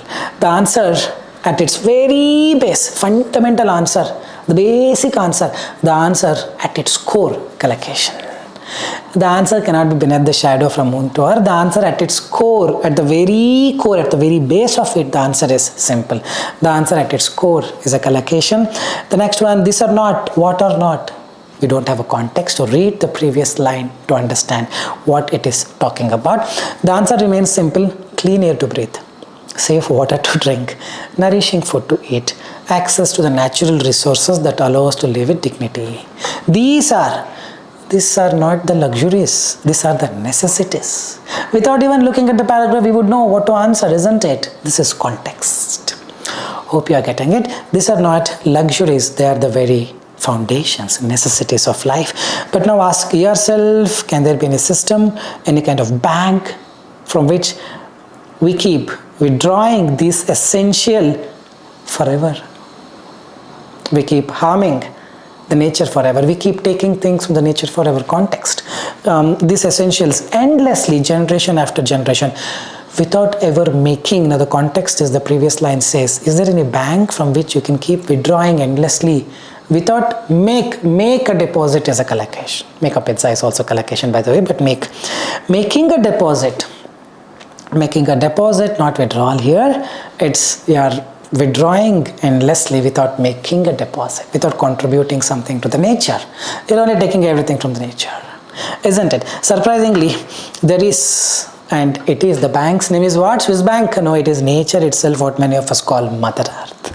For thousands of years, this living planet has quietly given everything that we need without expecting anything from us. It's not slightly, partially, hardly. Hardly means it's not given anything. It has quietly given without expecting anything from us. Simple one, we could have easily got full scores in under 3 minutes. So first is sustain, second is at its core, third is luxury, fourth is foundations of life, fifth is endlessly, sixth is without making a deposit, not withdrawal, seventh is quietly. I hope you understood the right answers and the approach. Any doubts you have, do leave your comments in the comment section. We quickly move on to the next question. 2-minute timer, here we go.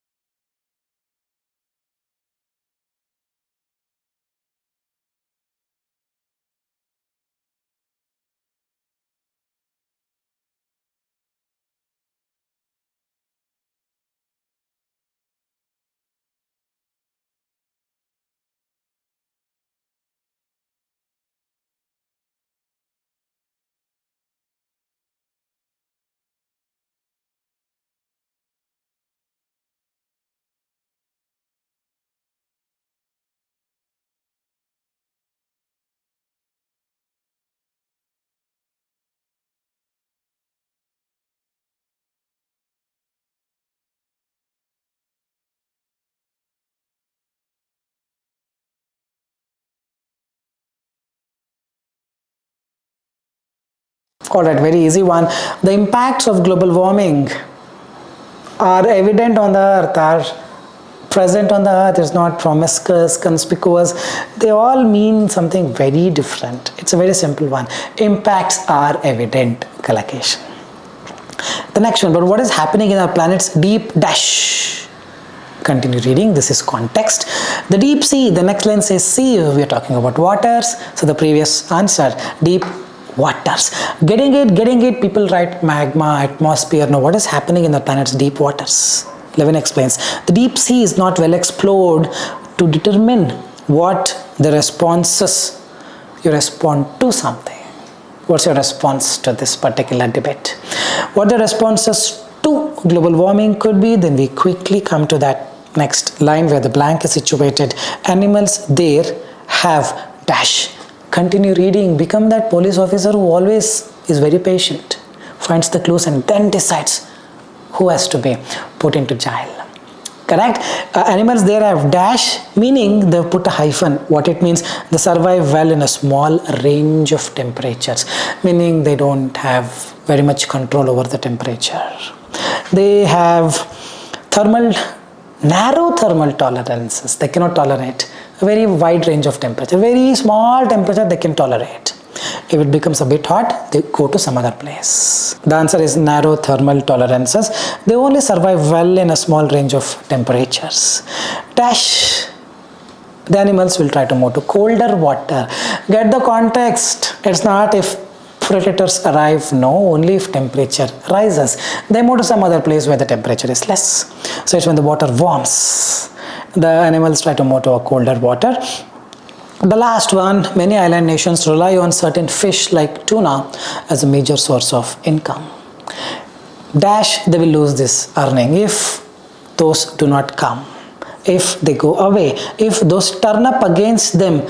Turn against them is, they're there, you turn against them as this. Turn up against is a wrong phrase. If those move away, if they plan to the perfection, if they catch this, it's a jackpot, they will have a feast. If those move away, if the tuna fish move away, people living in that island, they will lose their earning. Hope you're getting it. It's more or less entire thing is context. First one is collocation. Answers are evident. Second is waters. Third one is also collocations, responses to. And the fourth one is narrow thermal tolerances. Fifth one is when the water warms. And the sixth one is if those move away. Hope you're getting it. We quickly move on to the next question.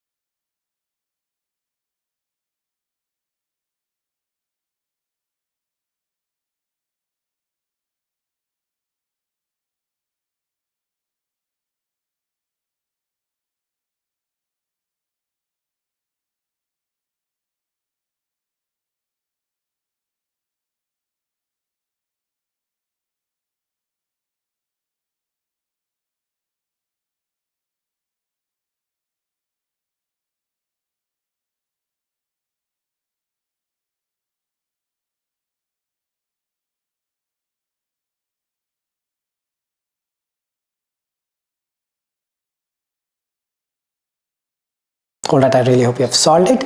Let's understand how to do this. as we add layer upon layer of needs and greeds on our existence.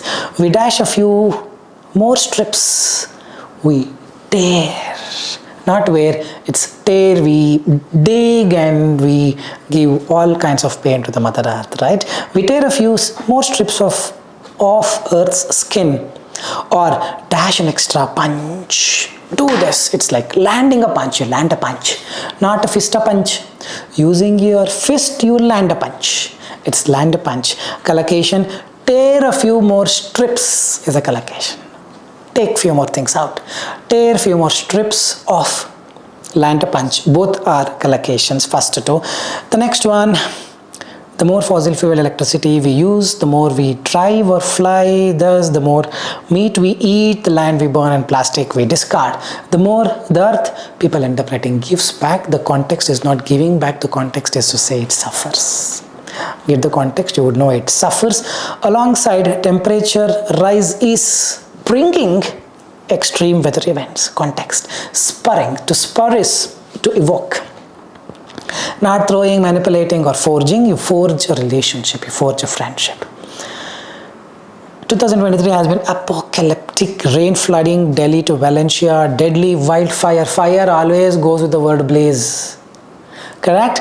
Blazing across, collocation, fire blazing across, wildfires blazing, meaning the lot of this fire happening. Fires blazing across South America and hurricanes hitting, it doesn't seem like an exaggeration to think.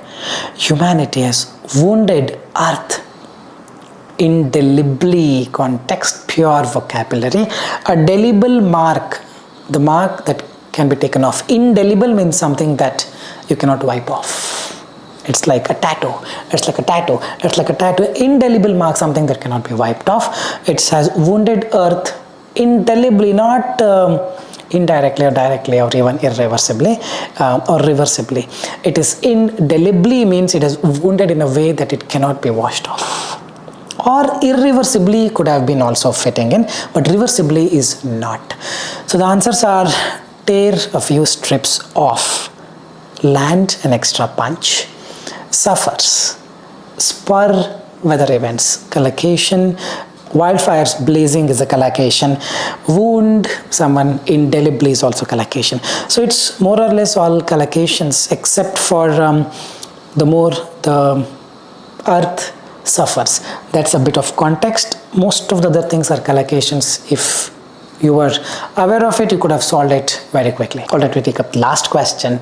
I'll not bore you to death. After this we will take up multiple choice, choose multiple answer. But the last question before we move on to the next module, 2-minute timer on my bottom right. Let's start.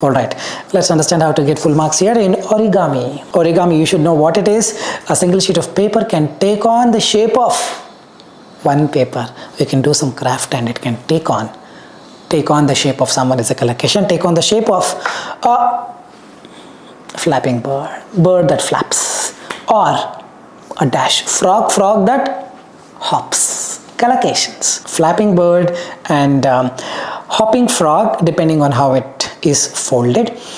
Writing in nature have applied the principles of origami to materials design, developing a folding dash structure. It's arithmetic. You never say arithmetic structure. A structure can be a geometric structure. Geometry, applying the principles of geometry. You can have this structure, you can have a rhombus, you can have a parallelogram, you can have a rectangle, you can have a square. It's all geometry, geometric structure, not stigmatic. Enigma is a mystery. Not fitting there, that can be turned to produce a range of mechanical properties. The material is built from smaller building blocks that you always show a response, give a response, throw a response, exhibit a response, exhibit a response. Collocations, again, first one, flapping bird collocation, hopping frog collocation, geometric structure collocation, exhibit a response, display a response, show a response, throw a response, collocation. The next one, the author's design could be adapted to make materials for different applications, diverse applications. Collocations, that's the essence of reading fill in the blank and writing fill in the blanks. Pay more attention to grammar and collocation, and also reading skills. You will be the king. After reading, writing fill in the blanks, comes next is reading multiple choice, multiple answer. Negative marking is there, but you don't have to worry, like I already told you before. This is an intervention. It comes in the middle just to distract you, just to ensure that you spend more time on this so that you miss out a lot of time on the important sections that come later. If you really want, you can do it. The time that I would recommend you is less than 10 seconds. If you're taking 1 or 2 minutes to solve this, then trust me, you will have time crunch 100% towards the end. Just click one and move on. If I do this, will I not lose 1 or 2 marks? Is 1 or 2 marks more important than 20 marks, 25 marks that comes towards the end? You think about it. And there are instances where people have skipped it and still have obtained 89 reading, 90 reading. So the way it works is different. It's not like I missed one particular question, I will lose 1 mark from 90 to 89. I lost 1 more mark from 89 to 88. It doesn't work that way. It all depends on how good you are in the modules that are of top priority. So like this, there are a lot of things. If we keep talking, you really don't have to worry, just have faith in me. Click one and move on. No more drama on this. The next is reorder the paragraph. Many students have randomly selected the answers and still have fetched 85 and above, 87, 88 in their exam. It could be a pure coincidence that they may have selected the right answers, or who knows, this module may not be of so high priority that if you do the reading FIB and writing FIB very well, then probably this may not be counted. We're not sure, but the point is, yes, people have randomly selected this and still got a very good score. So don't have to too much worry about it, but yes, you are not skipping this. Max 1 minute you're gonna give for 2 or 3 reorder the questions, meaning each 1 minute max of 2 or 3 minutes is what you are spending. Be aware of this. Don't spend more than a minute. Let's say you're spending 2 minutes per question, then 100%, 1 or 2 minimum reading fill in the blanks that comes towards the end, you will miss out. 10 marks gone case, just like that. Now we will understand more about the reorder in the paragraph, how to do it in under a minute, what are the strategies, each and everything. Reorder the paragraph, like I showed you already in the beginning, a list of sentences from top to bottom. When you read, it doesn't make sense. Your job is to reorder them, rearrange them so that it makes sense when you read from top to bottom. So how you are evaluated in the reorder the paragraph? Very simple. Every correct pair from left to right will give you 1 mark. For instance, if the correct answer is the one that is displaying on my screen, C, B, D, A. From left to right, you have this CB as the first pair, BD as the second pair, DA as the third pair. Now let's say your answer is DACB. You may argue DA is matching the answer DA is in the first pair, but the correct answer DA is in the last pair. You cannot match first pair and the last pair. You have to match vertical. So how the scoring is done in this case, the correct answer, the first pair is CB and your answer, first pair is DA. CB and DA, is this correct? No, 0 mark. Second pair of the correct answer, BD. Second pair of your answer, AC, is it correct? No. Third pair, DA with CB, 0. Let's see one more illustration where your answer is BCDA. Now you see the correct answer CB, your answer BC not matching. Second pair BD and CD not matching. Third pair DA and DA matching, you get 1 mark. If there are 4 sentences, you get 3 marks. If there are 5 sentences, you get 4 marks. If there are 7 sentences, you end up getting 6 marks. Usually 4 sentences minimum, sometimes could be 5 or sometimes could be 6, sometimes could be 7. Now we'll understand how to solve reorder the paragraph in less than a minute. You need some strategies, few of the strategies that always work, that actually work, that 100% work in the exam. The number 1 strategy is the rule subject, object, subject. Second strategy is noun to pronoun referencing. Third is full name to short name, and there are many more here. I'll cover these 3. Let's understand the first one, subject, object, subject. The subject, object, subject follows the basic principles of English. Any sentence you take will have a subject and the object. Subject is the doer, object is the receiver. He eats apples. Apple is the receiver, he is the doer. He is the subject, eat is the verb, apple is the object. Now the rule says, once you have the subject, verb, object, the next line you continue talking about the object of the previous line, meaning the object of the previous line becomes the subject in the next line. He eats apples, continue talking about the object, apples, the apples he eats are very tasty. So this is the rule that is usually followed in the reorder the paragraph. But here why it looks so simple, because you're seeing the same word apples and apples. In the exam it could be 2 different words, it could be synonyms. Getting it? So you have to figure out that okay, this is the object and that object has become the subject, but in different word, a synonym. If you find that out, then solving reorder the paragraph becomes very, very easy. Look at this particular sentence. The cities are beautifully built. Now the next line says the architects are from different origin. The cities are beautifully built. Cities is the subject, are is the verb, built or beautifully built is the object. Now who will build? It's the architect. Continues to talk about the building or the characteristics of the building or who built it. The architects. Now the built and the architects, they both are the same. You just have to figure this out. If you're able to do it, it's a piece of cake. Apart from this, we also have one important rule, identifying the independent statement. That statement which is completely independent will always come at the top. That I'll show you when I give you the questions to solve. Now look at another sentence with respect to subject, object. Subject, the rate of mortality from the Black Death varied from place to place. Now place to place is the object. The next line will continue talking about place to place. Some districts such as Duchy of Milan, Flanders, blah blah blah seem to have escaped comparatively lightly. So the next line is talking about place to place. Now the first line should be the rate of mortality, second line should be the some districts. Hope you are getting it. Subject, verb, object. The object is place to place. That object has become the subject in the next sentence. The second rule is noun and pronoun referencing. Now any sentence you take, Nakul has a YouTube channel. He was graduated from. Now usually the word he, she is actually a paraphrase of the first statement. Not all the time, but usually it follows noun and pronoun. Wherever you see he, she, his, her, their, usually comes in the second sentence. Not all the time, but mostly yes. Look at this particular statement. The first musical keyboard was invented over 2000 years ago. The first keyboard you represent using it. The next line continues talking about the first musical keyboard with the pronoun referencing it. It was called. Now whenever you see it, her, he, she, their, that usually gonna be in the second sentence, not the first sentence. Not exactly second sentence, but is depending on the context you will figure out, but most probably it will be in the second line. Now look at another statement. Taj Mahal was built by Shah Jahan. Now Shah Jahan, continue talking about him. He built it for the love of his wife. Is he? It's not exactly second, but it's a continuation of the previous noun. One more example, there are numerous studies that have disproved the algorithm. There are numerous studies, now talk about the studies. These are not just formulated by common people. These, there, her, his, he, she, it usually follows a noun. So it's noun comes in the first sentence. Pronoun comes in the second sentence or follows the previous sentence which was initiated by a noun. The next is full name to a short name. This is a crazy trick.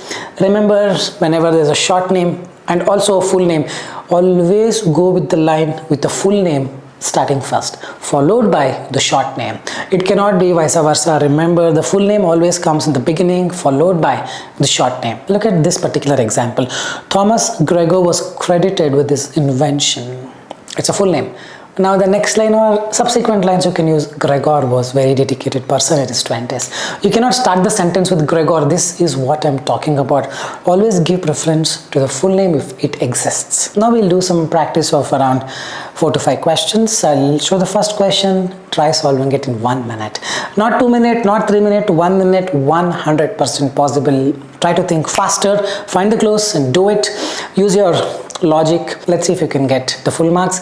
Here you go, the very first question, 1 minute timer on my bottom right. Let's start.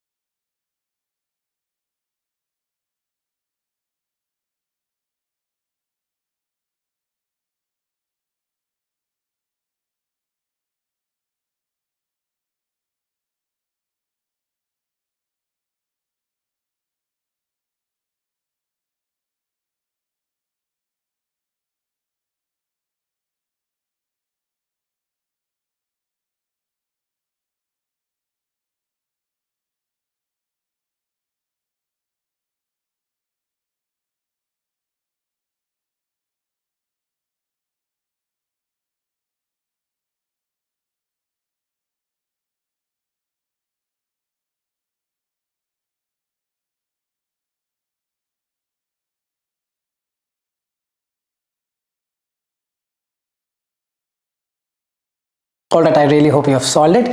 Easy ones, a lot of clues how to identify the independent statement. Let's read A. Fetal heart rate, we're talking about heart rate. Okay, may speed up to 140 to 170 around the 9th week. First week, what will happen? Where is the first week? First week probably early in the pregnancy. D says very early, so first you talk about very early in the pregnancy. First week, this is what it is. 9th week, this is what it is. D, A, not AD. Getting it? B says a normal heart rate for a fetus can range from 110 to 160 beats per minute. E says such a heart rate. What kind of heart rate? E cannot be the first statement.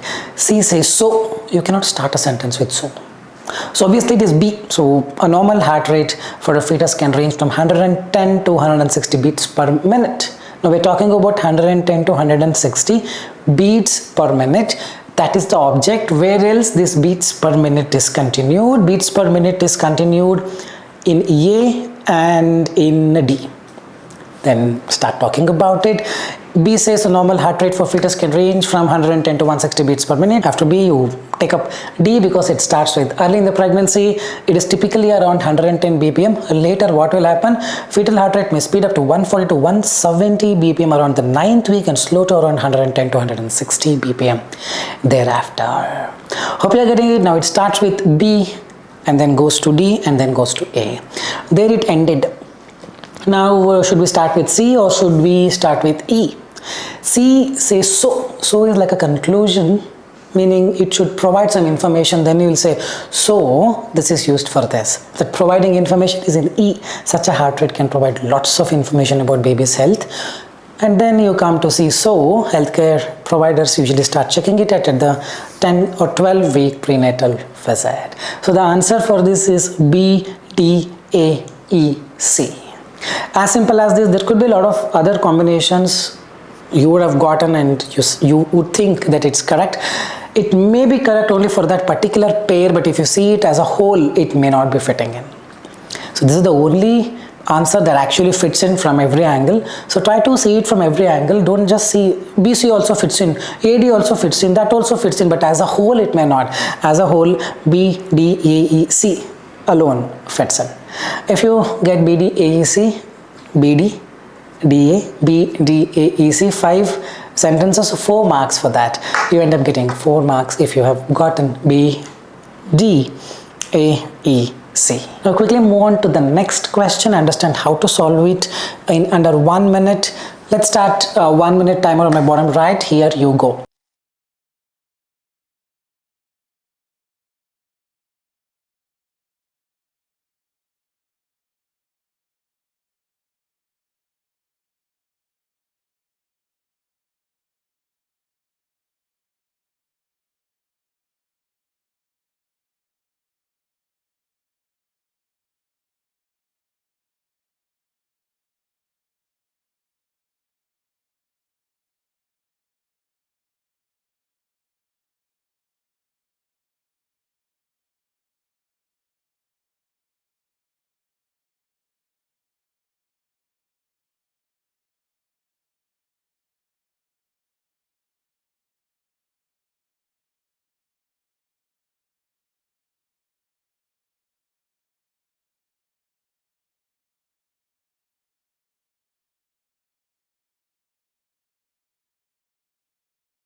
Alright, so this kind of questions will be difficult to solve in 1 minute. During such scenarios, what I can do, up to 1 minute, whatever you can solve, at least 1 pair correct, 2 pairs correct, first 3 pairs correct. Do it, finish it off, click next, move on. That's how agile you should be, isn't it? I'm almost close to the answer. Give me 1 or 2 minutes, I will solve it. What is the use of it? 1 or 2 marks you get, but fill in the blanks, you need 20 marks. Remember that. Alright, let's see how to do it as quickly as possible. A says the roots of the movie making go back to the late 19th century. Late 19th century is 1880, 1890. By the 1910s cannot come because we have talked about late 19th century at the beginning. So 1910 cannot be the first statement. Edison, who is Edison, man? David Edison, huh?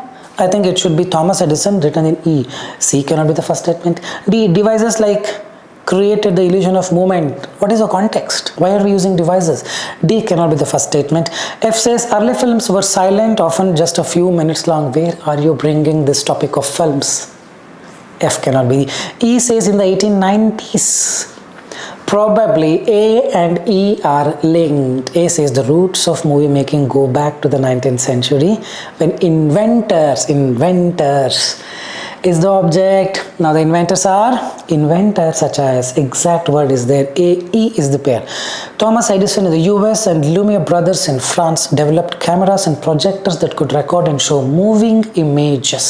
So obviously it looks like A is the correct one. It's okay, A, E, you write and continue. Let's see if there are any other sentences that fit in between A and E. We'll come back and do it. So now in the 1890s, inventors such as Thomas Edison in the US and Lumiere brothers developed cameras. Now we continue talking about Edison and Lumiere brothers. So Edison's kinetoscope let individuals watch short films, while Lumiere brothers held the first public film screening. So it is E and C making sense. Often considered the birth of the cinema. So the birth of the cinema is early films. Early film is in the F. Early films were silent, often just a few minutes long and shown with live music. But what happened later? Later is B. By the 1910s, storytelling improved, editing techniques developed, and the film industries emerged in places. Early films were silent, often with some live music, but later editing that, these all improved, and now it is all, you know what it is. So it's F and B are together, A and E and C are together. Where do we put D? D looks like, in the beginning, if you read it, devices like Zoetrope and Magic Lantern created the illusion of movement by showing images in rapid sequence. One after the other, you show it so fast, it looks like something is moving. Where do we talk about movement? You read A, the roots of movie making go back where investors try to capture motion using photography. So A, E was wrong. It was A, D. After D, you come to the continuation of D, wherein you talk about E. Answer is A, D, and then E, C, F, B. The correct answer is A, D, E, C, F, B. You get this, you end up getting 5 to 5. It could be a little confusing, but this is what it is. Sometimes it gets trickier. At least get 1 or 2 pairs right and move on. Don't have to be hell-bent, adamant that, okay, I think I'm very close. If I get 2 more minutes, 3 more minutes, I will solve it. All this ego problems, please keep it aside. This is the correct answers. Let's move on to the next question. All right, the next one, 1 minute timer. Here you go.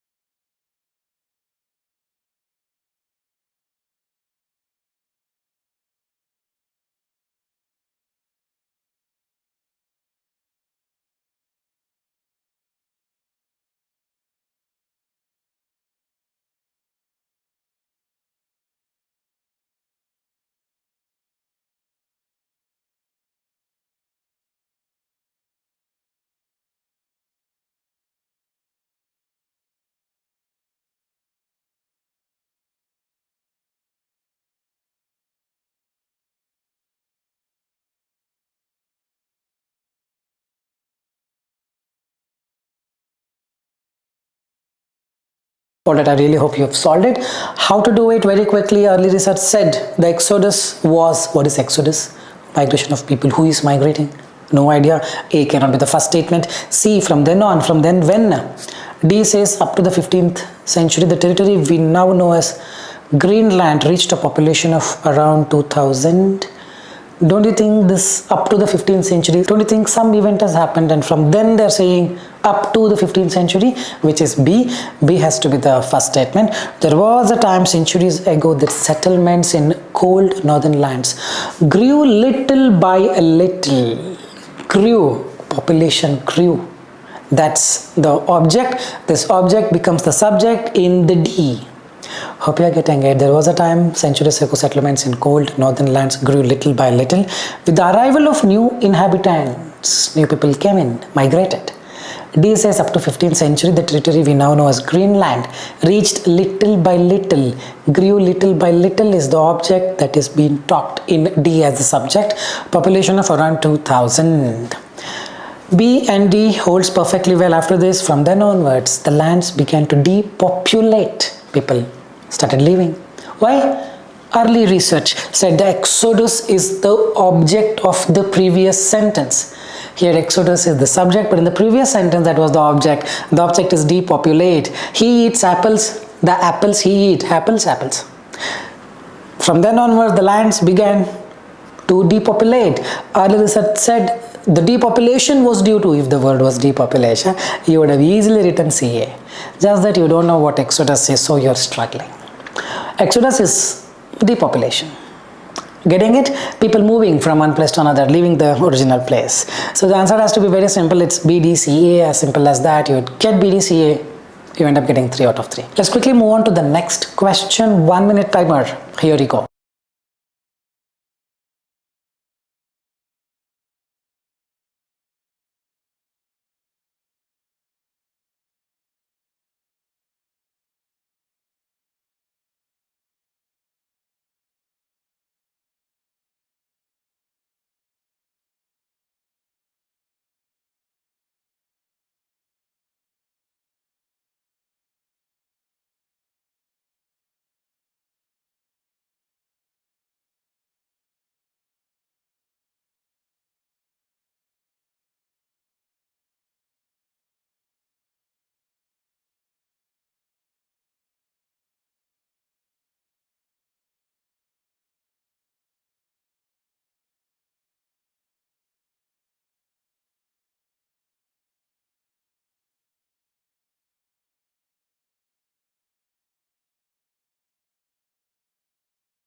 Alright, very simple one.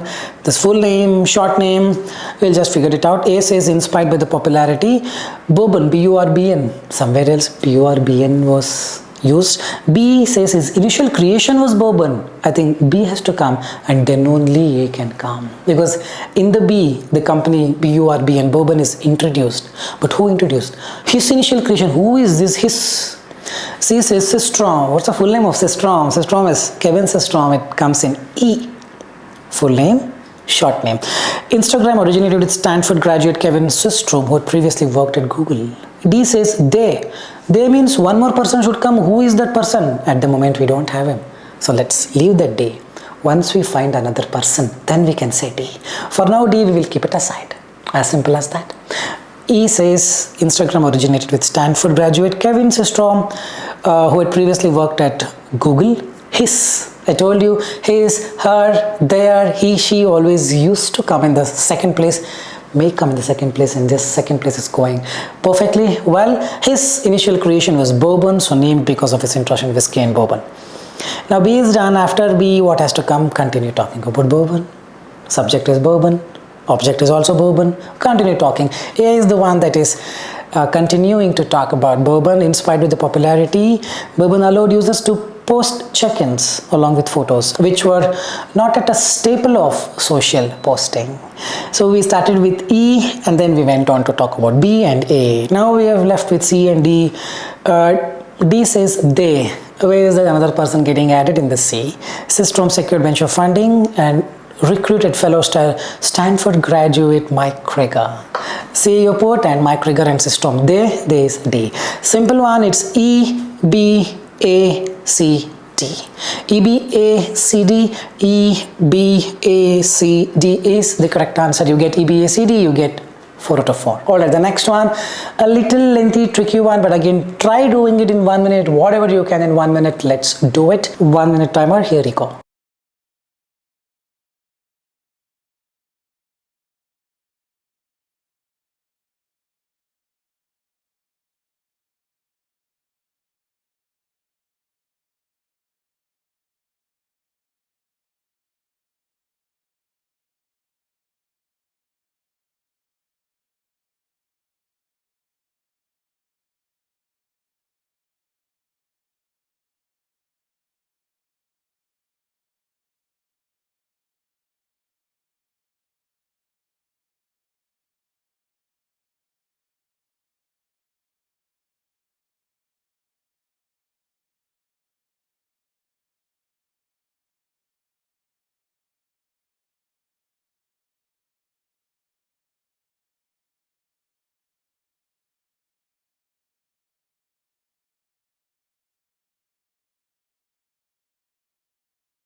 Alright, I really hope you have solved it. Let's understand how to do it quickly. A starts from additionally, that cannot be the first statement. B says for rain to occur, moist air must rise, cool and condense, but this process depends on factors like temperature, humidity and multiple things. Can B be the first statement? Yes, there is a possibility. C, rainfall often varies greatly from one place to another, even over short distances due to differences in local weather conditions. If we just saw local weather conditions, local weather condition is moist, air must rise, cool, condense, temperature, humidity. Oh, it is CB, not BC. You should be this fast to analyze. Local weather conditions, how the weather conditions are locally, that is what is told in B. Hope you are getting it. C can be the first statement but not B. Winds may carry rain clouds over one area. This is wind doing its action. How the rainfall will happen? The functionality. This probably can come later. E as a result cannot be the first statement. Now it should be C, B. C and B are together. Rainfalls often vary greatly from one place to another due to differences in local weather conditions. C at the beginning, and then for rain to occur, the local weather conditions like humidity, temperature and multiple things matter. A talks about additionally. B talks about temperature, humidity and air movement which can differ between locations. Let's read B. Winds may carry rain clouds over one area while bypassing another, and geographical features such as this, causing heavy rain on one side and dryness on the other. First reason. Second reason, additionally, local heating from forests, cities or open land can create small packets of rising warm air that trigger rain. What all conditions trigger the rain? Correct. B talks about for rain to occur, moist air must rise, cool, condense, also depends on temperature, humidity and multiple things. And now we got two reasons why rains actually occur. Reason number one is D. Reason number two is additionally. That's the clue. Additionally is the clue, meaning it can come only after one reason. That reason is D, where winds can carry rain clouds over one area while bypassing the other. and geographical features such as hills, mountains can block moisture, causing heavy rain on one side and dryness on the other. Reason number 1, why rains pour down. Reason number 2, additionally, local heating from forest, cities or open land can create small pockets of rising warm air that trigger rain in one spot but leave nearby areas unaffected. Hope you are getting it. So it is CBDA. CBDA, E just to put in the end, don't even have to see. As a result, rain is often highly localized. All they're talking about is why it rains at one place and doesn't rain at another place. So the answer is C, B, D, A. E is the correct answer. You get C, B, D, A, E. You get 4 out of 4. The next is the reading fill in the blanks, one of the most important sections that contributes approximately 20 to 25 plus marks towards your reading section depending on the number of questions you get. Sometimes you may get 4 questions, sometimes 5, sometimes could be more than 5. The strategy for reading fill in the blanks is similar to what we studied for reading, writing fill in the blanks. That is, you need the reading skills, you need grammar skills, and the shortcuts, you need vocabulary, you need collocations. Definitely, yes, in these 4 I've already talked about, considering reading fill in the blank and reading writing fill in the blanks both. But for reading fill in the blanks, we have some special category of strategies. The 5th one is, meaning after collocation, is elimination method. 6th is bottom up approach. 7th is you should do without relying on your intuition, meaning heart, kidney, lungs. Now let's understand these 3 first and then take few questions and then wind up the reading section. Now we'll understand elimination method. What is this elimination method? As the name says, eliminate the odd one out. Very simple. If there are 4 alphabets, A, B, C, Z, Z you can eliminate because that's the odd one out, because other 3 follows logic, isn't it so? So you eliminate the options which do not fit into the blank. Whatever is left would be the answer. So this is the classic strategy behind elimination method. Works for most of the questions, especially the options wherein the vocabulary is little tricky. There's 1 or 2 words I don't know the meaning at all. What to do? You can eliminate the rest of the options and then whatever is left would be the actual answer, even if you don't know the meaning of it. So what exactly I meant, let me show you with small demonstration. Alright, let's look at this particular question. I'll add a timer of 2 minutes. Try doing it in under 2 minutes. Post 2 minutes, I'm gonna come back and show you what is this elimination method over here.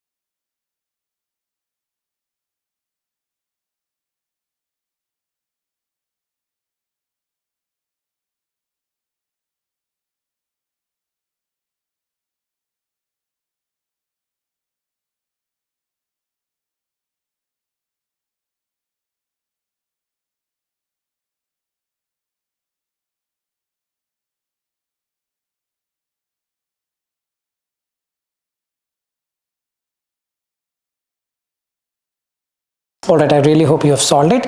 Let's understand how to solve this using elimination method. The ocean doesn't throw everything dash, you throw everything out, you throw everything away. Away is the correct answer. Simple one. In the sense of dash, in the sense of fishes, in the sense of Debris in the sense of sink, in the sense of disposal, I am getting confused. Now you can apply elimination method where you can eliminate the things. Before applying elimination method, there is only one simple rule. The rule is you have to fill the blank on your own using the contextual skills. The ocean doesn't throw everything away in the sense of throwing. The ocean doesn't throw everything away in the sense of cleaning. The ocean doesn't throw everything away in the sense of... So you got to put some word that fits in with the context. I said throwing, I said cleaning. Now, I will try to find a synonym of throwing or cleaning. Is fishes mean throwing or cleaning? No, eliminate. Then accumulates as a verb, harmoniously as an adjective, away is done, instead is not fitting. Noun only will fit debris. I don't know the meaning of debris. Okay, let's keep it aside. Debris is waste material. Sink, is sink the meaning of throwing away? Cleaning? No. Disposal, disposal is to throw away. Oh, now we eliminated the rest of the options and we left with disposal. The only option which is properly fitting in with respect to the contextual skills that we applied, so the answer has to be disposal. And the next, dash, comma. Usually after a full stop, if there is a dash and a comma, we usually go with moreover, additionally, furthermore, instead. Instead, it acts as a dash. It acts as a dash for various types of pollution. It acts as a... Now again, you can eliminate the options and try to figure out what is the correct answer. After A, noun will come. So we eliminated fishes. Fish is singular. Fishes cannot come. We eliminate after A, debris and sink are the only two options left. Now between the two, it acts as debris for various types of pollution and debris. It acts as a sink. A sink is where everything gets stored, isn't it? So we eliminated the rest and went with sink because that's the only option left. It acts as a sink for various types of pollution and debris, including plastic, blah, blah, blah, blah, blah, blah. Now we go to the end. Once in the ocean, some dash washes ashore. Some sinks to the bottom. Some waste will wash ashore. Washing ashore means to come near the shore. You usually see some waste materials thrown away on the shore. Some debris washes ashore, some sinks to the bottom, and some dash in, collocation accumulates in. So this is how you apply the elimination method, wherein you eliminate the options and go with the one that is actually left out. You can apply this for a lot of questions, especially when a particular word you don't know the meaning of. You can check the rest of it is not fitting in. This particular answer only has to be the perfect one because none of the options are fitting in and every option is eliminated. So based on the requirement, you start applying the things. Towards the end, we have a lot of questions. I'll again show you the elimination method and multiple approaches. The next approach is bottom-up approach for reading fill in the blank. So what is this bottom up? Usually we read from top to bottom. What if I told you that you have to go from bottom to top? Sometimes, not all the time, but sometimes you may need to go. I'll explain more about it, but before that you try to answer this very question. This was there in my previous 6-hour full course, 3-hour full course as well. I'll give a timer of 30 seconds. Try filling the blanks with the right answer in 30 seconds. Post 30 seconds, I'm gonna come back and show you what is the correct answer.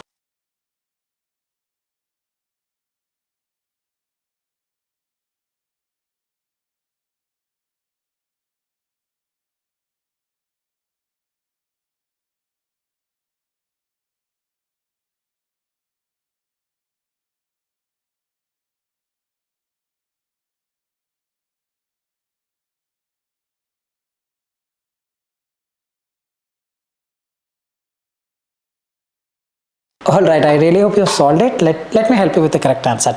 Adam loves to eat pizza. He went to a market and found he wants to eat pizza. So by intuition, we fill it with restaurant. Then we will come, he was unmoved and completely forgot to look for a pizza. Just like that, we choose and finish it off. But the bottom-up approach says, if you're not confident of the answer, leave it empty. I repeat, leave it empty. I again repeat, leave it empty and keep reading it. Once you start reading from the bottom, you go to the top because by now you have the complete context. You are in a better condition, better situation to solve the answer correctly. Restaurant is wrong answer because you read completely, you will get it. Adam loves to eat pizza. He went to a market and found a dash. Though he was in a rush to quench his hunger, the sight of this beauty is the car, limousine is the answer. First one is found a limousine, found some amazing vintage car probably.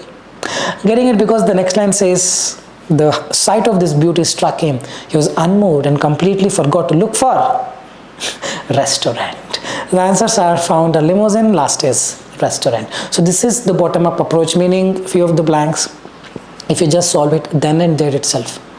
In few cases, there is a possibility that you could be completely wrong.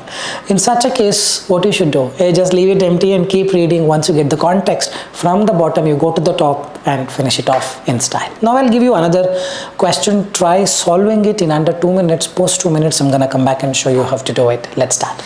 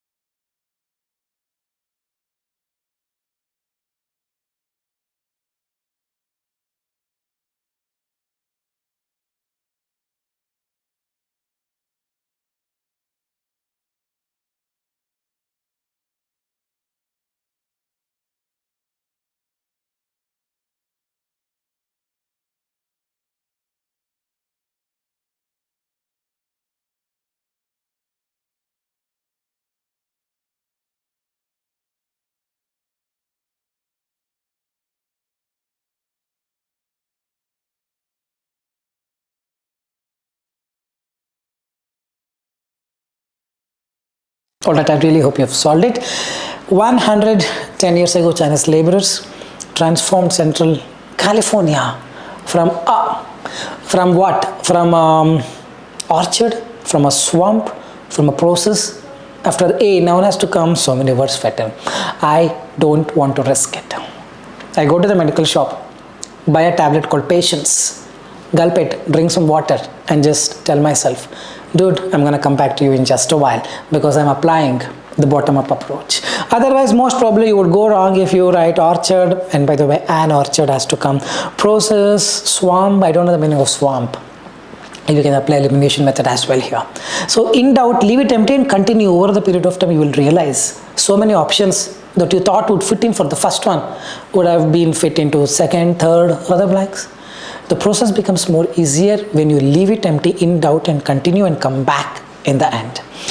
Dash, from a dash to an agricultural powerhouse, and dash, a bustling Chinese run town, and probably they transformed the Central California from this, and transformed is the verb here. One more verb has to come. Pay more attention. One more verb is built, and built a bustling Chinese runtown, once called the Monte Carlo of California, in the process collocation. So if you had thought process should go for the first one, if you had written process, then third one you would have written something else. Your one mistake would have costed you 2 marks. Be very, very careful. So this becomes process. Orchard cannot go for the first one because an orchard has to come. And what is left? Process is gone, orchard is gone, no other. Waves is plural, it should be swamp. Elimination method and also bottom-up approach. Swamp, I don't know the meaning. Check the meaning of swamp in the dictionary or in the Google ChatGPT, you will get to know. But it's from a swamp, a muddy region, a water-logged area, to an agricultural powerhouse, and built a bustling Chinese town in the process. This is a beautiful example of bottom-up approach. You may need not have to go till the end, as and when you get the context, you can just jump back and, write the correct answer. Then we go to the fourth one. Over the years, dash of immigrants, waves of immigrants, huge number of immigrants, right? So waves of immigrants, but dash the, usually the word the goes with amid in the middle of amid the vineyards. The vineyards and family-owned farms dotting the area, the small town of Loki holds a unique place. In the middle of this vineyards, there is a beautiful place. Amid that's a collocation too. So the first one is swamp, second is built, third is in the process, fourth is waves of immigrants, fifth is amid the vineyards. Easy peasy. We'll quickly move on to the next approach, that is stop relying on, depending on your intuition. I feel this is the correct answer. My heart is telling me, my heartbeats are telling me this has to be the correct answer. I will go with that. Don't do that. Always become that police officer who always goes with the clues rather than relying on his intuition. Alright, the simple question. 2-minute timer should be more than enough 5 blanks. Post 2 minutes, I'm going to come back and show you where you have gone wrong by relying on your heart, lungs, kidney, intestine, small intestine, large intestine, etc. Let's start a 2-minute timer. Here you go.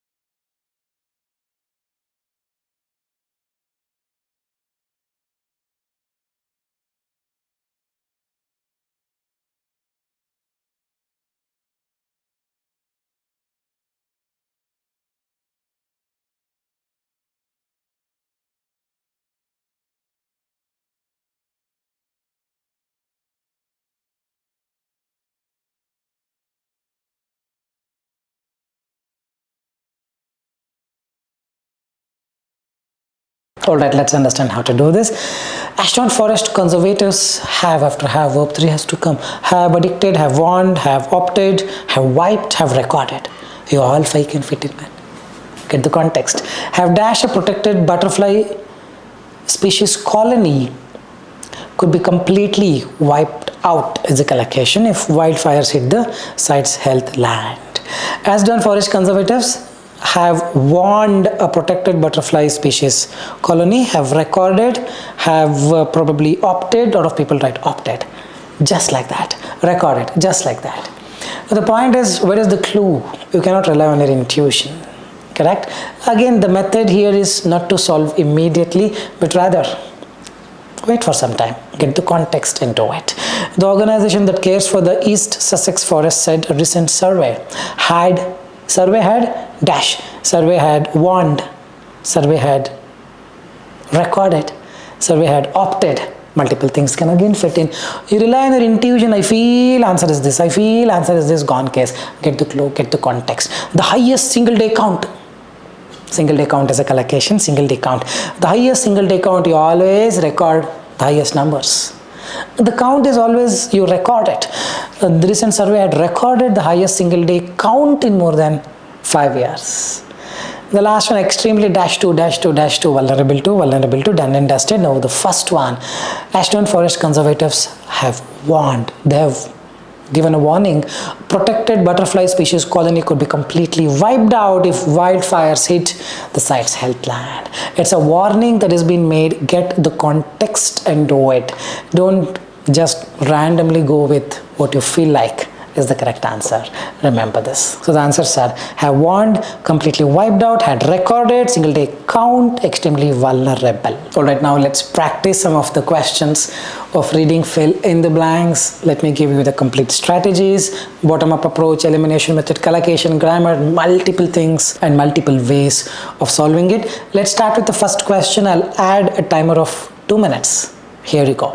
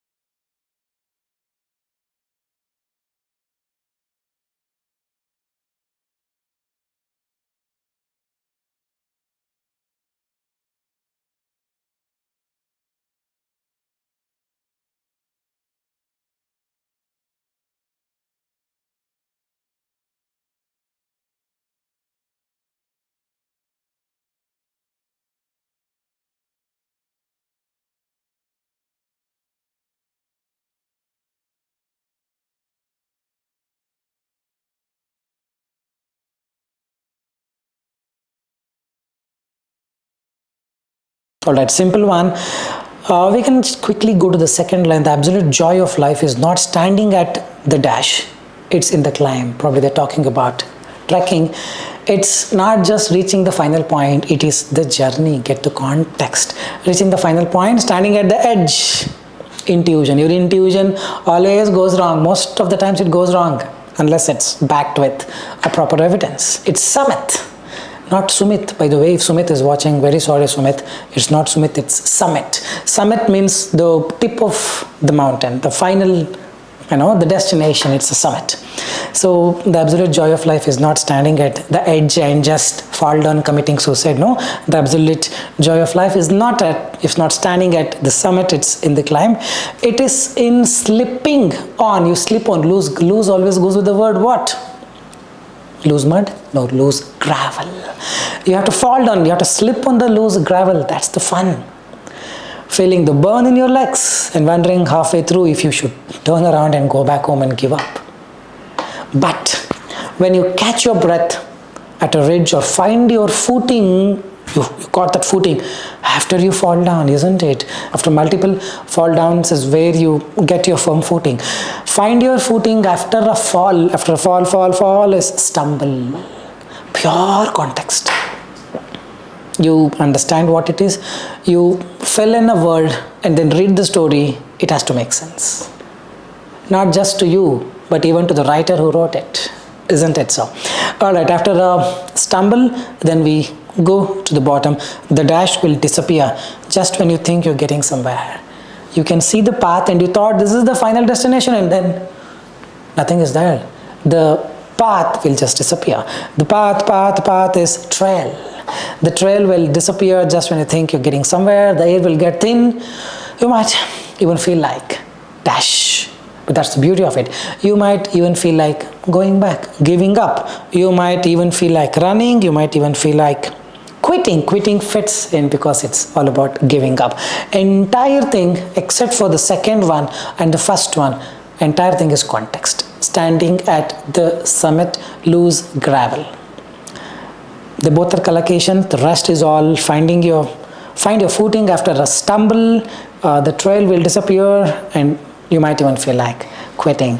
These three are pure context. I hope you're getting it. We have to mix the strategies, sometimes elimination method, sometimes bottom-up approach, sometimes just plain collocation, grammar, sometimes finding the close contextual skills. The more you solve using the strategies, the more mistakes you make, the more matured you become at it. Now we'll go to the second question.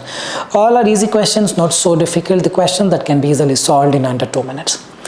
On my bottom right, 2-minute timer. Here you go.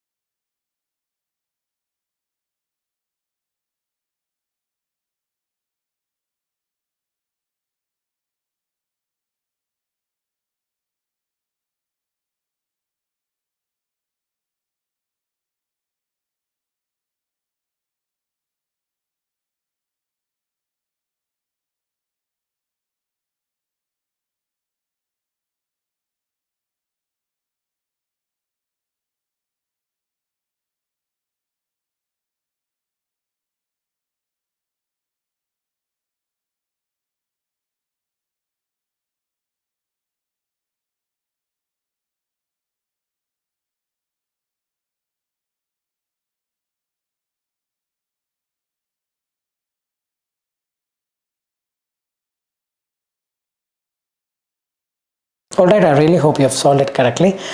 Let's understand how to do this. Dash of papers, bundles of papers. Collocation bundles is not, there should be reams. Reams of papers have been published. The cognitive advantages of multilingualism. I don't care. I don't know what it is talking about. Cognitive advantages of multilingualism. Well, I can understand if I pay more attention to it, but it's not needed. You will get into the details only if it is required. If you can solve using collocation grammar, then why you want the details? Hope you are getting it. Dash the amid the controversial doors it can open. Beyond the collocation. Beyond the conversational, not controversial, rather conversational doors it can open is supposed to improve executive function, a loose concept that includes the ability to dash distractions. You always invite the distractions or ignore the distractions.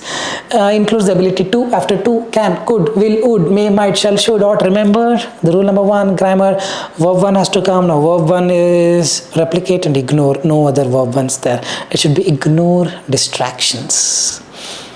Then the next one, numerous studies have even shown that bilinguals undergo a later dash of onset of is a collocation. Meaning they start getting this disease. Later onset or arrival, advent, invention of, onset of is a collocation. Onset of dementia perhaps of around 4 years on average, but some of those studies have failed to, after 2, verb 1, elimination method. What is left? Verb 1, only replicate is left. Meaning they fail to produce replicate. Hope you are getting it. You have the grammar and the collocation, some 70% of the blanks you can solve. The remaining ones, yes, get the context and fix it. Reams of paper, beyond the conversational doors. ignore distractions, later onset of dementia have failed to replicate. We quickly move on to the next question. 2-minute timer on my bottom right. Let's start.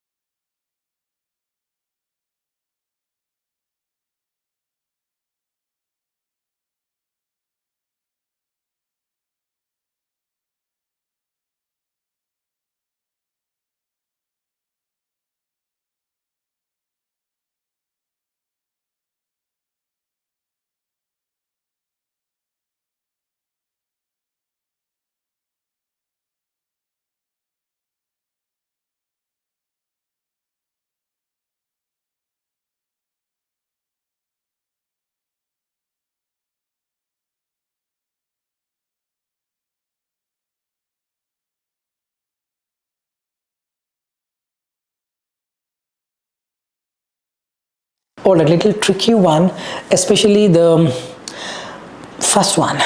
Let's understand how to do this. World did get around to decriminalizing adultery in 2018. It was a late recognition that dash adults.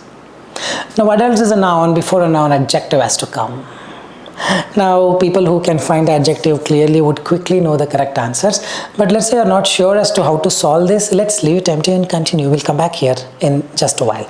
Dash adults have the right to be left alone. Left alone is a collocation. You go with the first one without even having to understand the context with their choices. But the specter of the crime lives as a verb. I don't know the meaning of specter. What crime is happening, I don't know, I don't care, but can I still solve it? Yes, if you're fortunate enough, if you're lucky. Lives is a verb. After a verb or before a verb, what will come? Addition to a verb is adverb. Adverb ends in ly. Merrily, happily lives. Merrily is the second one. In divorce, alimony, child custody, property division cases, okay, it's even finding a new purpose. A is not there, article rule. Remember, a singular noun. If A is not there, plural noun should come. Isn't it? It's even finding some noun ending with S. Conspirators, only noun ending with S. It's even finding new conspirators. Just have to choose conspirators because no other word is fitting as per grammar. Hope you are getting it. Conspirators from WhatsApp chat to secret recording. Secret is the clue for the word conspirators to go with. It's no one's point that dash can't cause a genuine crisis. That dash cannot cause is a verb. Before a verb, noun has to come. This noun, infidelity is a noun, scent is a noun, partner is a noun. These three are the nouns. Scent can't cause a genuine crisis. Partner cannot cause a genuine crisis. In a relationship, what can cause a genuine crisis? Infidelity. Get the meaning of it from the dictionary. The answer has to be infidelity, meaning not being very faithful. Cannot cause a genuine crisis in a relationship, but that's a matter for the people involved. Now we are left with the first one. We will again come back to the first one. Second one is left alone. Third is merrily leaves. Fourth is conspirators. And the fifth is that infidelity cannot cause. So what we are left with? We are left with scent, partner, consenting. This is what elimination method and bottom-up approach Does. No room for mistakes, no room for errors. Just 3. Adults is a noun. Before a noun, adjective has to come. Sent, the sent. Partner, the partner. Both are noun. Consenting adults. Good adults. Great adults. ing can be an adjective. Consenting adults. The adults who have the consent, meaning mutually agreed. Hope you are getting it, how easy it is to solve when you have the approaches. Hope you are getting it. So first is consenting adult, second is left alone, third is merrily, fourth is conspirators, and the fifth is infidelity. We will go to the next question. 2-minute timer on my bottom right. Let's start.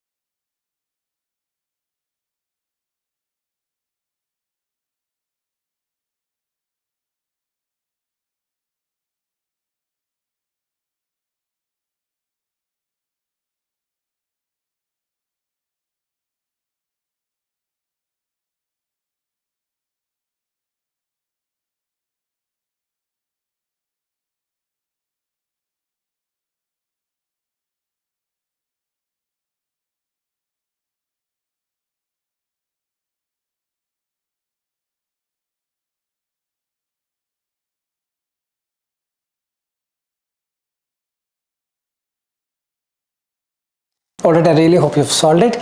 Little tricky, but let's see how many of you have gone for a toss, how many of you have understood the traps here and evaded them.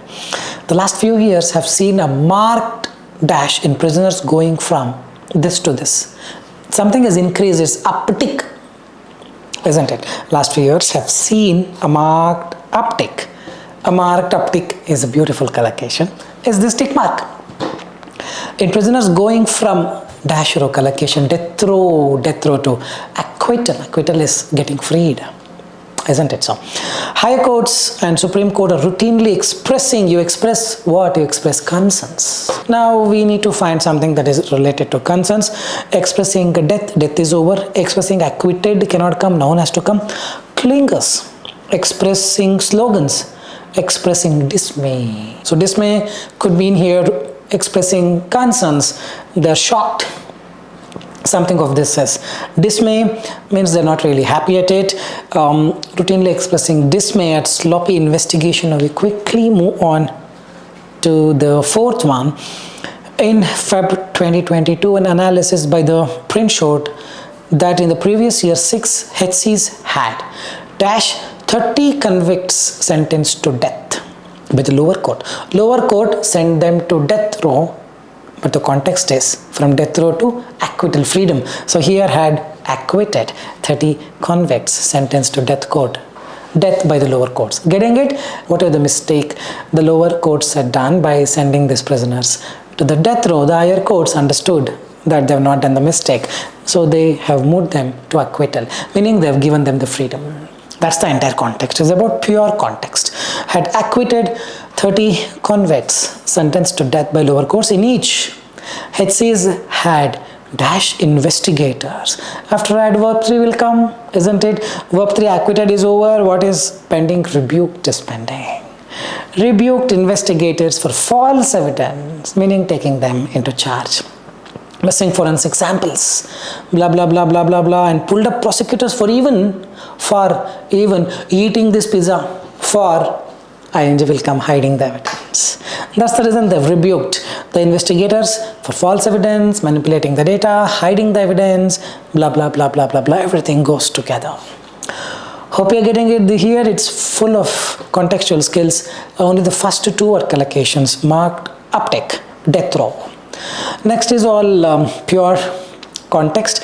Dismay is the third one, fourth one is acquitted, fifth one is rebuked, and the sixth one is hiding evidence. I hope you're clear about the strategies and the solutions. Any doubts you have, do leave your comments in the comment section. We go to the last one for reading fill in the blanks today. 2-minute timer on my bottom right. Let's start.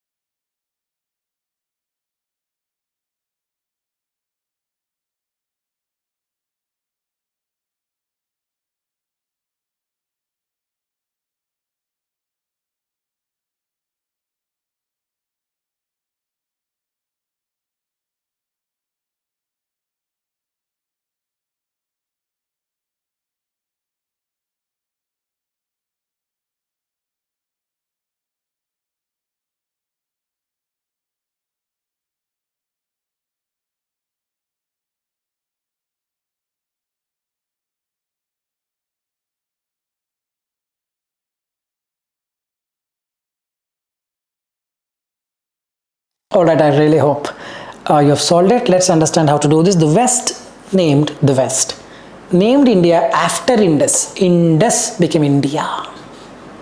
Context. But India should be named after Himalayas, because Himalayas is a one that gave us the name. Himalayas is the one that features us, isn't it? The name should be Himalayan, Himalayas, or something of that. Why India? Indus. The West named India after Indus, but Himalayas would have been a better clue, would have been a better, after a noun has to come, a better choice, a better descriptor, a better child, a better fence. Only 3 nouns.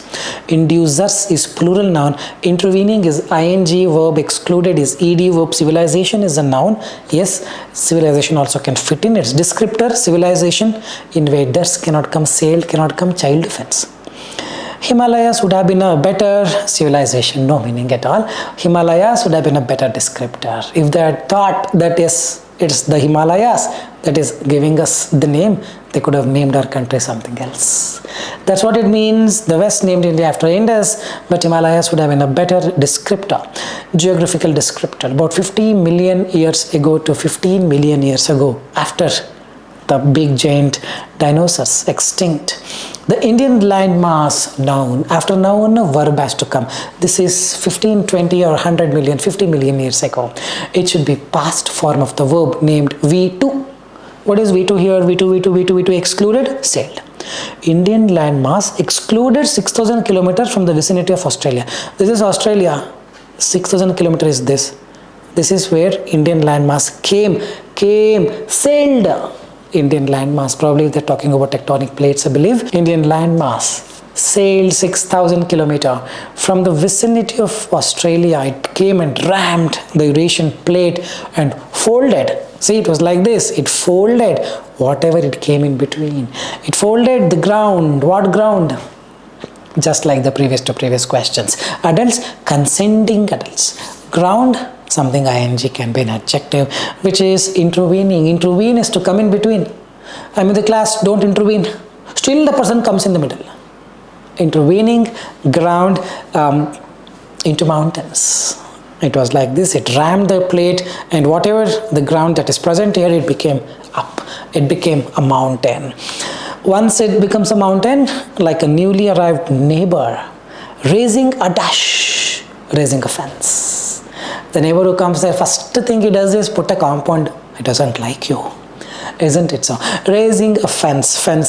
Raising a fence is a collocation. Then the next one, they were a deterrent to big mountain. Now people who want to get into India, who want to probably loot something, invaders, it acts as a deterrent. Deterrent means a stopper, barricades. They were a deterrent to invaders and a shield against biting colds. We might not have been a cradle of dash, collocation, cradle of civilization. We may not have been having the birth of civilization here. Cradle of civilization is where the civilization originates independently. India has its own civilization, right? So we may not have been a cradle of civilization without this Himalayas. So cradle of civilization is a collocation. The first one is geographical descriptor. Second is sailed, using the grammar concepts. Third one is folded, the intervening ground. Ground is a noun before a noun adjective, again grammar concept. Raise a fence, collocation. And the fifth one is deterrent to invaders, again a collocation. And the sixth one is cradle of civilization, collocation. I think 3 to 4 collocations, 1 or 2 grammar, 1 or 2 context. Something like this can definitely come in the exam. Understand the strategies, do the timely efforts, and try to solve quickly and get that 2 out of 2 in style. Before we wind up the reading fill in the blanks on the reading writing fill in the blanks part, some tips to remember. First is grammar is a must. You got to work on the grammar and the grammar strategies. Second is reading skill is the most important thing. You start reading book, automatically you learn everything without even noticing it. Next is grammar approach that I talked about, very, very important. Sometimes shortcuts play a very important role in solving it very quickly. Clue based approaches, very, very important, where you identify the clue and then decide the correct answer, meaning to leave it as it is, go down, apply bottom-up approach, elimination method, don't rely on the intuition. All this is very, very important. And also the collocation is a must. Start learning them. How do I learn the collocation? Just read books, automatically you end up knowing a lot of collocations. Most importantly, try to solve any reading fill in the blanks, reading writing fill in the blanks in less than 2 minutes. Some questions may take 3 minutes. At the same time, some questions you need to equalize them and do it in less than a minute. Otherwise, most probably you would not be able to finish the entire reading module within the stipulated time.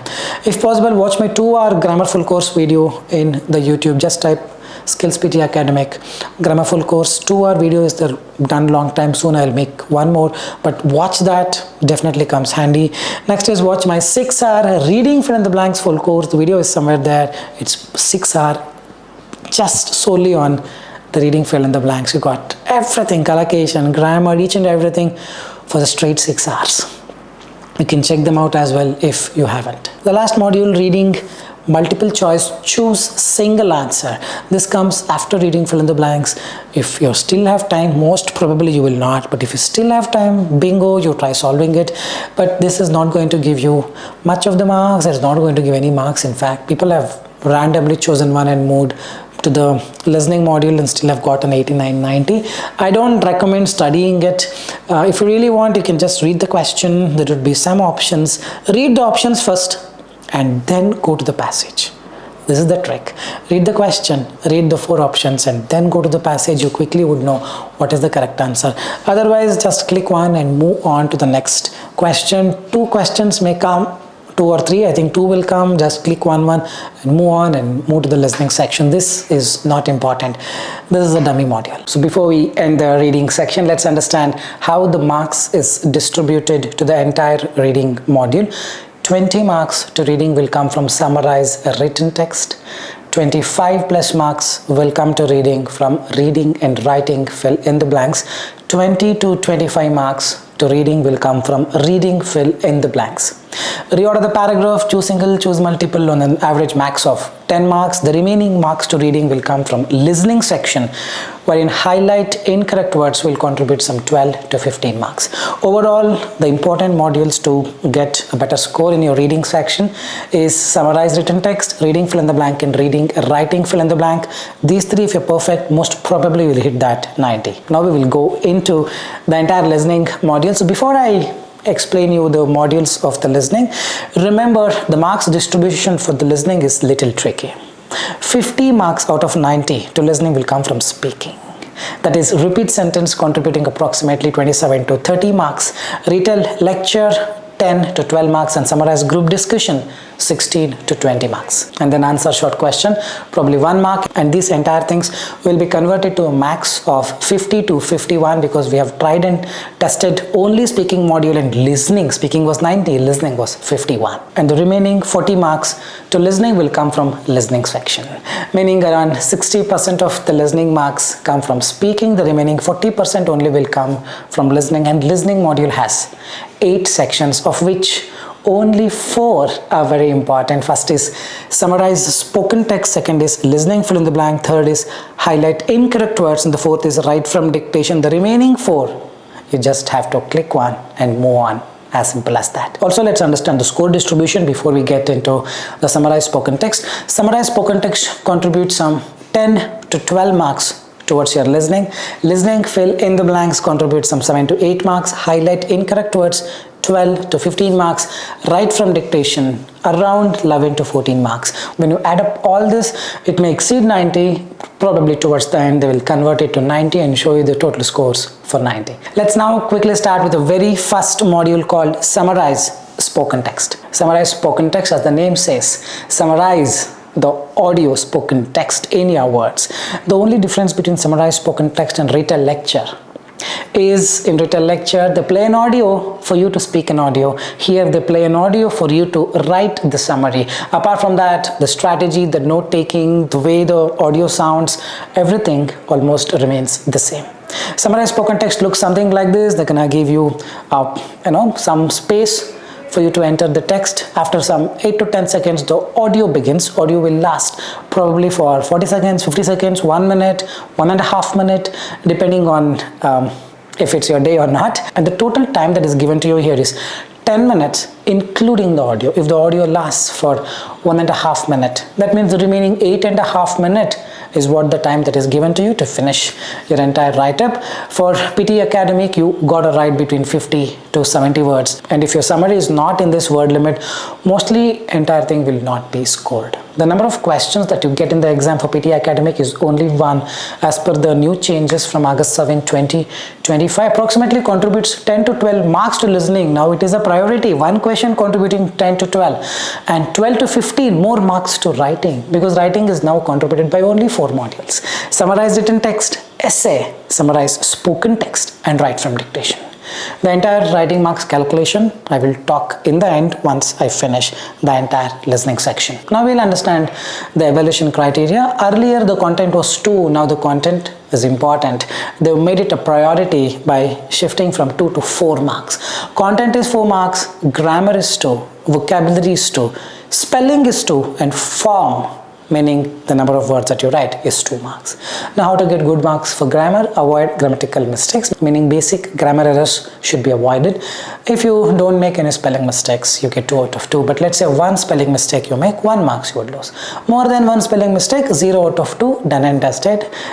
Spelling complete marks you would lose. Vocabulary, don't worry too much about it. I'll give you a strategy which is similar to Retell lecture, meaning you listen to the audio, retain as it is, exact ditto method as that of Retell lecture or summarize group discussion. If you do that, you don't have to worry about vocabulary writing, synonym, paraphrasing, all those things you don't have to do. Even if you do it, make sure you don't make mistakes there. Some people are so confident about paraphrasing. They take up a different word. They write a synonym thinking it is a synonym. It may not be a synonym. It may be a wrong choice of the word. As a result, your vocabulary drop down. Otherwise, you just follow the strategy that I have already told in Retell lecture or summarized group discussion. Vocabulary, you get 2 out of 2, and then the form, your summary should be between 50 to 70 words. You write 72 words, most probably entire thing will be 0. Less than 50 words, most probably entire thing, content, grammar, everything will be 0. Make sure you write between, ideal word count is 65, 66 or 70 words, because the content now is 4 marks. In order to get more marks for the content, copy more of the ideas, more of the content from the audio. What is the strategy? Like I told you, it's ditto, same as the Retell lecture. Listen for 3-4 seconds, decide, boom, this is what I'm going to write. Then write for 3-4 seconds or 5 seconds or 6 seconds. Once you finish writing, start listening. Okay, this is what I'm going to write. Boom, start writing. When you listen, don't write, and when you are typing or writing, don't listen. Remember this. They would give you an erasable notebook and a pen that is given to you at the very beginning of the exam. You can make use of it, or if your typing speed is very fast, you can directly type into the computer, which is open only during the entire listening section. But speaking, Retell lecture, summarized group discussion, you have to use the pen and write. So practice every day. Note taking using pen, not a typing. Remember this. So once you have this 4 or 5 phrases or 4 or 5 little lengthy sentences, fit them into the template. Template is not mandatory, but you cannot use any of the previous templates. Remember, now the content is 4 marks. 70 words or 65, 66 words that you write. Let's say your template, the lecture gives the important key points and relevant information about 1 line only, 10 words gone. Like that you write 4 lines, 40 words gone case. Meaning the content, the potential content that can match with the audio is the remaining 30 words. So definitely your marks will go down. If possible, don't use any template. Use some linking words. Firstly, secondly, then, also, furthermore, in the end, in conclusion, or completely avoid it. Write something on your own. If you truly want to use a template, I have a modified template. I'll show you. But again, I'm telling you, the content marks may drop down if you use very lengthy templates. Try to use very short templates or only linking words or no template for a better score in the content. Before I show you the template in the demo, let's understand the things to avoid with respect to summarize spoken text. First thing is using templates that cover 50% of your summary. Like I just told you, don't use such templates. Your content will be less. If you're okay with 0 out of 4, 4 marks you would lose, then go ahead. But remember, 4 marks you would lose for writing also. Writing you need 85 gone case. I just need 70 writing, but writing 70 could also be difficult if you lose 4 marks from summarized spoken text, just like that. Isn't it? So give it a thought. Even though it is difficult for you, you have to try and do it to get 4 out of 4, right? Less of a template and more of the content. The second thing that you need to avoid is to write keywords. Avoid all the old strategies, writing 1 word, comma, 1 word, comma, 1 word. 30 words I'll write, it's going to be 0 out of 4 just by writing keywords. You cannot get the scores. You need to bring the connection between the keywords. Just putting a dot is not enough. Connect the dots. Hope you're getting it. The third mistake is writing only 52 words, 55 words, content will be 2 out of 4, may not be 4 out of 4. Write more, cover as much data as possible from the audio, you end up getting 4 out of 4. If you're okay with 2 out of 4, then yes, 52 words is still enough. Not proofreading for spelling and grammar. People write quickly, another 3-4 minutes is still left, and they click submit and move on. Don't do that. Use the complete time. Even if you exceed the time, let's say 10 minutes is over, automatically it will be auto submitted. You don't have to worry. Meaning use the entire time, and anyhow you cannot carry forward this time to the next set of modules. Remember, 10 minutes means 10 minutes, it is done and dusted. Even if you complete it in less than 5 minutes, the remaining 5 minutes is gone. Use the entire time to proofread for spelling and grammar. I'm telling you, a lot of people have spelling problems, grammar problems. 4 marks it contributes, 2 for spelling, 2 for grammar. Pay more attention to these subtle things which can make a huge impact towards your scores. So these are the 2 templates that I would always suggest, but anything you can use, but try to use less of a template, more of a content. The first one, the lecture is about. Firstly, the speaker described, then he or she discussed, after that in conclusion or in addition. Around 15 words are there. It's still fine. In the worst case, you can use this. Let's say you've written less number of phrases or sentences because the audio was very difficult. and you're typing, it's not even crossing 50 words, then you use this template. Another 15-16 words you can just add. Thereby you can get into that 50 to 70 word zone and get your marks. That's the only idea. But let's say you've already written a lot of sentences and there is no need of such a template, then don't use template. Firstly, secondly, then thereafter, in the end, in conclusion, furthermore, or you can completely avoid this and just write on your own. And when you write, make sure you add some linking words in between to tell the AI that yes, you have understood it and you're trying to craft a beautiful summary, which is so meaningful.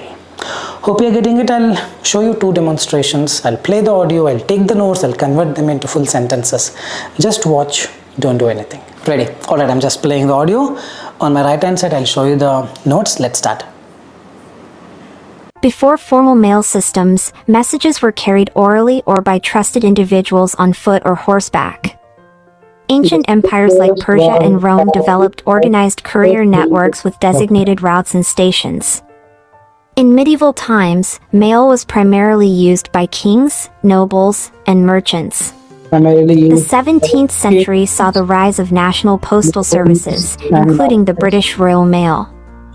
With the invention of postage stamps in the 19th century, public mailing became affordable and widespread. The telegraph, and later the telephone, changed how urgent messages were sent. In the 20th century, airmail sped up international delivery. Today, email and instant messaging dominate, but postal services still play a key role in delivering physical goods. With the rise of e-commerce, mail systems now focus heavily on logistics, tracking, and speed. The evolution of mail mirrors how society adapts to changing communication technologies while still valuing reliability and reach. So we have already taken a lot. 1, 2, 3, 4, 5, 6. It's exceeding more than 80 words. Let's now convert this into a beautiful summary. Before the formal mail systems, messages were carried by trusted individuals. Then in medieval times, medieval spelling is wrong.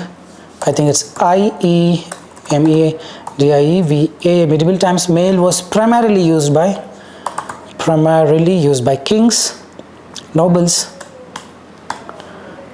and spelling wrong. Be very careful. We are all used to this messaging, and merchants. However, I'm just adding the linking word. With the invention of postage or post stamps, I'm not sure, in the 19th century, public mailing became popular. In the 20th century,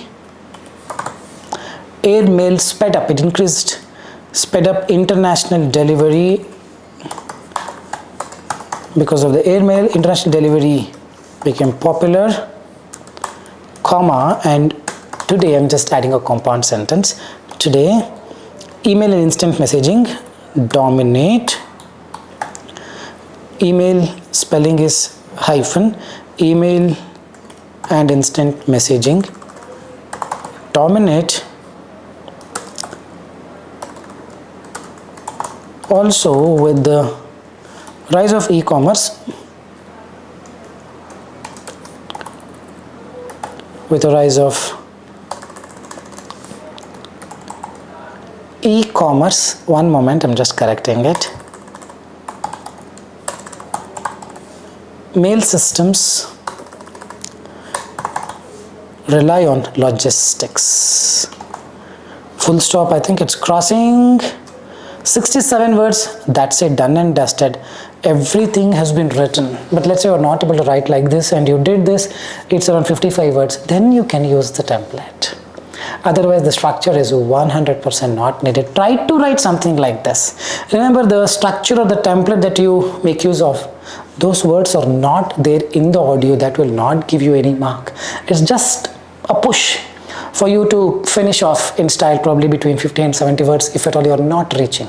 So use the templates only if it is needed. Otherwise, use, write on your own or use the structure like however. I think only then and however, only 2 words I've used.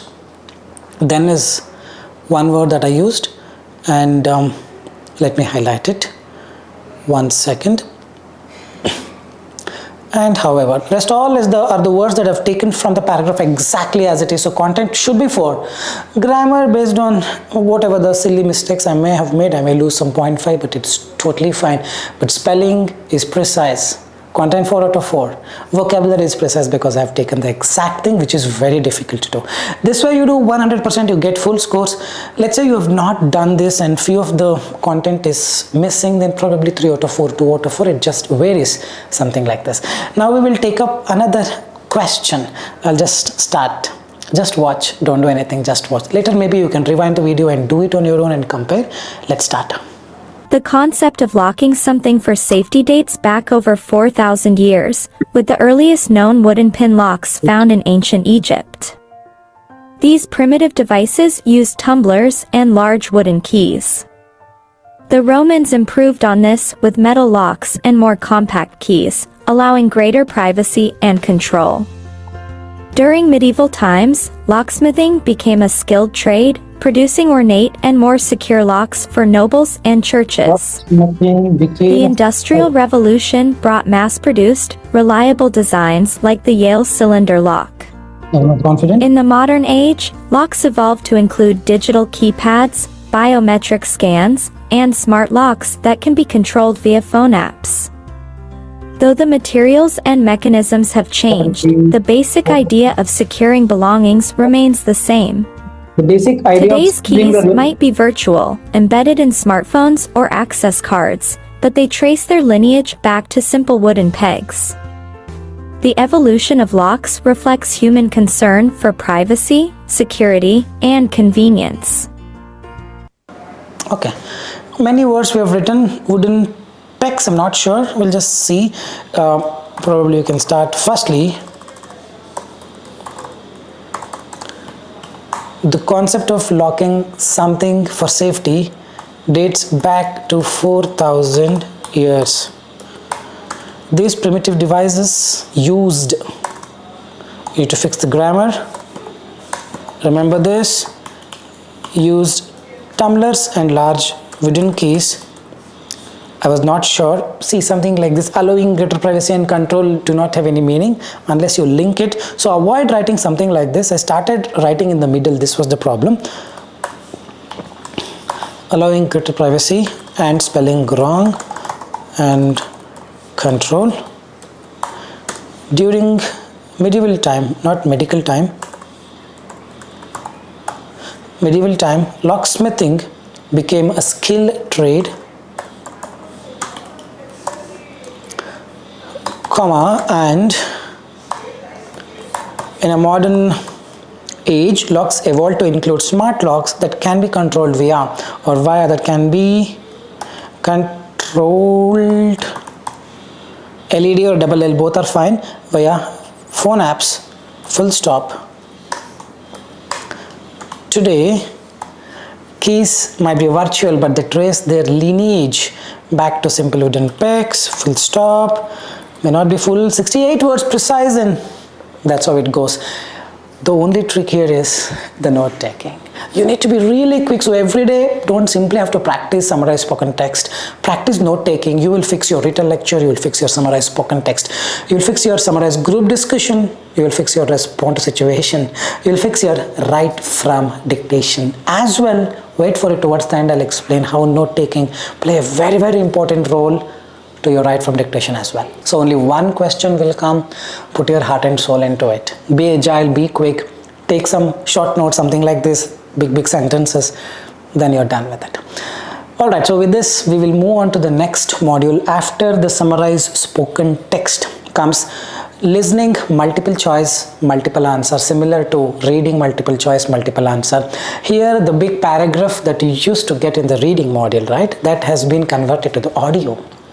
The plain audio, there is a question, there are some options, more than one answer is correct. Negative marking is there, but don't worry, click one, move on to the next question. But there is a catch, the next button will be activated only after the audio ends, meaning you have to utilize the time 1 minute. So try doing your best, listen to the audio and see what answer best fits in. Once the audio ends, immediately you are supposed to click one option and move on. It should not be like I'm very close to the answer. Is it A or B? A or B? Let me take time. Let me take time. If you take a little extra time, the last module right from dictation, you cannot reach. The time will be up before you even reach right from dictation. Remember, just like reading, entire listening is timed. They give you some time, the time will be usually sufficient unless you make some mistakes in choose multiple answer. And likewise, there are 3 more modules where if you spend a lot of time, then you will not have any time left for your write from dictation. One write from dictation you miss because of the timer. Minimum 12 to 15 marks you would lose towards your listening and writing both. Remember this, time management is very, very important. The moment the next button is activated, be ready with the answer whether you know it or not. This is what I'm going to select and move on to the next question. No need to practice for this. So the next question is, even if I want 90, is it the same approach? Yes, people have skipped this. Myself many a times, lot of students and still got 90, and now you don't need 90, you need I think 69 listening, and this contributes only to listening. So 100% you can click one and move on, because there are tons of modules contributing marks to listening, heavily contributing. Like I already told you, speaking is there, then listening, the 4 modules. All these are dummy. Click one and move on to the next question. Usually 1 question will come, or max of 2 for both the questions, or 3. Let's say it comes 3 questions. Use the same technique. Click one, click next, click one, click next, click one, click next, and move to the next question. Multiple choice, multiple answer, done and dusted. After this comes listening, fill in the blanks. Listening, fill in the blanks earlier used to contribute marks to listening and writing both. But now it is only listening and hardly some 7 to 8 marks. Not a huge priority, but still those 7 to 8 marks you need to get the 7 to 8 marks for sure in order to get a good score towards the listening. So it looks something like this. Some time will be given before the audio begins, and then the audio begins. Not long after the US imposed their tariffs on Canada, a local neighborhood pub in Toronto began removing all American products off their menu. That means nachos, wings, and of course, beer, must all be made now with local Canadian ingredients, or wherever not possible, non-US products. So something like this comes where each blank, each word, if you write correctly, you get 1 mark to the listening. It's as simple as that. Spelling plays a very important role, and your listening skills. You got to listen to the audio. People just wait for that word. Rest of it they don't listen, meaning person could have just spoken that word. Why are they giving the entire context, entire audio for you to understand the context? That's only because you need the context to guess the word. Science. What's the spelling of science? It could be anything. It could be S-C-I-E-N-C-E or S-I-G-N-S. Both are science. There are homophones. There are multiple angles to it.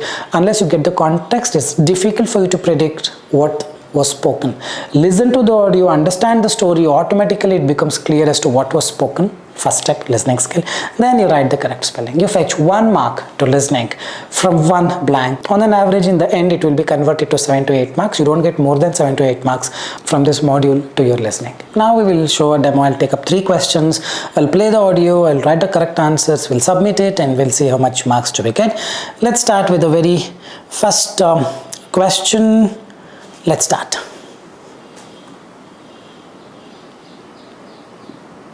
Residents of Greenland head to the polls on Tuesday in a vote that in previous years has drawn little outside attention, but which may prove pivotal for the Arctic territory's future. US President Donald Trump's repeated interest in acquiring Greenland has put it firmly in the spotlight and fueled the long-standing debate on the island's future ties with Copenhagen.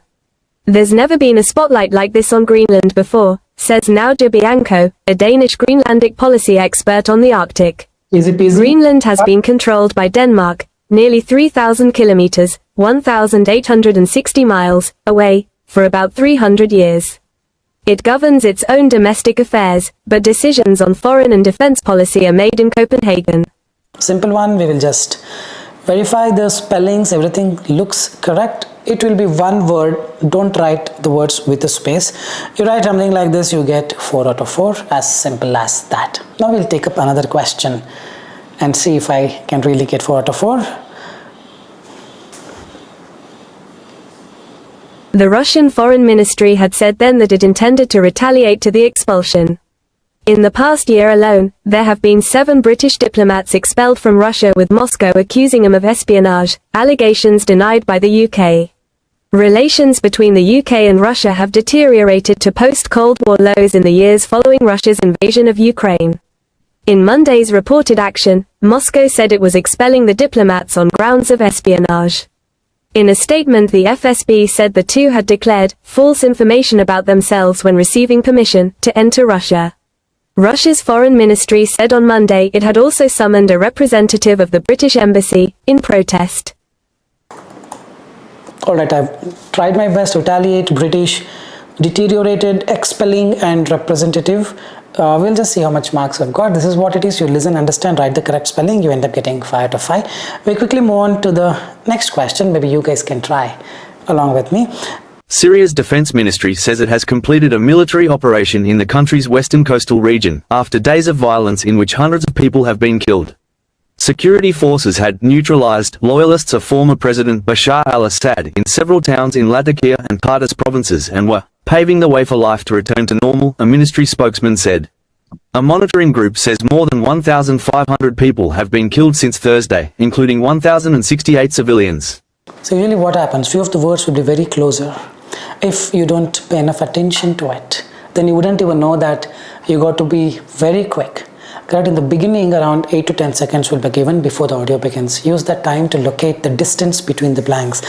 The first and the second are closer. Second and the third are not that closer, but third and the fourth are very close. Third one, if you are writing down by putting your head down, the time you finish it and then see, audio is ended. All this you need to employ a strategy. Probably half of it I'll write and wait for the next word. Use grammar wherever required. A is there, ministry spokes, man, not men. Pave the way is a collocation. Even though the word was not clearer, you could make a guess. Hope you are getting it. Now we will submit it. Hopefully I'll get 4 out of 4. It should be loyalists, violence, paving, spokesman, and that's all. Listening, fill in the blanks is all about. Listening, fill in the blanks, usually 2 or 3 questions will be there, 7 to 8 marks. Just ensure to work on your spelling. You shall have 7 to 8 marks towards your listening. After this, in the order comes highlight, correct, summary. They play an audio. There is no question here. The question itself is highlight, select the correct summary. Options will be quite big, and one of the options will state the correct summary. Now this also contributes marks to reading, 1 mark or 2 marks depending on the number of questions you get, but it's not worth it. For listening also 1 or 2 marks, but it's not worth it. If you want, you can read the summary, listen, understand, do it. But once the next button is activated, you are supposed to click any of the answers and immediately move on to the next question. Dummy module, no need to worry, people have skipped it and still got 90. 1 or 2 questions, 1 or 2 marks to listening and reading, not worth it. Click 1 and move on. As simple as that. After this, in the order comes multiple choice, choose single answer. This is similar to multiple choice, multiple answer, but only one is correct. In multiple choice, multiple answer, more than one, negative marking is there, but here there is no negative marking. Only 3 modules have negative marking. First module is reading, multiple choice, multiple answer. Second is listening, multiple choice, multiple answer. Third one, we need to come to that is highlighting correct words. No other module has negative marking. And even though this reading, multiple choice, multiple answer, listening, multiple choice, multiple answer has negative marking, you don't worry, click 1 and move on. Now coming to choose single answer, again the same strategy, click 1 once the next button is activated and move on to the next question. No need to study, no need to worry, have the faith in me. Things will fall in place. After this comes select missing word.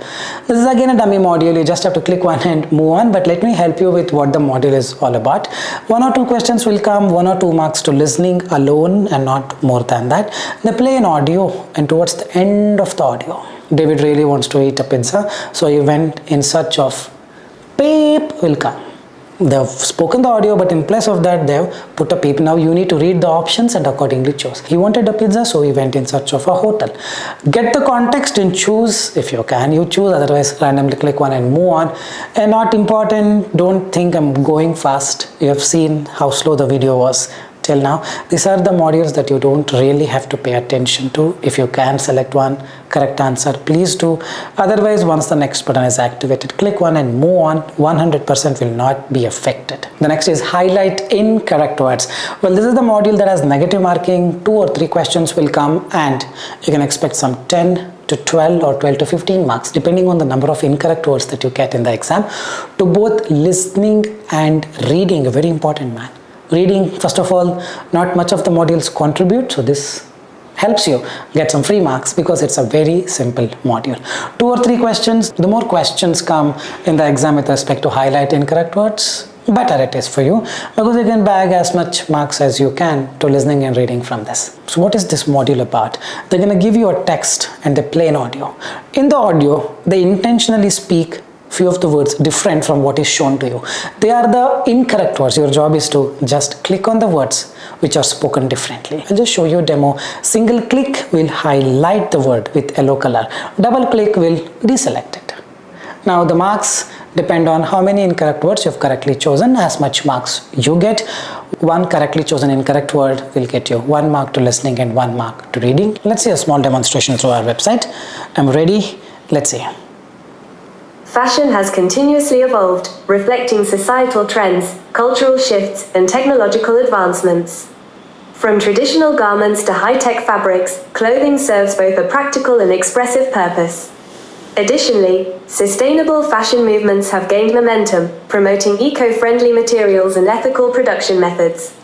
Fast fashion, while affordable, has raised concerns over environmental impact and labor practices.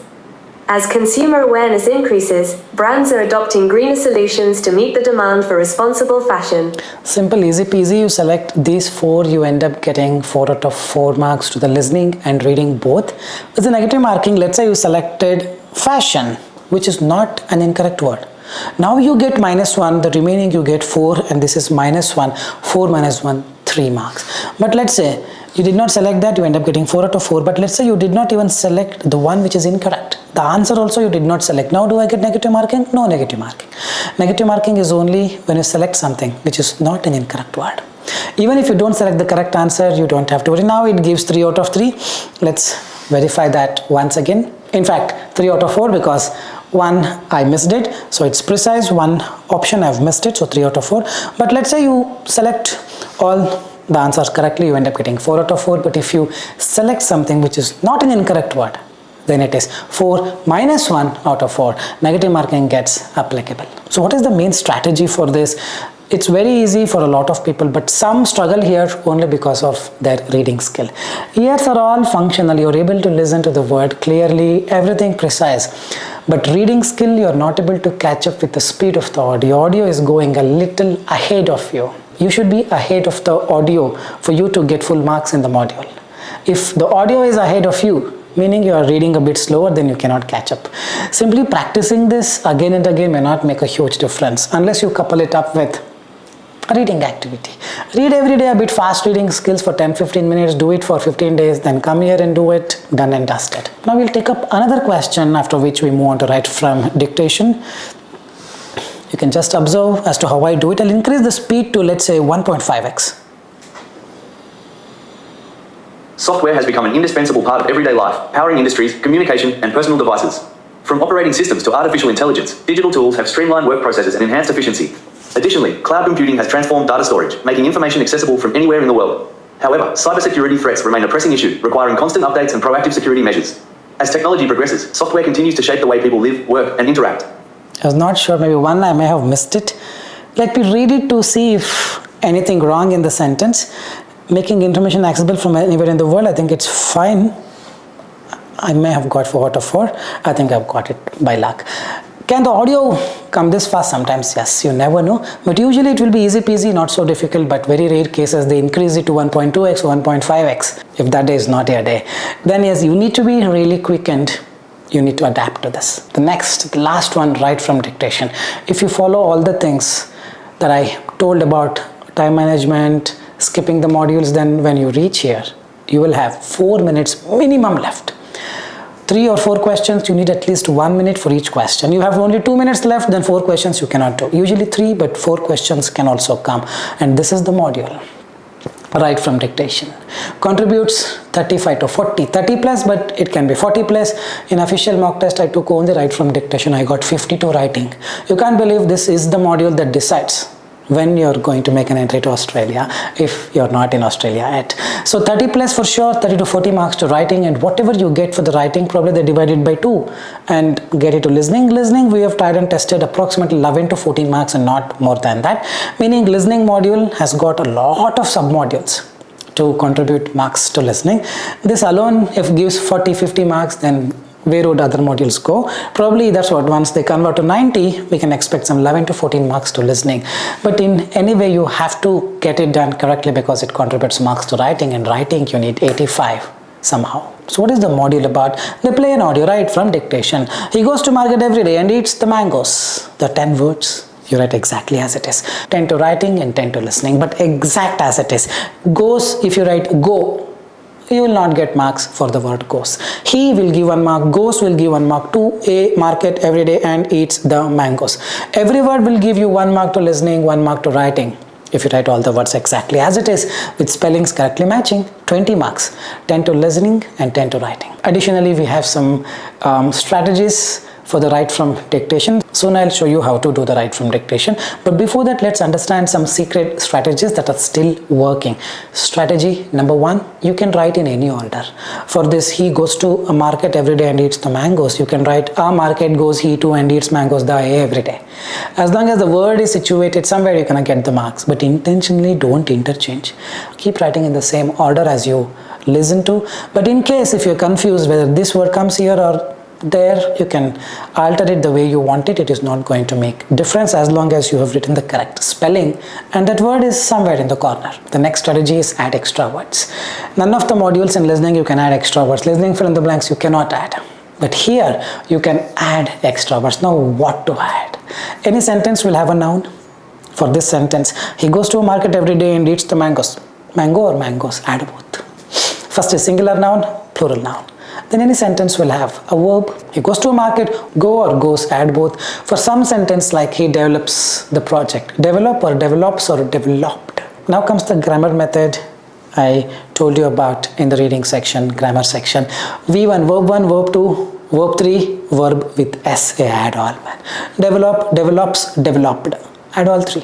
Whichever is correct, you get the marks, but you will not be penalized for adding extra words. 100% verified. So usually we add singular noun, plural noun, mango, mangoes, market, markets. Verb 1, verb 2, verb is go, goes, eat, eats, ate, eaten, in case you want it. And to the end, we add some articles, a, the. He went to park. He went to a park, because park is countable, but sometimes this article a is not clearly pronounced. We miss out on this. As a result, we lose 1 marks towards the end. Just add ye, da. Next, what else to add? Add extra spellings. Spellings your problem. Mangoes, M-E-A-N-G-O-S or G-O-E-S, add both. But you need to add something that is going to match with the audio. Simply adding extra words will not give you marks. I'm telling you for sure, a lot of people will come here and say, I added extra words, so I got low scores. Not because of this you would get low scores. You get low scores because you are not able to catch the correct audio. Next exam you take and don't add extra words, you get the same scores as before. Work on the skills. This 100% we have tried and tested, people are getting 90.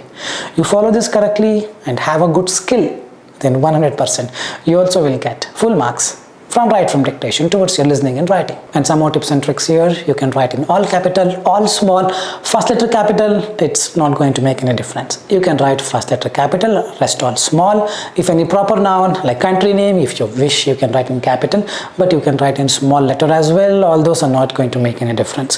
Full stop, comma, no marks. You want to put 1 dot, you put 1 dot in the end. Even if you skip it, it is not going to affect your scores. Remember that. Now the next big question. People always complain, I know all these things, still my score is not coming up. Why? Because you lack listening skills. You lack English. Trust me, when you listen to an audio, 90% of the students memorize the audio. Only 10% of the students understand the audio. Memorizing, understanding are 2 different things. When you truly understand, you actually divide them into multiple phrases, understand each one of them, get a picture of it and then start writing. And this happens when you listen to an audio in your native language. Let's say you're really struggling in write from dictation. Just ask your friend to speak 1 sentence in your native language, probably 14-15 words. And you be ready with a pen and a book. Let your friend speak that audio, speak that sentence. You write, trust me on this, all 15 words you would write. If that friend speaks in English and you are supposed to write, then the problem happens. Then don't simply practice write from dictation. Yes, you have to practice.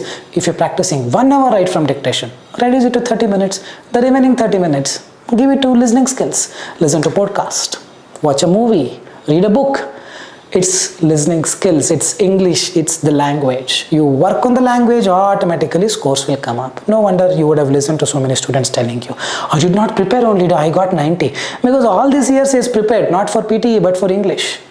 Hope you are able to relate. Now we'll understand 3 simple steps to follow for write from dictation. Let me show you with the demo. I'm just opening a random question. Trust me, I have not heard this audio before. Step 1 is to listen and write in short notes. Every day is a blank page in our life story. This is the first step, where you listen, understand and quickly write in short notes. Step 2 is where you expand. Every day is a blank page in our life story. This is what I wrote. Every day is a blank page in our life story. Third step is to add extra words. Every day, every space day is a blank page in our life story. Life story can be 1 word or probably live story. It's not. Or stories. This is what my answer would look like. I listen to the audio, understand. If you don't understand, then you will not be able to write this first sentence. The strategy is hidden in the first sentence. First sentence is note taking. Note taking demands you to listen to the audio, understand and write as quickly as possible. You see here, every day is a blank page in our life story. 10 words I've written. If it is 10 words, I get 10 out of 10. All the words I've written, now my only job is to go with second step, expand, third step, add extra words, then understand. This is the 3 simple step procedure that you need to follow, of which the first step is the most important, for which you need to possess that listening skill. Listen to podcast every day, no matter what, automatically this will improve. Simply you keep practicing, you cannot expect the marks to come out of the blue. Remember this. Now we'll just type it here. We have disabled copy paste, so I'll just type it here. Every day is a blank page in our life story. Life story is 1 word. I don't want to miss even 1 mark. Every day is a blank page in our life story. I'll just submit it and let's see how much marks do I get. I've got 9 out of 10. Why? Because every day is a blank page in our life's apostrophe story. This is where the trick is hidden. I completely missed it. Yes, I need to accept it. It's life apostrophe yes story, life story. So there is a possibility of apostrophe something like this. Probably we need to consider adding this as well. If I had added life apostrophe yes, story of a life. It's like David's car. Car belongs to David. Apostrophe is required, life apostrophe is story.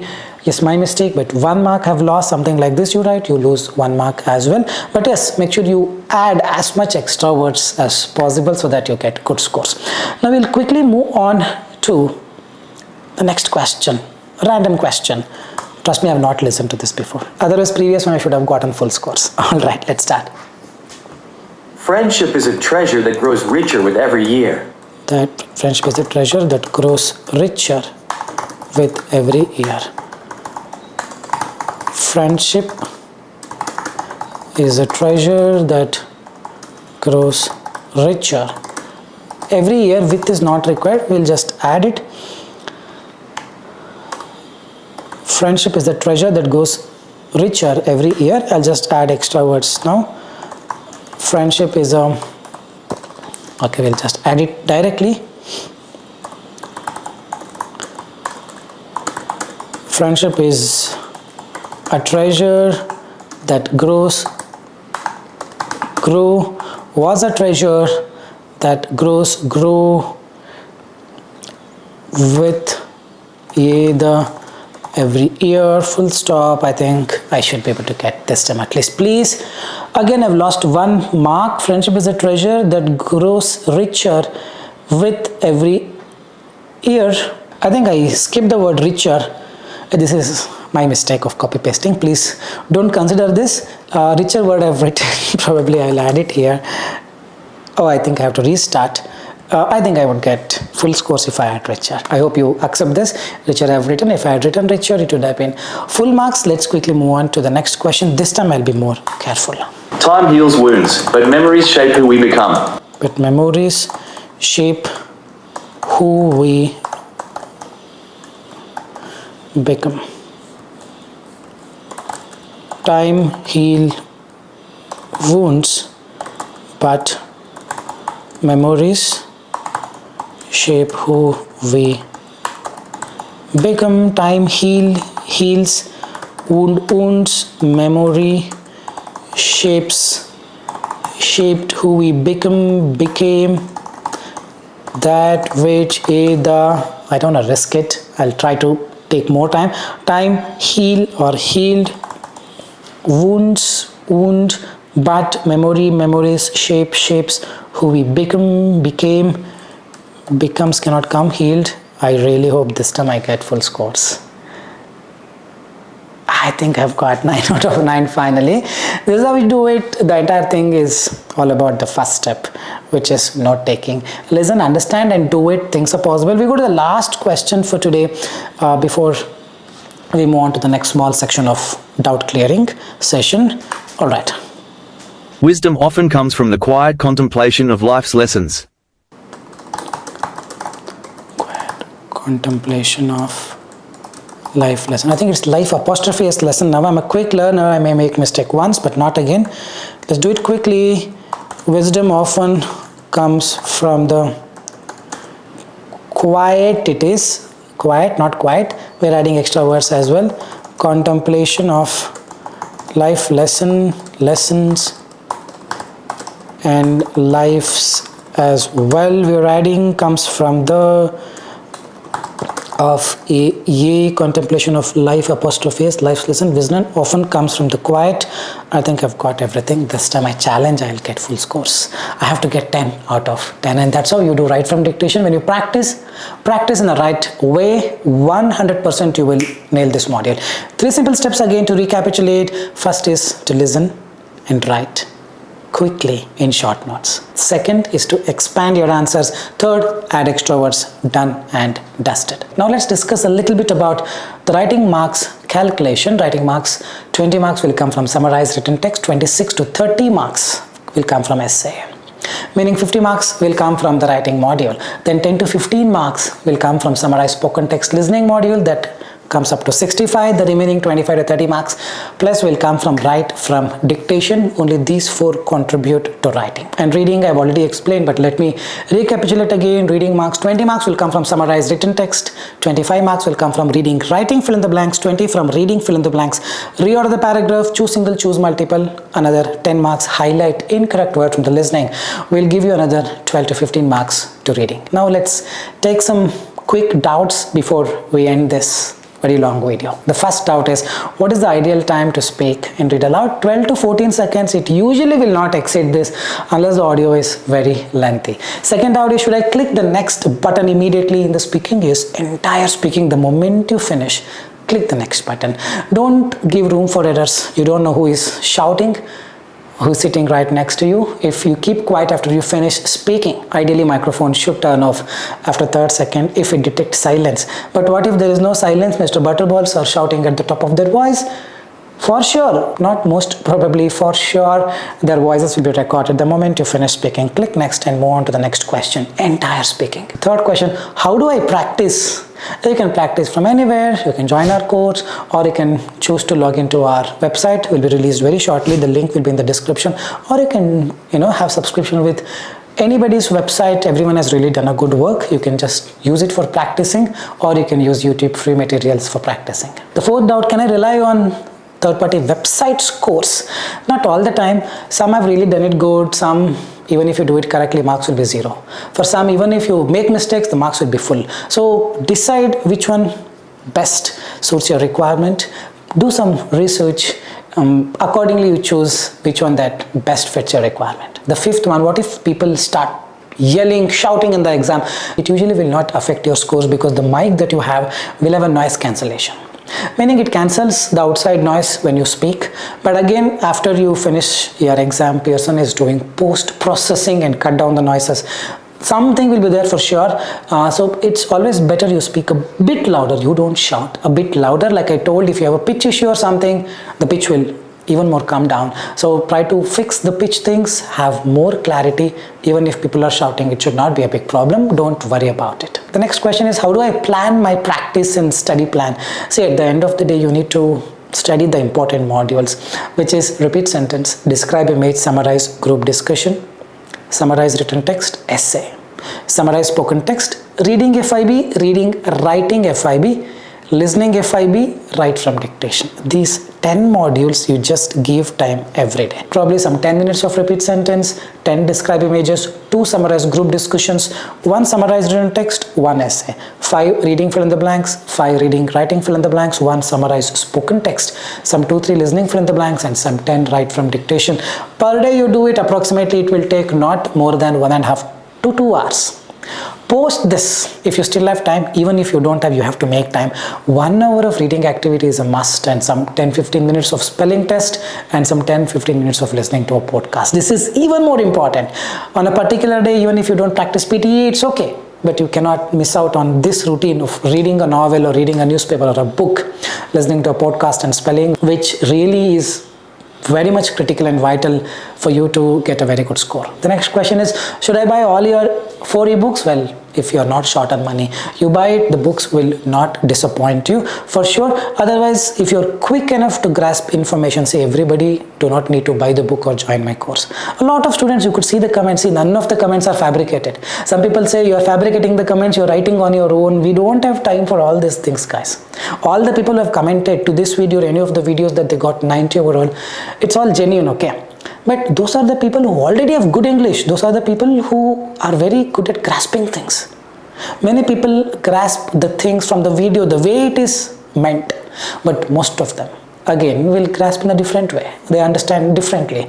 They implement marks gone. So those students who do not have a good grasping power, or let's say you have a good grasping power but you are not able to focus because you have other tensions in life. It could be multiple factors and multiple angles to it.